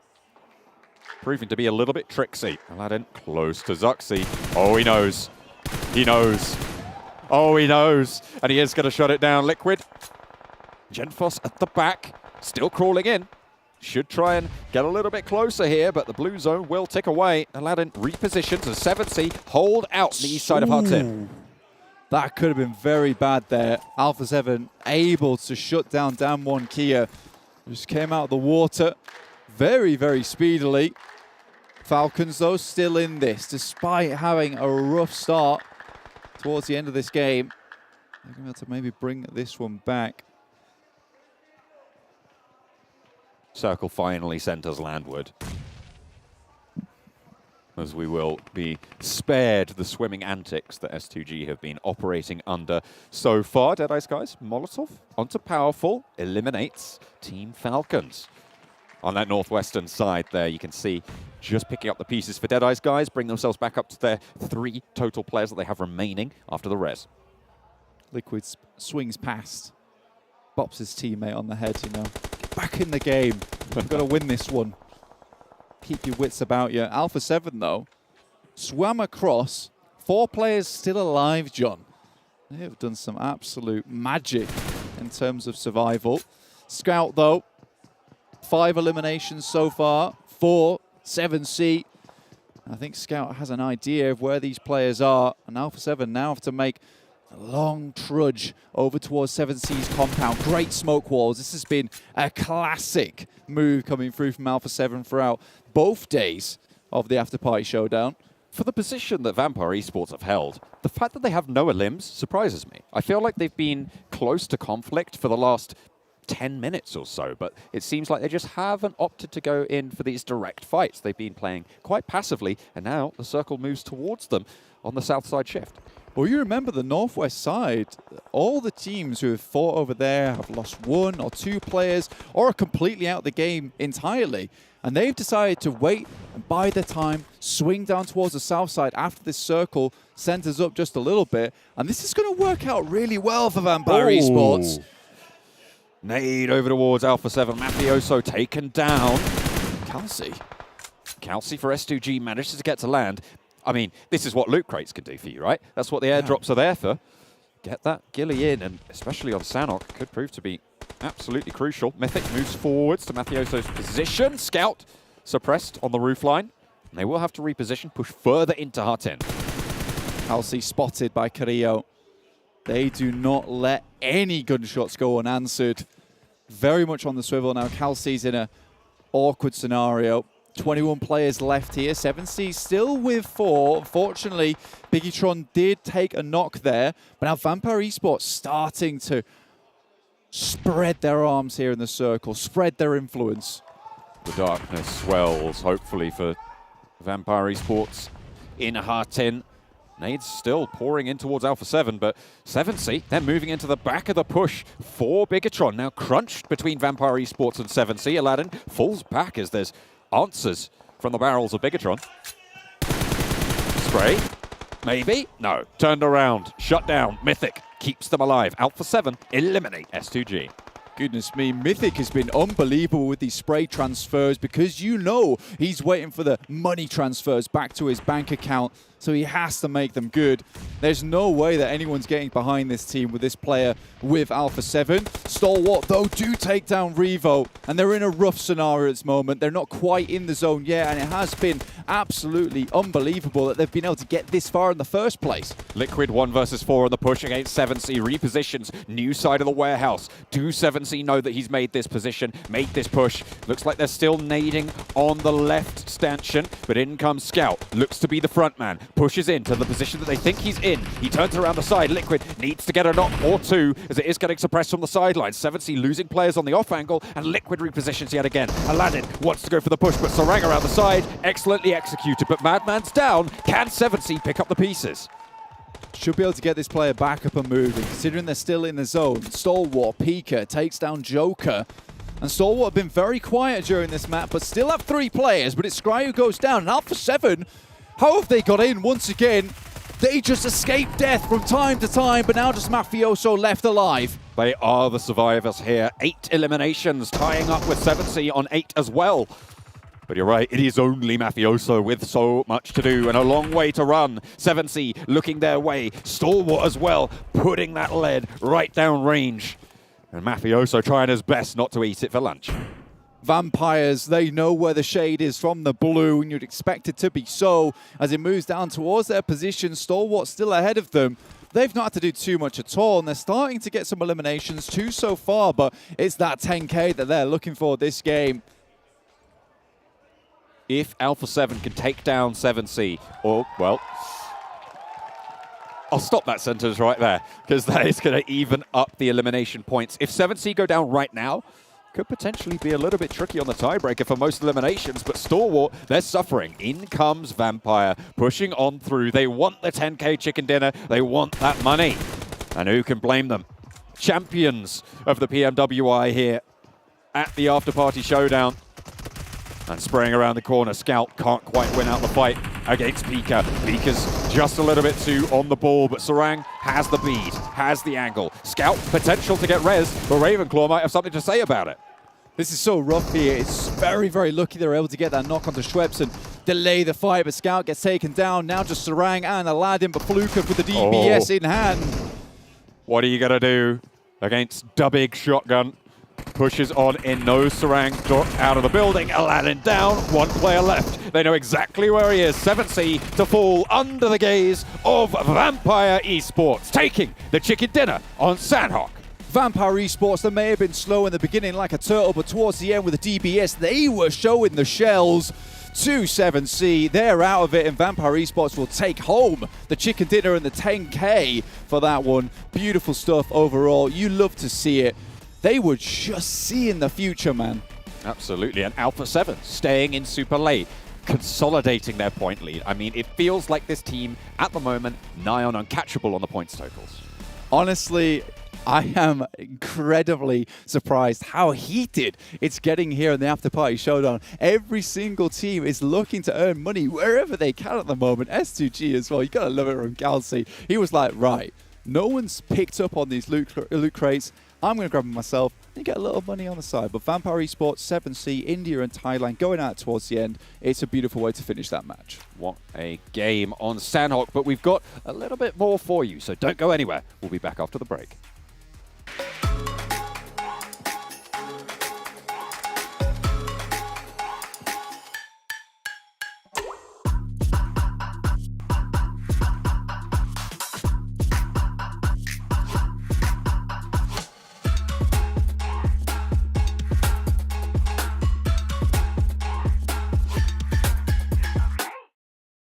Progress is a race that has no end. After every finish line, another challenge awaits. How can we continue to push innovation in a sport at the forefront of technology? This is how.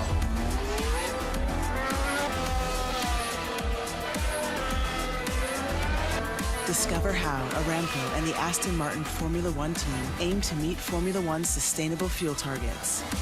Aramco, powered by How.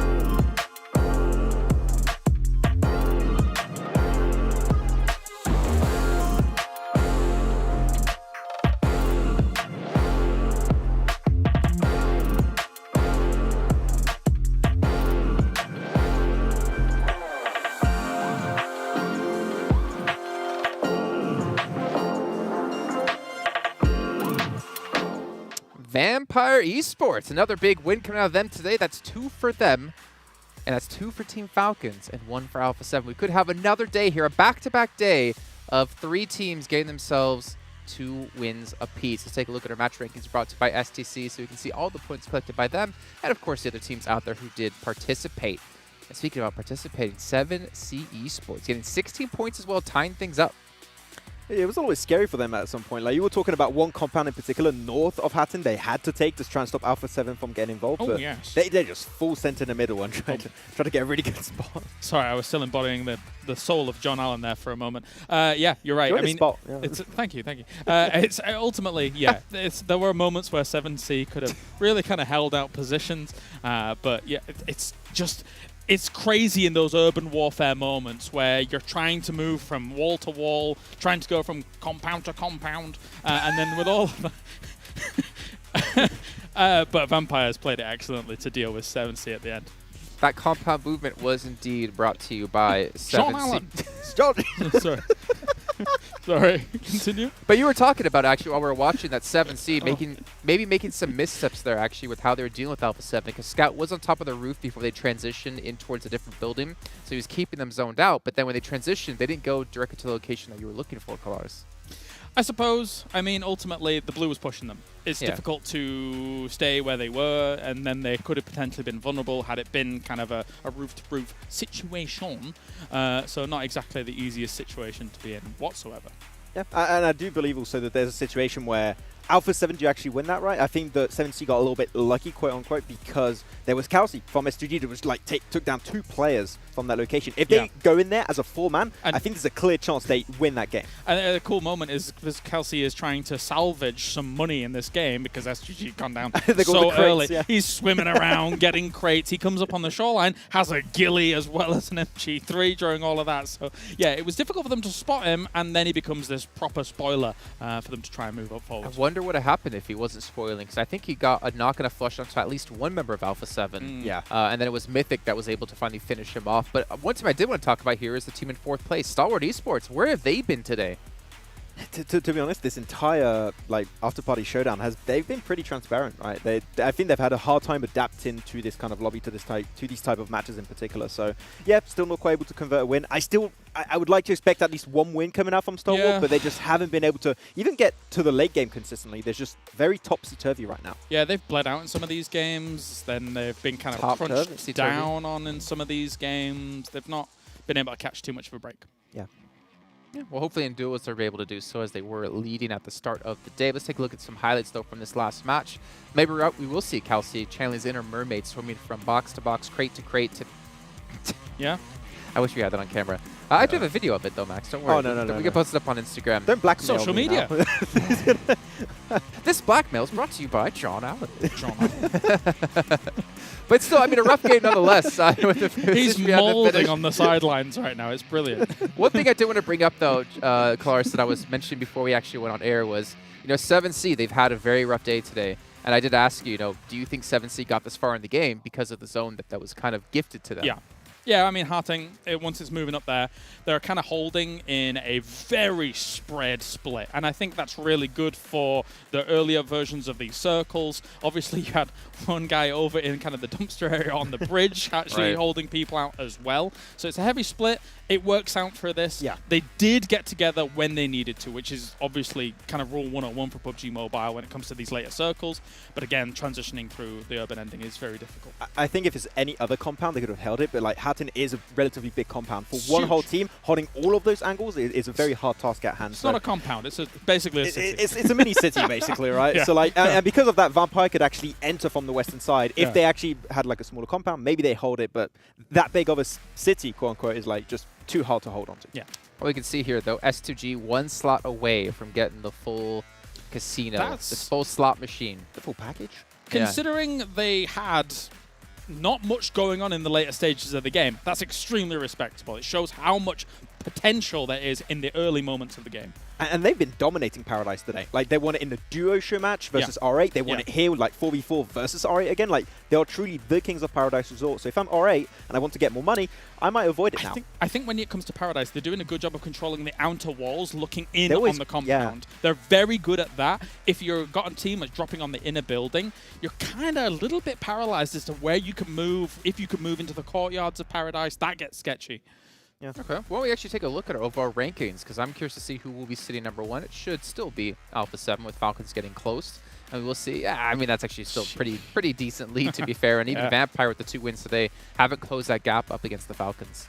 Yeah, I mean, right now is the time to see. We're going to be seeing other teams get chicken dinner right now because it's a high contest and no one wants to share that $10,000 at the top. I mean, at this rate, Alpha 7 is almost guaranteed to break $100,000 at the very end of all of this, once all the prize pool is tallied up, etc., and things like that. So the fact that they've been able to put 70k on the board for first place and still have a lead of, the 36 points that they do, that's nuts here from Alpha 7. Yeah, with all the extra rewards on top too, right? They might reach 200k total plus the first place if they can remain up there. So 200k in this format, unexpected, but it could happen. Well, you're talking about 100Ks, you're talking about 200Ks. What about Vampire Esports, who have won 500,000 from the main event and are now sitting on 36? Like, that's 536,000, not including what they get for just being here. And obviously the team intros and the duos. That's a lot of money that they're sitting on. Yeah, no, $500,000 now you get that like pocket money. It's fine. I mean, if I'm not mistaken, I think it was you talking about this, Max, actually. The Vampire Esports, they went into this event, the second part of the event, right, thinking that if we just do okay here, we all could just buy houses flat out. Yeah, they said, like, if we win 3-4 games and we do really good in 3-4 matches, like, we get a house pretty much. Like, they got 2. That's crazy. Right now, so if they get 2 more, like, they got a house. So, good investment. What's better than 2 houses?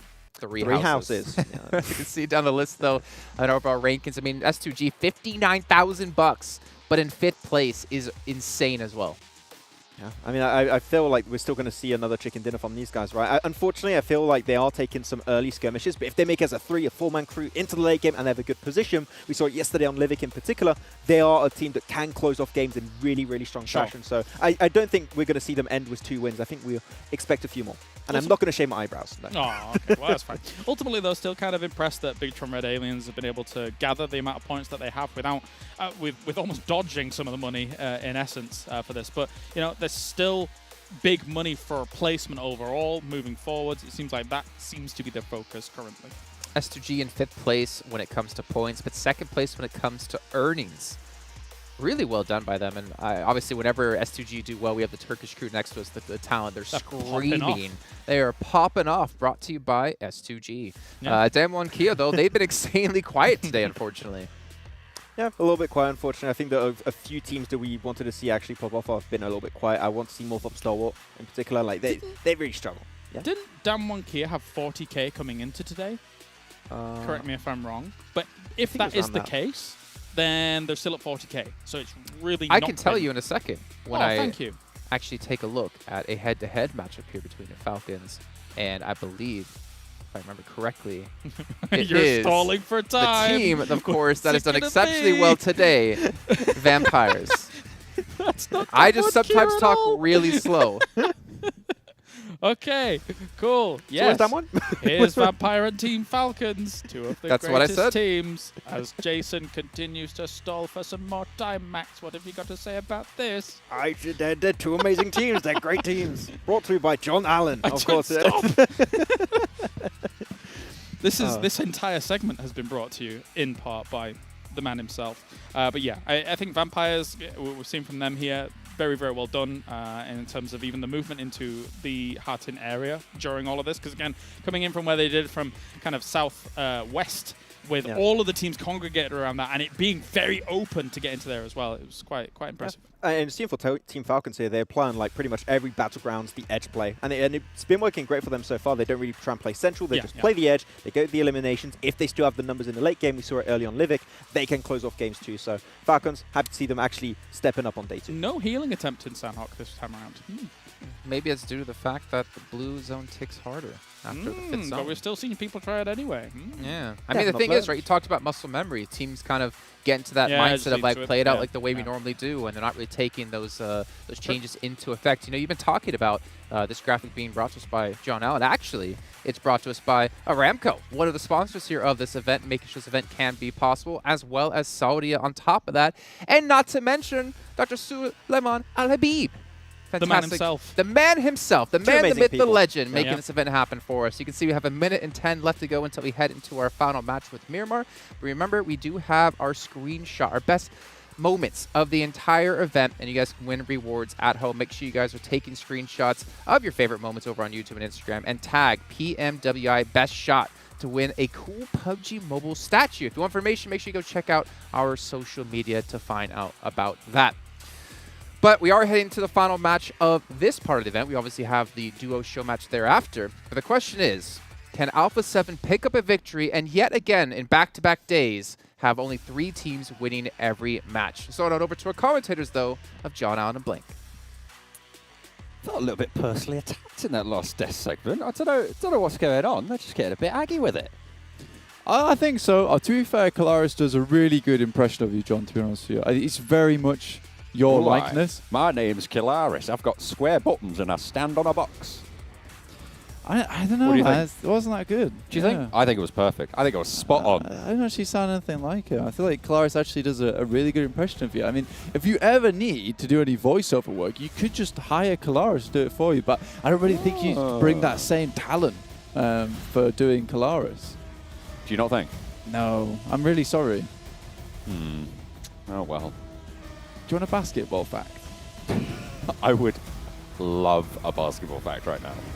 Okay, so there was an interviewer who went to a high school game in America, and on the first try of sending the basket in, first take, by the way, got it in, and then all the people, all the staff at that high school event took him out for dinner, and he had a great time. And everybody clapped. And everybody clapped. You can find the video online.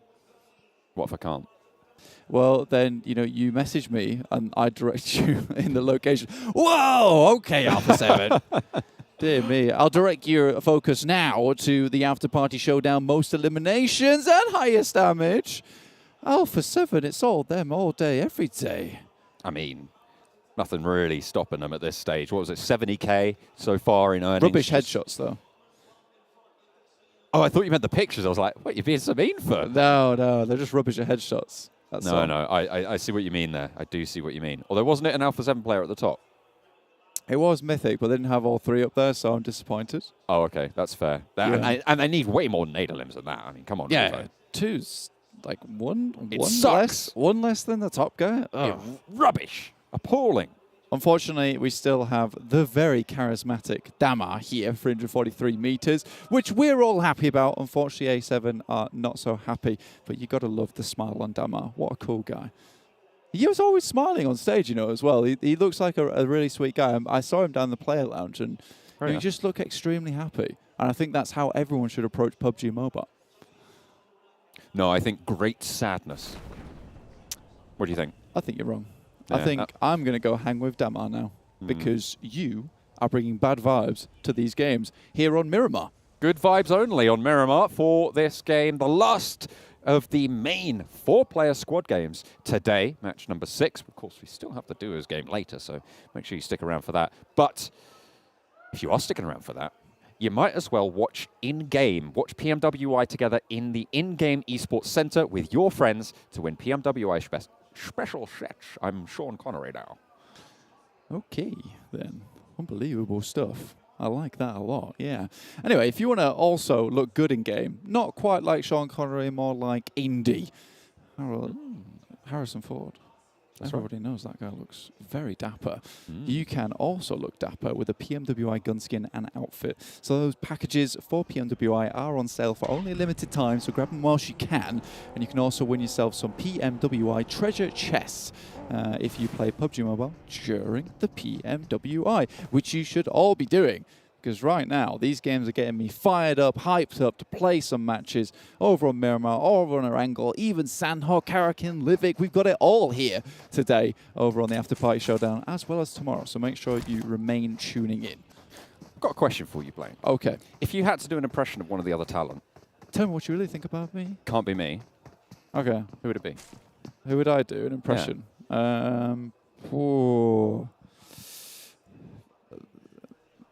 I put you on the spot here. Well, Max, actually, because, Do you think? the producer, Addy, who is a beautiful, lovely guy, reminded me that at the start of the day for me, I did a great Max Extreme impression, so I probably would do Max. That's fair. Yeah. Common Tuple 2. Oh. Oh, no. Oh. Savla. I didn't think it could get worse. I didn't think it could get worse. Com7C Com Sa. That wasn't terrible. Yeah. That was uphill slightly, but to be fair, rock bottom only has upwards trajectories. Yeah. It's kind of my French is not great, unfortunately. Tu ne parles pas français? Je ne pas parler français. Je parle en français un peu. Oh. Habla espagnol? Non. That's still French. No, Addy, I cannot speak German either. Sprechen Sie Deutsch? Yeah, I've got all, I know this is a multi-language stream. Unfortunately, I'll have to keep it to English because it's the only one I can do justice. If I start doing other languages, I will have people shouting at me in Instagram or all over. You know, they'll be very angry. Oh dear. Madman on the road, cut across by Kato, but Sarang's there for the backup. It's a three-way engagement on the positions here for 7C versus Riyadh. Looks like no one's really going down just yet. No one quite landing those shots, but Rex cut off from the rest of the squad. And also shots taken from Madman. Not happy about this one. The MIDI 14 comes into effect with a big result. Here you go. Here's a fact. Another European language, albeit a dead one. Rex in Latin means king. Well, good for him. 7C though, Sarang continues to harangue Riyadh over here. Kaito comes in, there's a nade that comes through. I think both players had the same idea there. First aid kit. I don't think you need it right now, laddie. Maybe later though. Kaito losing the teammate. 7C managed to get that first elimination bounty as well. A swift 2K. Looking for a little bit more than that as well. They want the squad wipe. Kato goes down. Madman able to find it flush from Sarang. 7C moving as a unit. 2 players left for Riyadh. Yeah, looking a lot more confident as we head into the latter half of the day here. You love to see it. There's the earnings on the screen. Alpha 7 firmly at the top with 70k. Ooh. You got the A7 and the 70k in the bank. I know that makes 7 Worlds Gaming happy to see.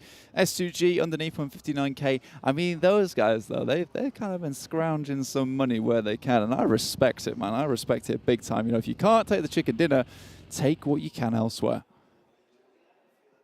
I mean, S2G, yeah, right. That's what they do.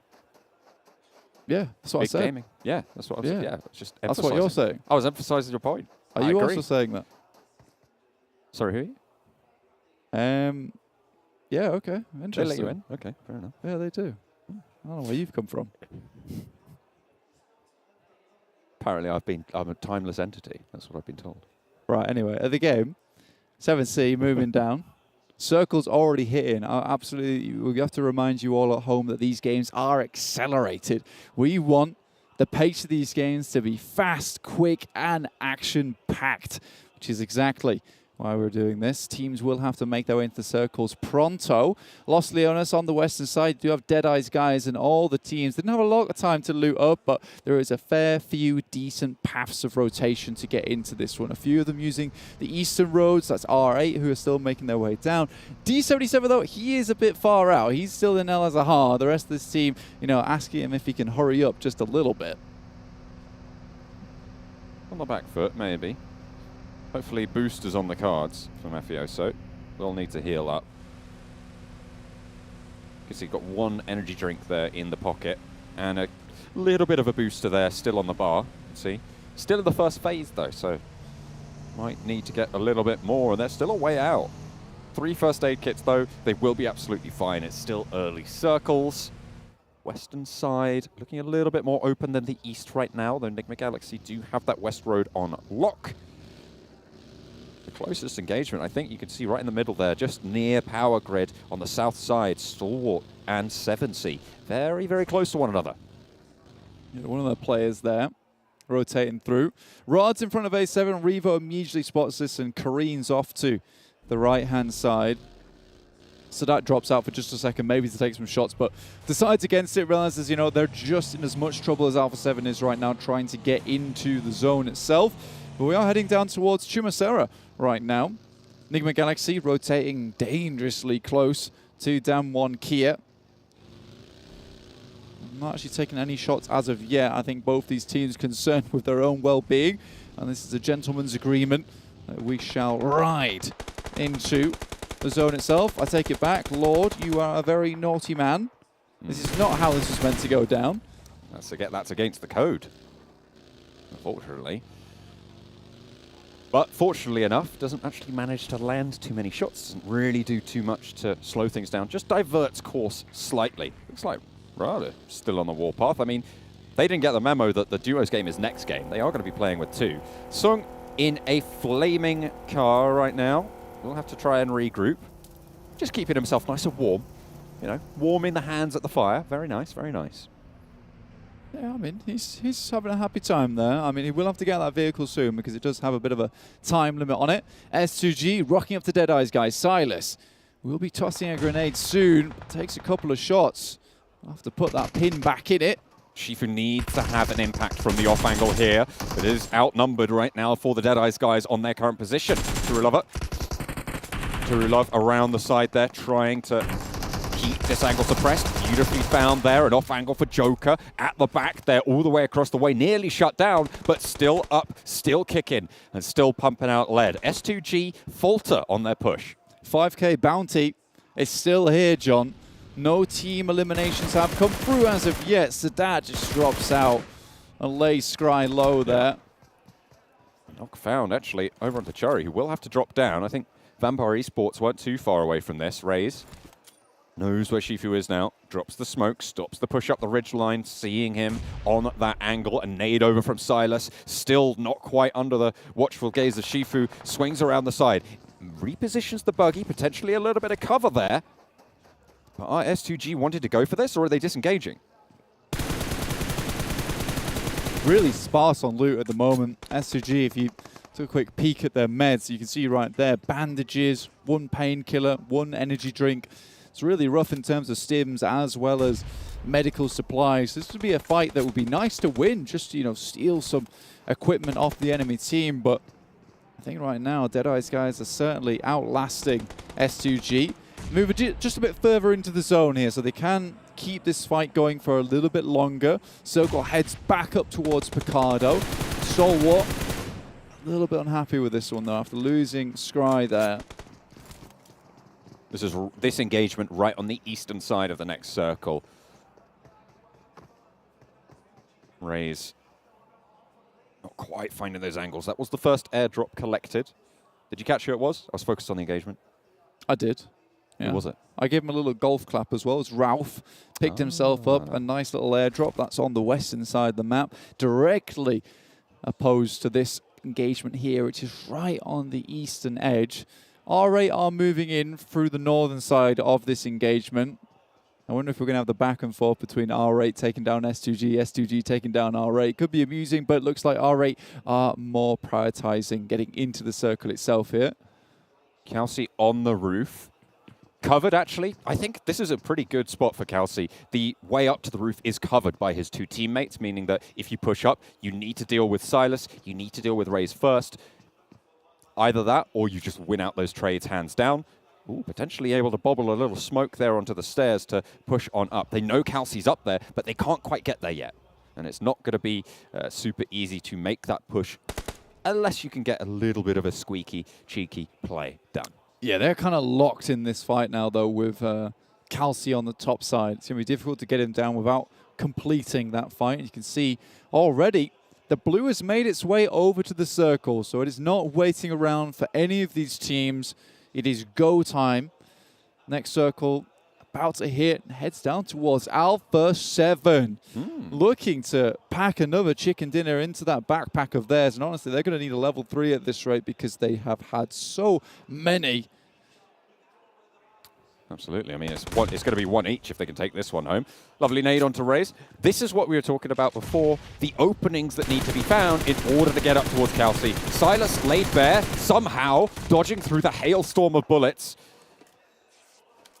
Staying alive for the time being. Hang on a minute. Who's this? Someone else coming into the engagement potentially? No. Shifu does get spotted. Kelsey shooting on down. That's where the bullets were coming from. Now they're looking to try and mount up this pressure. Nades potentially popping out through the windows. Kelsey trying to swerve around the side, and Silas still going out in the open.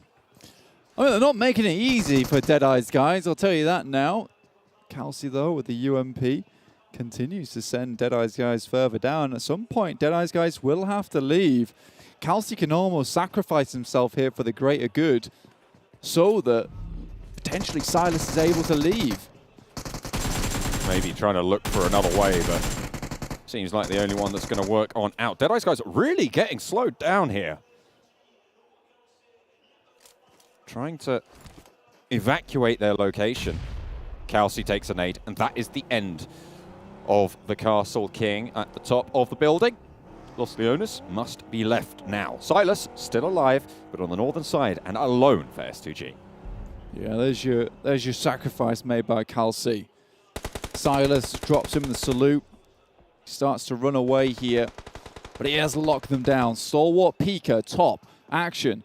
Still in this one. They're only lost Scry earlier on, so 3 players still up here, ready to go. You can see Alpha 7 off in the distance, but they're very central. They'll be waiting this game out. Damar, nice shots down towards Aladdin. Nicely found. Shots to the back of Scout. Coming in, potentially a third party. I think that might have been R8 potentially chiming in, or maybe even Rod. But 7C suffering heavily right next to Stalwart. That is not the place where you want to take a couple of unfortunate knocks. And that is the end of Stalwart. A nice nade over the top. Oh, it was Vampire Esports who chimed in onto Scout. Look at the number of teams that just got those limbs onto 7C as we tune on in with R8 and Falcons.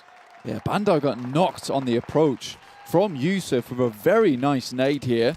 Falcons only have 2 players, but so far they are sending this 4-man unit back. Yusuf keeps popping down the stairs. They're very low HP, not really having opportunities to heal off. As of yet, you can see Prestige tries to pop the first aid, but it's just too little too late. And now Never Alone, the clutch maestro, hits one. You can't jump those gaps when Never Alone is on the case. Unfortunately, the blue zone is too much to handle. And R8, with 1 player left, are still going, but they lose that swiftly. Vampire Esports take them down, and now just Yusuf is there. I don't think you can res in this zone. Yusuf just needs to heal, if he can. Ooh, Vampire Esports and Alpha 7. They've been going at it with the fisticuffs at the moment in these games. Coming off Vikendi, where it was one or the other there to get the chicken dinner. And now they're both inside this circle. It could go either way depending on the next shift. But Nigma Galaxy, they're in already. Revo goes down to Lord.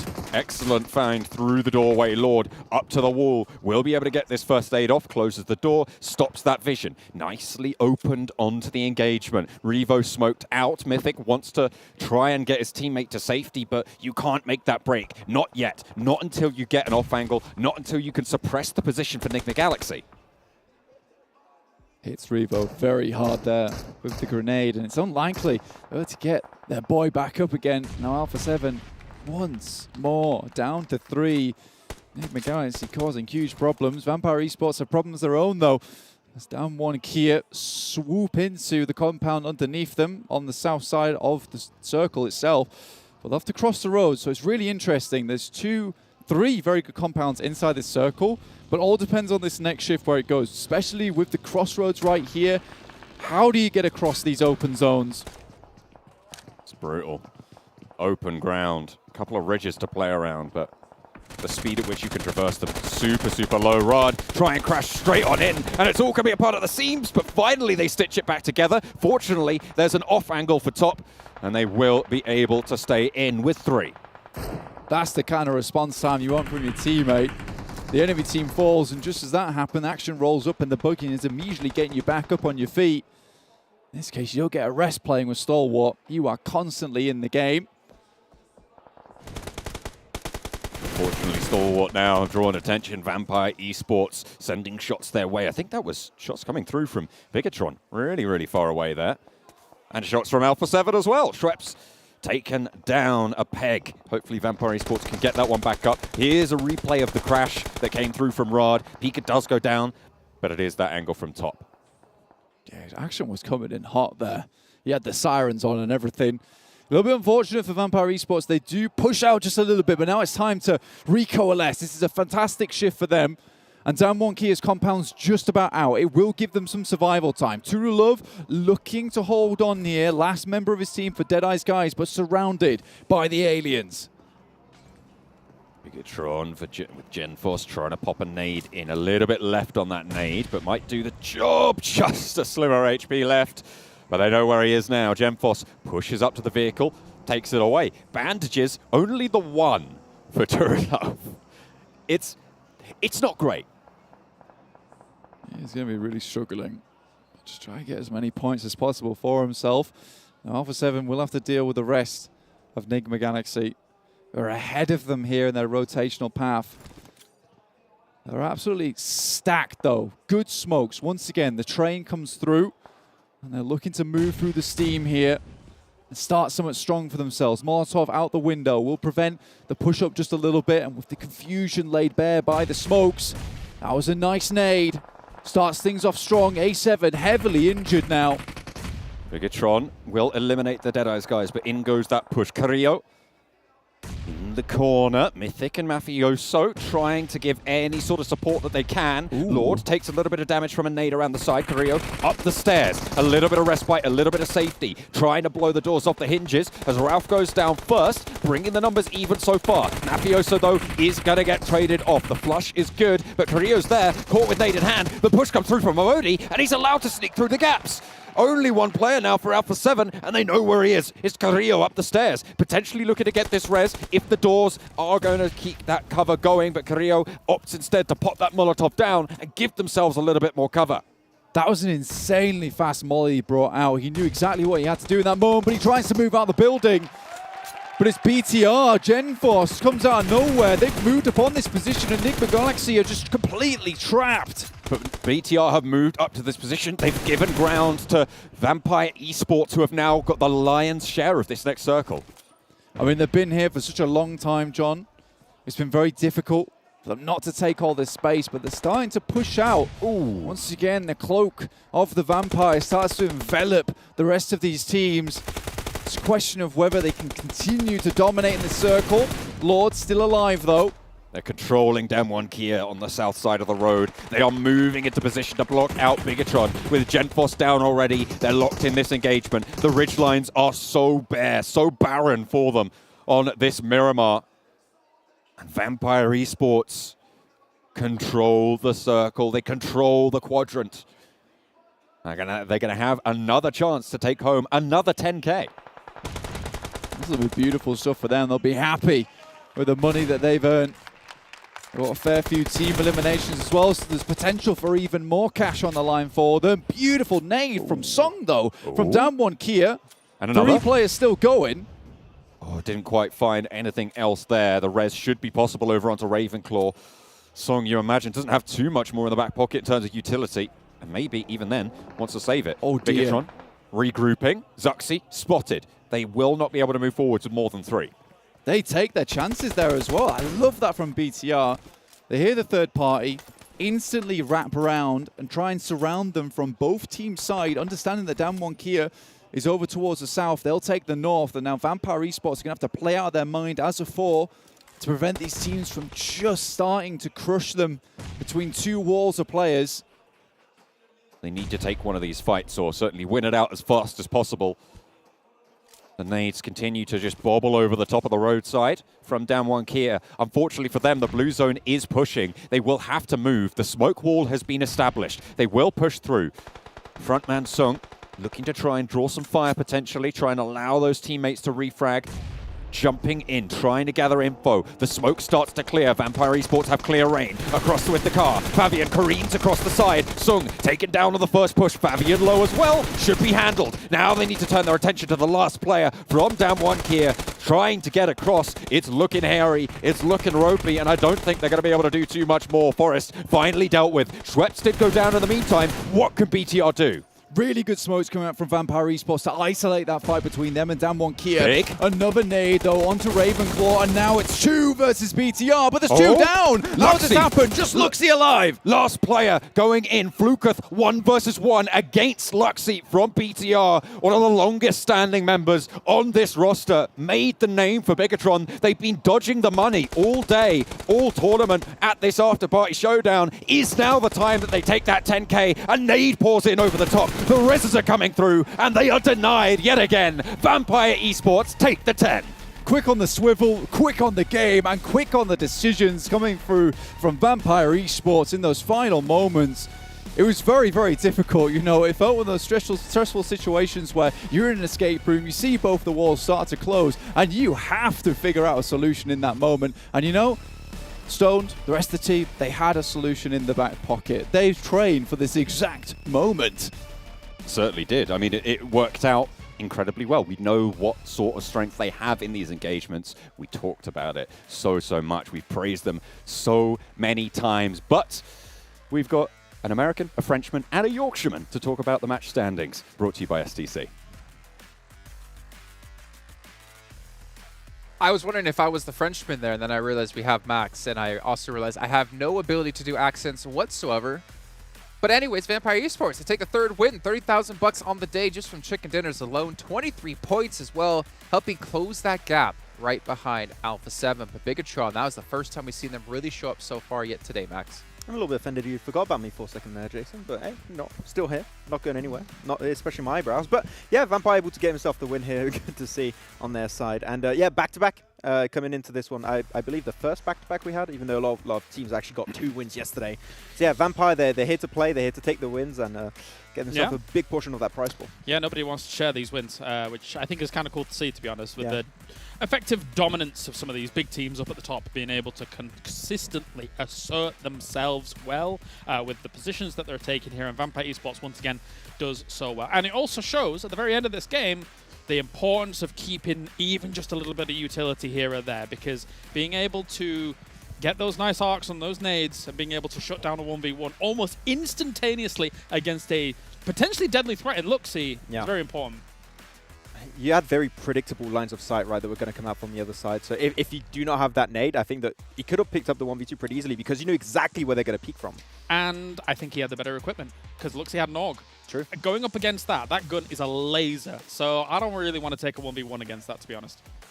Yeah, I've been learning quite well not to take 1v1s pretty much against anyone because I'm terrible at PUBG Mobile.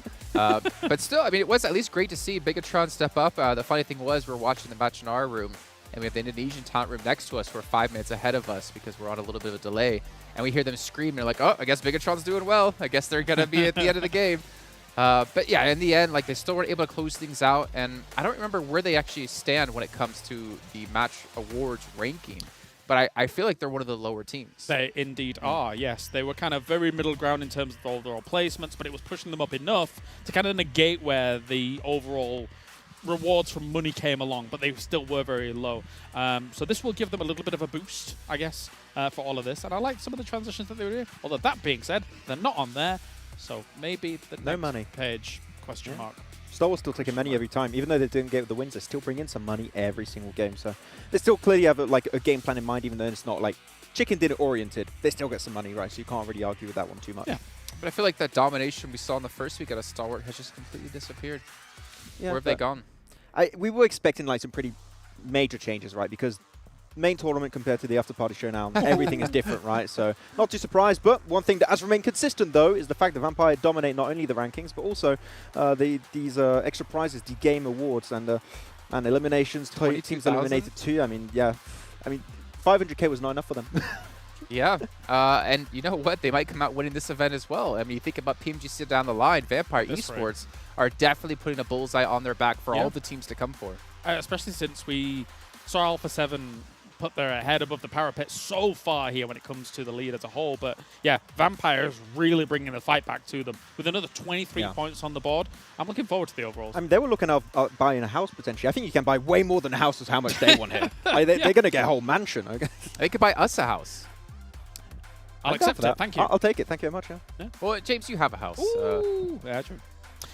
But that's a big catch-up. I'm more of a Mustard fan myself, to be honest, but 27 points, Vampire Esports are behind Alpha 7. We're only down by 12,000 bucks. So we did have S2G up quite heavily when it came to money. They're actually in second place still when it comes to just the earnings alone. But obviously the prize pool at the very end, determined by your ranking or placing, still is quite a big factor. Yeah, S2G really struggling to convert chicken dinners, mostly due to the fact that they're taking a lot of early mid-game fights, right? They lose a player here and there, and then late game, if you don't have the full squad, then you're going to struggle because you've got Alpha 7, you've got Vampire still there as a 4-man squad. Damn one, if you're one of the games that they're popping off, they're still alive. So S2G need to maybe rework the early stage to make sure they can get a chance for those wins. Damwon's still alive in a lot of these end circles, but because they're not getting the chicken dinner conversion off the back of it, and they're not really being flashy up towards it as well, they're not getting first eliminations, they're not getting most team eliminations, etc., and things like that. They're really not moving in terms of much money whatsoever. So actually, for Damwon, it's been quite a little bit of a fall off here throughout the day, considering they were nicely in second place. I feel like we kind of expected that, at least when it comes to earnings, right? Damwon don't really have a play style that allows them to get up these big rewards. They're not usually getting the first eliminations or the most They need amount the of wins. squad Yeah. wipes. Exactly. They're a team more Yeah. about winning and getting to those late zones. So it's kind of reflected in that. I would also say like there's been a major change of like aggressiveness in general from yesterday to today. I think teams like, you're looking at Rad, you're looking at R8, 7C, the Deadeyes Guys a little bit too at some time. Like they see, okay, we're not getting a lot of money, right? That is the goal of this tournament. It's not like the main tournament, you're going to get 500k. No, that's not the case. Here, you want to be extra aggressive. And I think that is hurting the side of Damwon a little bit more. There's like very positional focus, right? Sure. And teams are willing to contest a lot more, so they use players and then chicken dinners. They don't really come your way as often. Yeah, or you catch circle, and you've got a nice spot to play with. But it's not happened here throughout the day, really, for them, to be honest, so it's difficult. Okay, well, we do have a minute and 20 left. Remember, that was our last when it comes to squads. We're going to be heading over to duos in our show match here. That's right. Yeah, I'm excited for it. Obviously, we saw Stalwart not have the best of starts in the duos today, but yesterday was great for them. Keen to see what's going to happen here. It's Livik, right? It is. It is. Thank you very much for reminding us all at home. Livik with duos would be extremely exciting, but we can't get to that until I tell you about STC, about Spotify, and of course about Razer, who are all sponsors here of PMWI, but also not just PMWI, G8, which has been an event that's been going on for 5 weeks with multiple different titles, but we know they saved the best for last. And speaking of saving the best for last, that's why we got John and Blank here to bring you all the action here in our final match of the day. 2 players per team, 1 map, 1 more to play today. Thank you very much, Jason. We're going to be throwing it back to the best for last later on after this game, as we do head back to the desk afterwards. So very well said. Thank you very much.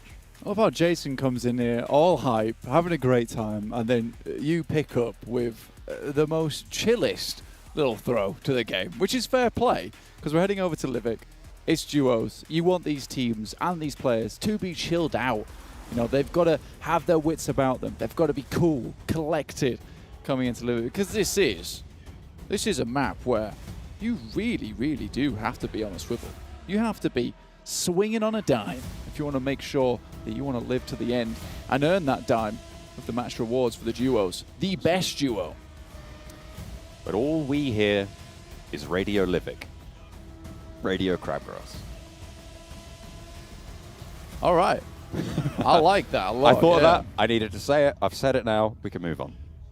Well, let's kill the radio star and get right back to the video, because we're here in game. Keep your eyes peeled on this screen, because you're about to watch it pop off here on Livik. Revo's out. He sent it. Look how fast this guy is in the parachute. I swear this guy's got rocket-propelled boots on at the same time, which is going to take off when he hits land. It's not quite the same as ice skates on Karakin. Doesn't help you as much, in my opinion. He's moving like Martin in the pool. I don't know if you saw Martin swim the other day? Yeah, it's like a seal. Like a seal? Yeah, cuts through the water. Nimble, agile. Yeah, he is like a motorboat. He's fast. He's speedy. No, that's 7. What, 7? Don't know what all the bubbles are behind him, but he goes quickly. He does. That is true. I feel like he's cheating somehow, but we're not sure. I do see him eating a lot of that cabbage in the hotel dinner, though, so I might be having something to do with it, but I'm not too sure. Anyway, straight back over to Livik. We get our first circle, heads down towards power plant. Already got Damwon Kia over here with that big shotgun that we have seen them use before. The DBS comes in clutch for them. I think that, they practically stuck around power plant for the majority of this time. R8, though, here over at this beautiful place in the map with a waterfall in the background. It's happy days overall, and it'll be even happier days if you participate in the PMWI Watch Together with us. We love that you are hanging out with us here on the English stream or any of the other streams as well. Just make sure you are watching together with us in-game over at that esports center with your friends if you want. Get as many people involved as possible, and you could win some of those coveted PMWI special sets. And if you want a gun skin or an outfit, then you know what? You're in luck, because PMWI packages are on sale for a limited time. And you can also win PMWI treasure crates if you play PUBG Mobile during PMWI. That's right, and only one more day to do that, so get cracking, get a move on, get in game, grab those chicken dinners, absolutely dominate the competition, or just play and get taken down early like this. It doesn't matter. just as long as you're in the game. Powerful already down to Revo. Alpha 7 not looking to lose their top spot in either of these things, either in the duos or over on the match reward and earnings in the main tournament of the Afterparty Showdown. Bad news bears for Team Falcons. Still one player to go though, Yusuf, trucking along. Will be solo from now on in. There's the M1014 on the back of Carrillo, the auto shotgun replacement. I mean, it's still the big shotgun, but it isn't quite the same. The long shotgun. That's the one. Sure. Flukuth with one of his own shotguns in hand, chasing R8 SK up the stairs, nade down the bottom of the staircase, drops down himself as well, tries to evade the damage and maybe giving Vampire the old slip, but the spray with the UMP will give the game away. Ravenclaw around the side, Scar in hand, player up the top as well, P90 as well there, around the door frame, good for one. SK needs to be aware that there's a player dropped out and he'll find the bullets hitting the back. Prestige in the meantime got dealt with, I don't know who by, but chased back up and he's given them the old ropey dope. Ooh. It's R8. Okay then, SK, the grenade sails over the top of his head, but R8 will anchor the run here for Vampire Esports in the show match right at the beginning of the game. We're down to 11 teams already, but Stalwart, they picked up the scent. They smell the action over off in the distance, not the action on their team. They don't spend much time sniffing him, but he's definitely doing the work for them.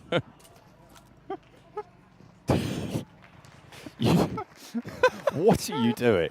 What are you doing? Oh, look, I had to clarify, you know. You bad man. Look, I clarified. Stalwart, you know, they know where the action is at all times. I need to get away from saying action alongside with Stalwart because that player causes problems for me. I'll tell you what else causes problems is SK Ton. I mean, this was fast. This was good movement coming through from SK Ton. You love to see it. I like this push back because he'd been running around in circles the whole time.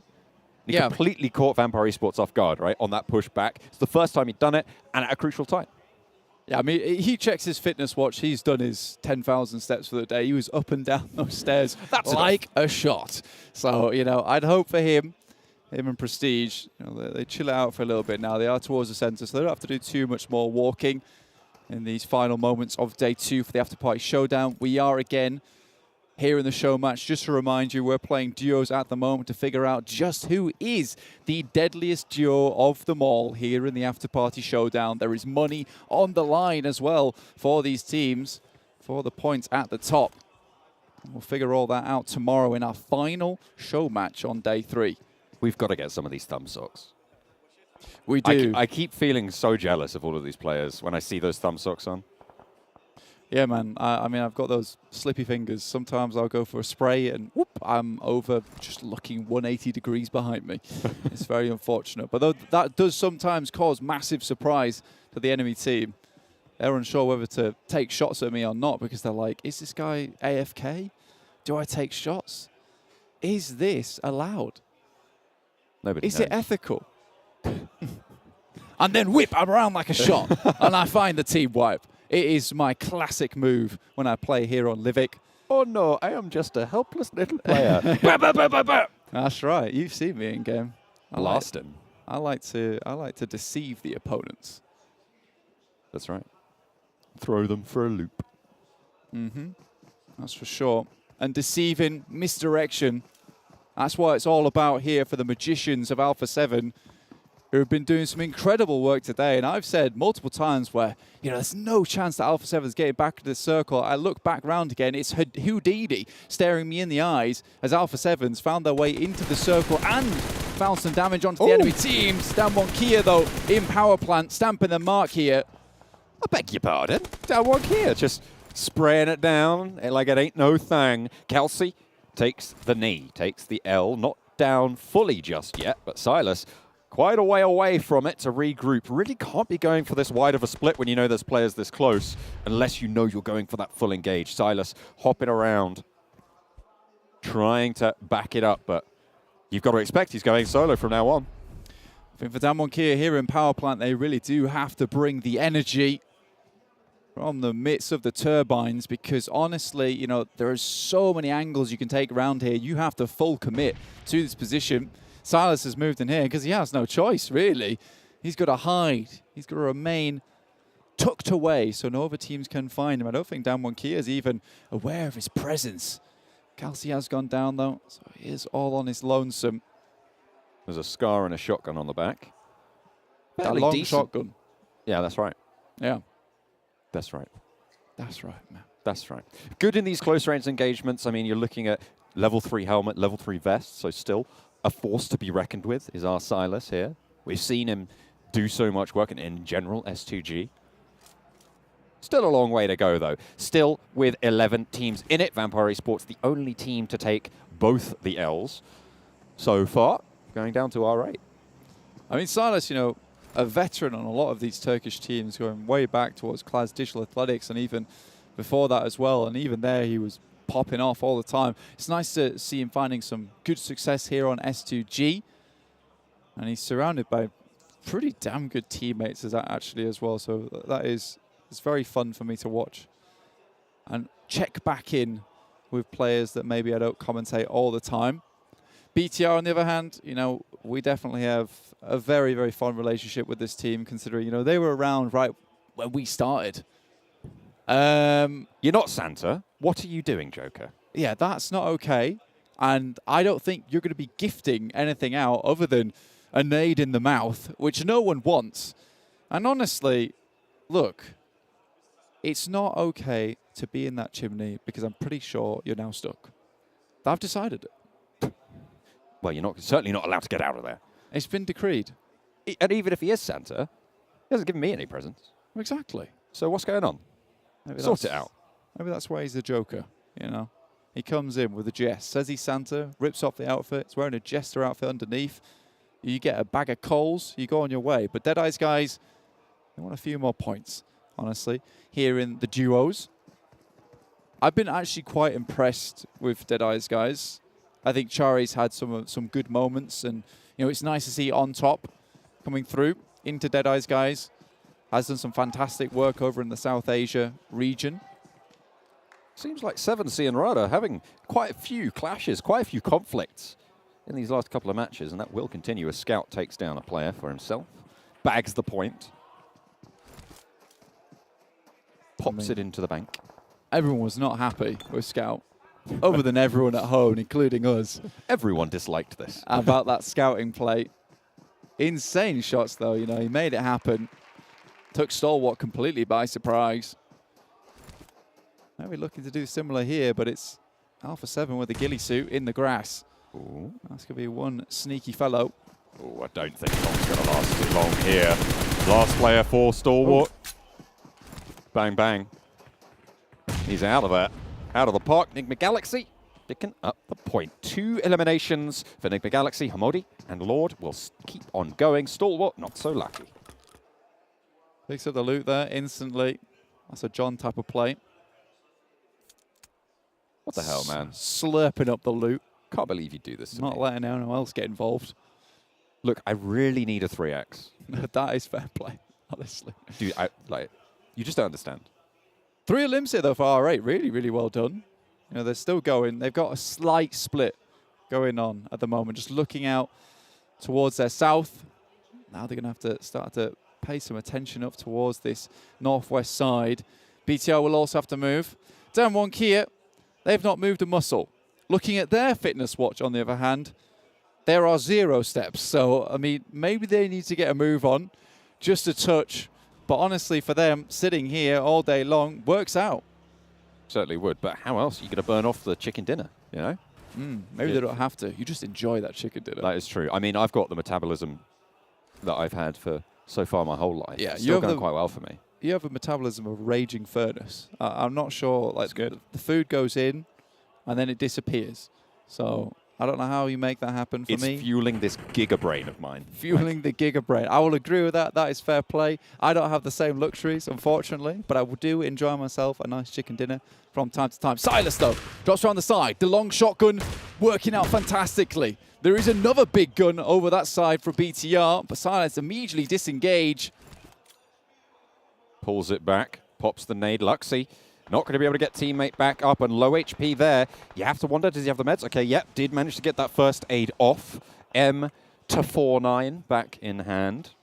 Instead pops the nade in. Might be good if Silas stays where he is. It's one long barrel against the next.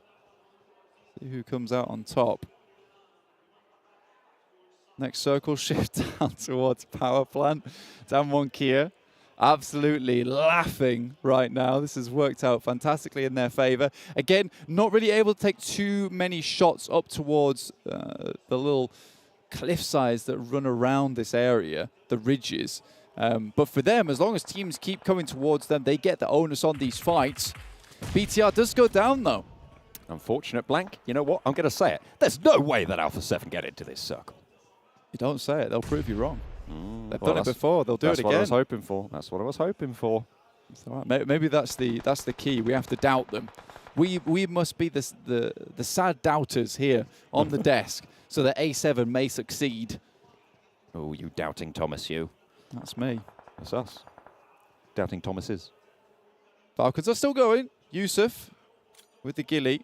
Pretty good loadout as well. Unfortunately, just the adrenaline and the first aid. Molotov to his side. Just chilling. Doesn't even move. That's going to make him move. Ooh, okay. Oh, dear. Nade around the side. Deadeyes Guys try and cross. They're like, oh, loot, loot, loot. Shut down immediately. Himodi cuts it. A little bit short. Joker is out of the chimney into the frying pan. Which is not something you get to say very often. Alpha 7, though, dropping the smokes, trying to make their way across the road. Start to make the long run. Carrillo moves across. Joker might have seen him here. It is Nigma Galaxy out inside the blue. Carrillo drops some heavy shots towards him. Does make it in. Deadeyes Guys finally going down outside the zone. Himodi still alive. Alpha 7 are there. They have had a little bit of a truck from the blue. Himodi with a broadside at the back if Silas wants to peek it. But no, it's Damwon Gaming. The arbiters of power plant. Damwon Kia, though, will now have to start making a move here. Pull on the trainers. Start to walk just a little bit. Alpha 7. There's no way they make it. There's no way they make it. In fact, they're in a pretty good spot to make it. They will start to have to make the wrap, but it's SK Tom with a dinner plate, ready to serve up some fresh, hot eliminations over towards A7, if they can make their way round. Revo, the M4, though, very good for long-range sprays. SK Tom drops to the deck. Will go prone. Silas has been alive for a very long time. To be fair, the circles have allowed him to keep on going, but finally, Damwon Kia removed the thorn from side. And we'll keep it on going. Revo peeks out. SK Tom wants those shots. Immediately takes the drop, but Revo knocked out in the open, crawls across in cover. Carrillo is looking for the res, but in goes Prestige. They don't want to allow Alpha 7 to get in any further. The shotgun in hand, the res not there. Molotov around the side to potentially stop that push. Over the top, it will stop. And over the high ground, Carrillo tries to send it. Low HP, needs to find a knock. Prestige is low, but it will be enough. R8 stay in it, and it's 2 versus 2 now, Blank. The amount of stims in this man's body as well just kept him running for the last moment. Basically, the heart beating on adrenaline alone. Prestige, though, starts to move up, has hit himself with that first aid kit, but now Damwon Kia. They've been very leisurely, and they're looking for a leisurely win too. Both M4s here. SK Ton still with the DP. All right, looking to finish strong here on this map.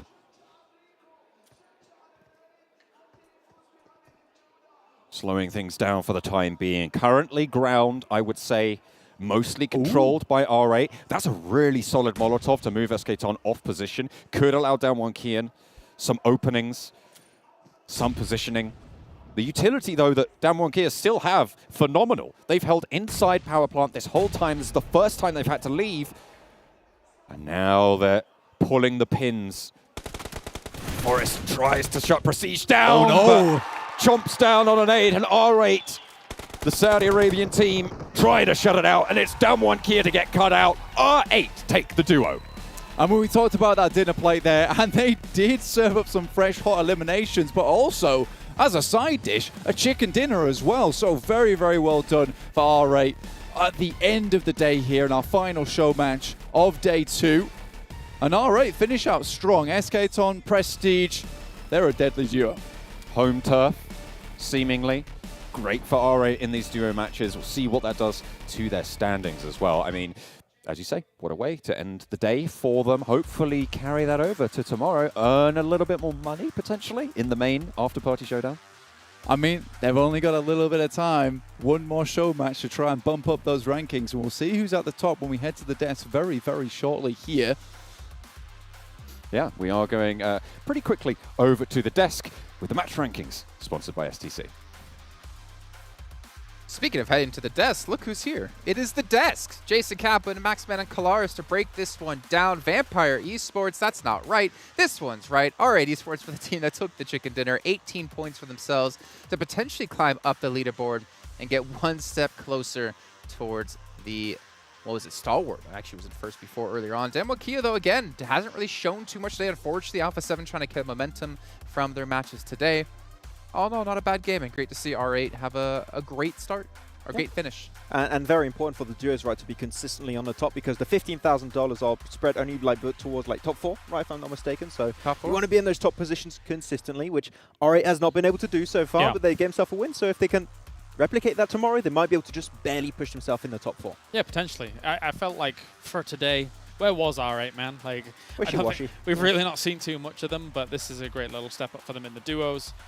Kia as well, getting themselves yet another top finish. They're just so adept at being able to wiggle their way on through and find themselves a good old spot.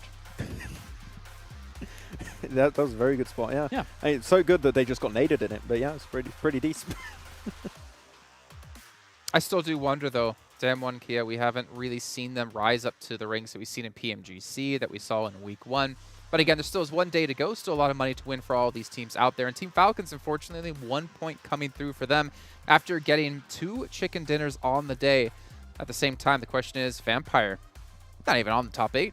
They won 3 chicken dinners. Maybe they're just tired. Maybe they're like, I'm tired of winning. We'll let someone else do it. It's fine. I think they're allowed to have like a little bit of a breathe on. It's the duos, right? I think that is definitely not their main focus. Their focus is getting the big bucks and the big games and the show in the Afterparty Showdown. So yeah, I'll give it to them. It's allowed. Permitted. Yeah.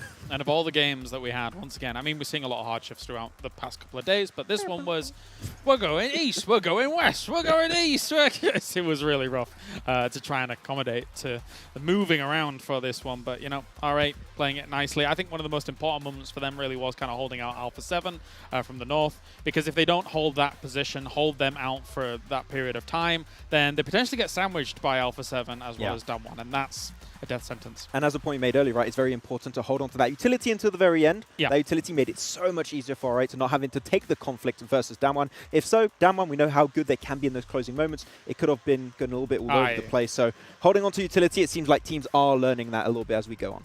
Maybe this is some pressure off of R8's shoulders, considering they haven't had the greatest performance so far in the Afterparty Showdown. They're playing in front of a home crowd. We got to hear the cheers as well. Yeah. Maybe this is what they need to unlock themselves and unleash themselves into tomorrow. I mean, this is the thing, right? When you saw them as they got the win there, didn't look super excited about the whole notion, right? I think that they realized that today has not been the easiest of days for them. Getting a win under your belt here is great. You will be able to bump up, but yeah, beyond that, difficult. Let's go here for our winners of the day. Sertani with Vampire Esports. Where we are joined by Sertani from Vampire Esports, the coach, no less. Now, Sertani, I have to say, 3 chicken dinners, 38 eliminations today. What an incredible performance by your team. I wanted to ask you, the talk of the town backstage has been match rewards. What match rewards have you been focusing on for these past 2 days? I think for second weeks, we just focus for playing for fun first. Also, we can make the good team around the world just like the first week. So I think this is just like the biggest scream for us. And also, we just only focus on the chicken dinner because we can gain a lot more than the other one, you know. Yeah, just like that. مرة ثانية رجعنا لكم من جديد في المسرح أعزائنا المشاهدين والحضور مع الكوتش حق فريق ستالوارت ايسبورتس أو فامباير ايسبورتس زي ما احنا عارفين بعد ما فازوا على الفريق الخصم في الأسبوع الماضي وقدروا ياخذون الكاس حق PMWI. السؤال الأول اللي كنا بنسألهم إياه بنقول لهم إيش رأيكم في اللي قاعد يصير من ناحية أدائكم في المباريات؟ إيش الشيء اللي تركزون عليه أكثر شيء من ناحية اللعب حقكم؟ الجواب حق الكوتش كان بيتكلم على نقطة إنه أكثر شيء احنا نركز عليه هو التشيكن دينر زي ما احنا عارفين إنه يقدرون يجيبون أكبر قدر ممكن من الجائزة فيه والبلاي ستايل هذا حقهم يمشي مع الطريقة اللي هم يلعبون فيها. Well, you won last week's main tournament, and you are now currently sitting in second place going into the final day of the Afterparty Showdown. So I just wanted to know, did you prepare a lot in all of the new maps between week 1 and week 2? Or is your confidence in your team just so good that they're playing this consistent?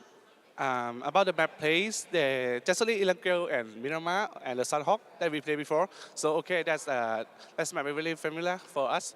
But also the Vikendi, Karakin, or just another map, they are not have a time to scrim or practice much. But I think it's about the experience of the player before they play on the ranked game. Just before they came here, they just like playing for fun, finding some bad position, and just skill, just like that.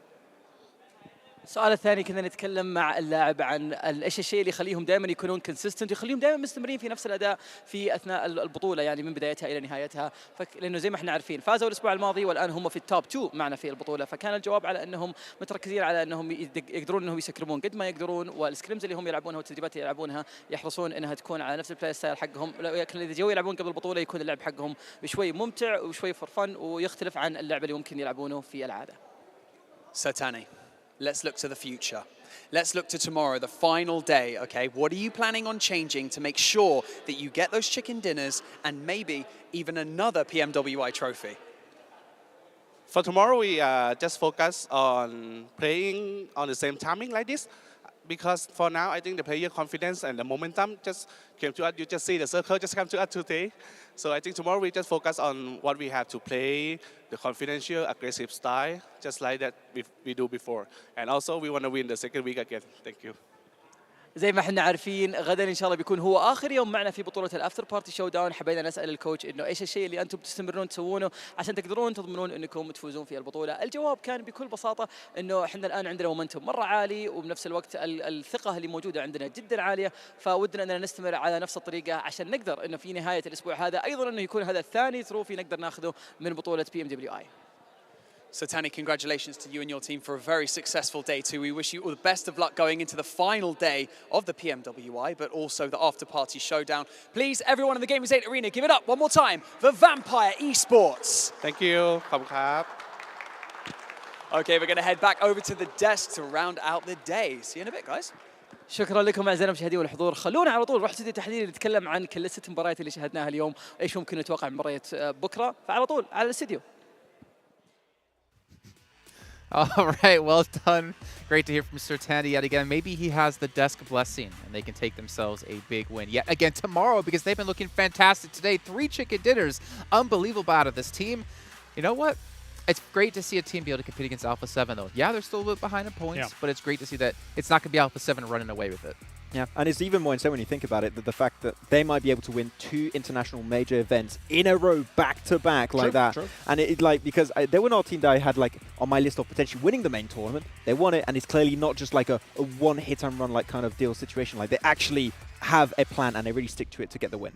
And it's even more impressive because it's not like Alpha 7 even slowed down today from yesterday either. They're still number 1. They still had a nice lead. They were still gaining a lot of points across these games. So very, very impressive by, I think, Alpha 7, but as you say, Vampires will be able to catch up, try and compete, and trying to push on tomorrow, which will be close. I think it's going to be close tomorrow.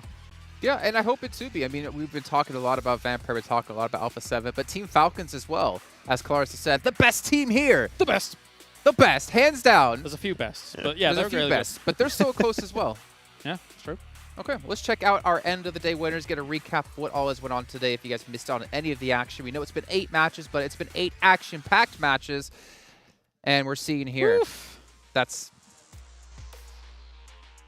still a lot of Vampire wins. A lot of teams don't want to share the chicken dinners, I think is fair to say. Even Alpha 7 tried to snatch one at the end, but no, it's so not wait, theirs. Give it back. Technically, Vampires got 4 chicken dinners on the day, right? Because they won the show match 1 duos in the beginning. Yep, they got 3 wins today out of the 6. 4. I mean, 3 of like the main tournament, I'm thinking, not like many focusing on it, but plus the duo on top. So they won 50% of the matches today. Yeah, that's a good. That's a lot of matches. That's a lot of wins. That's a lot of chicken. That's like 30k in like pure wins alone, without counting all the extra awards. Like, I'll have to calculate exactly how much that is, but they made so much money in a single day. That's as much as your day rate, Kalaris. Thank you. So divided. I like how you took my joke that I always do to him and just took it as your own. Because I like it. You know what? This is like. We're all one. We are one cohort as a desk. The hive mind. Yeah. That's right.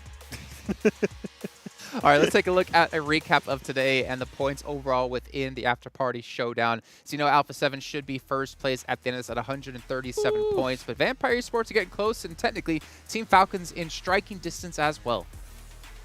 And it's going to be that barrier, right? When you look at these top three and how many points they've been able to put up, I think for Down 1 Kia, it might be quite the stretch, even though they got 72 wins under the belt for the first day. They actually, you know, we actually looked at it. Yes, they had 30K from yesterday. They got themselves 10K today. Yeah. But it's still not as much as they could have garnered, considering their performance from yesterday.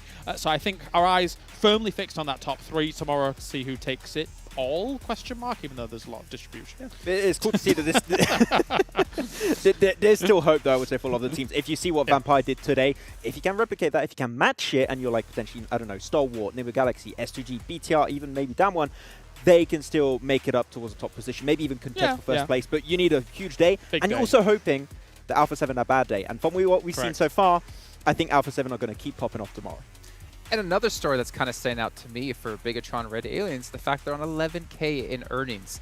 You know, in the past, we have talked about they've been a team that have been slow to adapt, thinking back to a year or 2 years ago. It seems like they're almost slow to adapt in this tournament as well, because every team around them has over double the amount of money.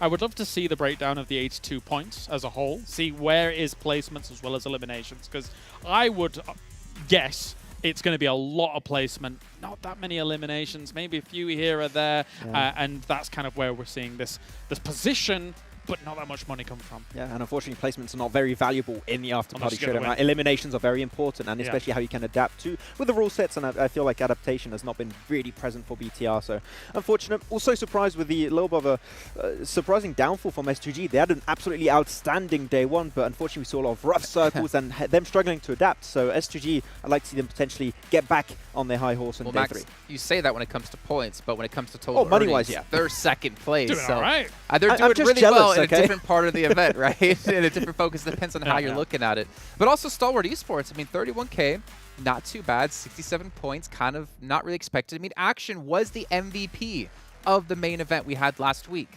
And yet, Stalwart have just kind of fallen off. I think if you ask them, they'd probably say that they feel slighted by the circles. I think that probably doesn't aid them. But yeah, there has been, as I mentioned, halfway through the day, there's been a bit of a bleed out. They lose some members here and there. And then as it comes to rounding out the game, I don't know, it feels like there's a little hesitation there because we know them to be technically very powerful, but it's not working out. I think it's their team intro, man. It was just a lot of effort, a lot of physical effort, strain on their body. Now they like got cramps all over their arms and hands like that. Right. I think that might be actually the issue. But no, it's fine. There's still some time for them to get up there, and it's still 31K. That is still a significant amount of money in like a single 2 days of play. Yeah, I mean, you think about it, that's like $15,500 per day. That's really not that bad. That's actually a lot of money, to be fair. As you said before, Max, this is the biggest event in terms of cash you can earn per match. That's wild. That's what he said. That is what you said. I was going to remind you. I'm just surprised that I'm giving credit, for something I actually said. I mean, if you think about it, I've actually been extremely nice to you this entire event, but that all can change tomorrow. Kalaris? There is 1 day left, Max. And that 1 day will be coming up tomorrow at the exact same time. But before we do go, I want to give a shout out here to MasterCard and Saudi Investment Bank for being sponsors of G8 and PMWI. Remember, this event has been going on for over 5 weeks across multiple different titles, but saving the best for last with PUBG Mobile. So, ladies and gentlemen, that's going to round out the day. We know exactly what's at stake going into the final day tomorrow, but we'll be back at the exact same time to see you more for some more PUBG Mobile action.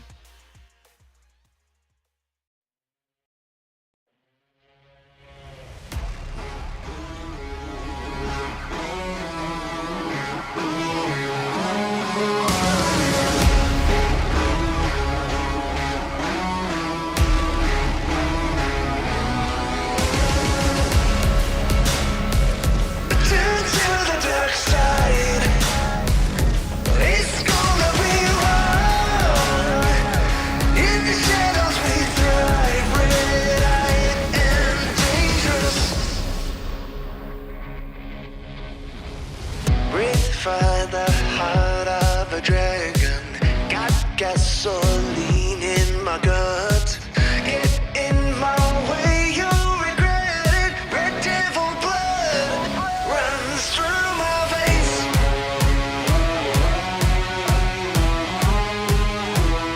Red devil blood.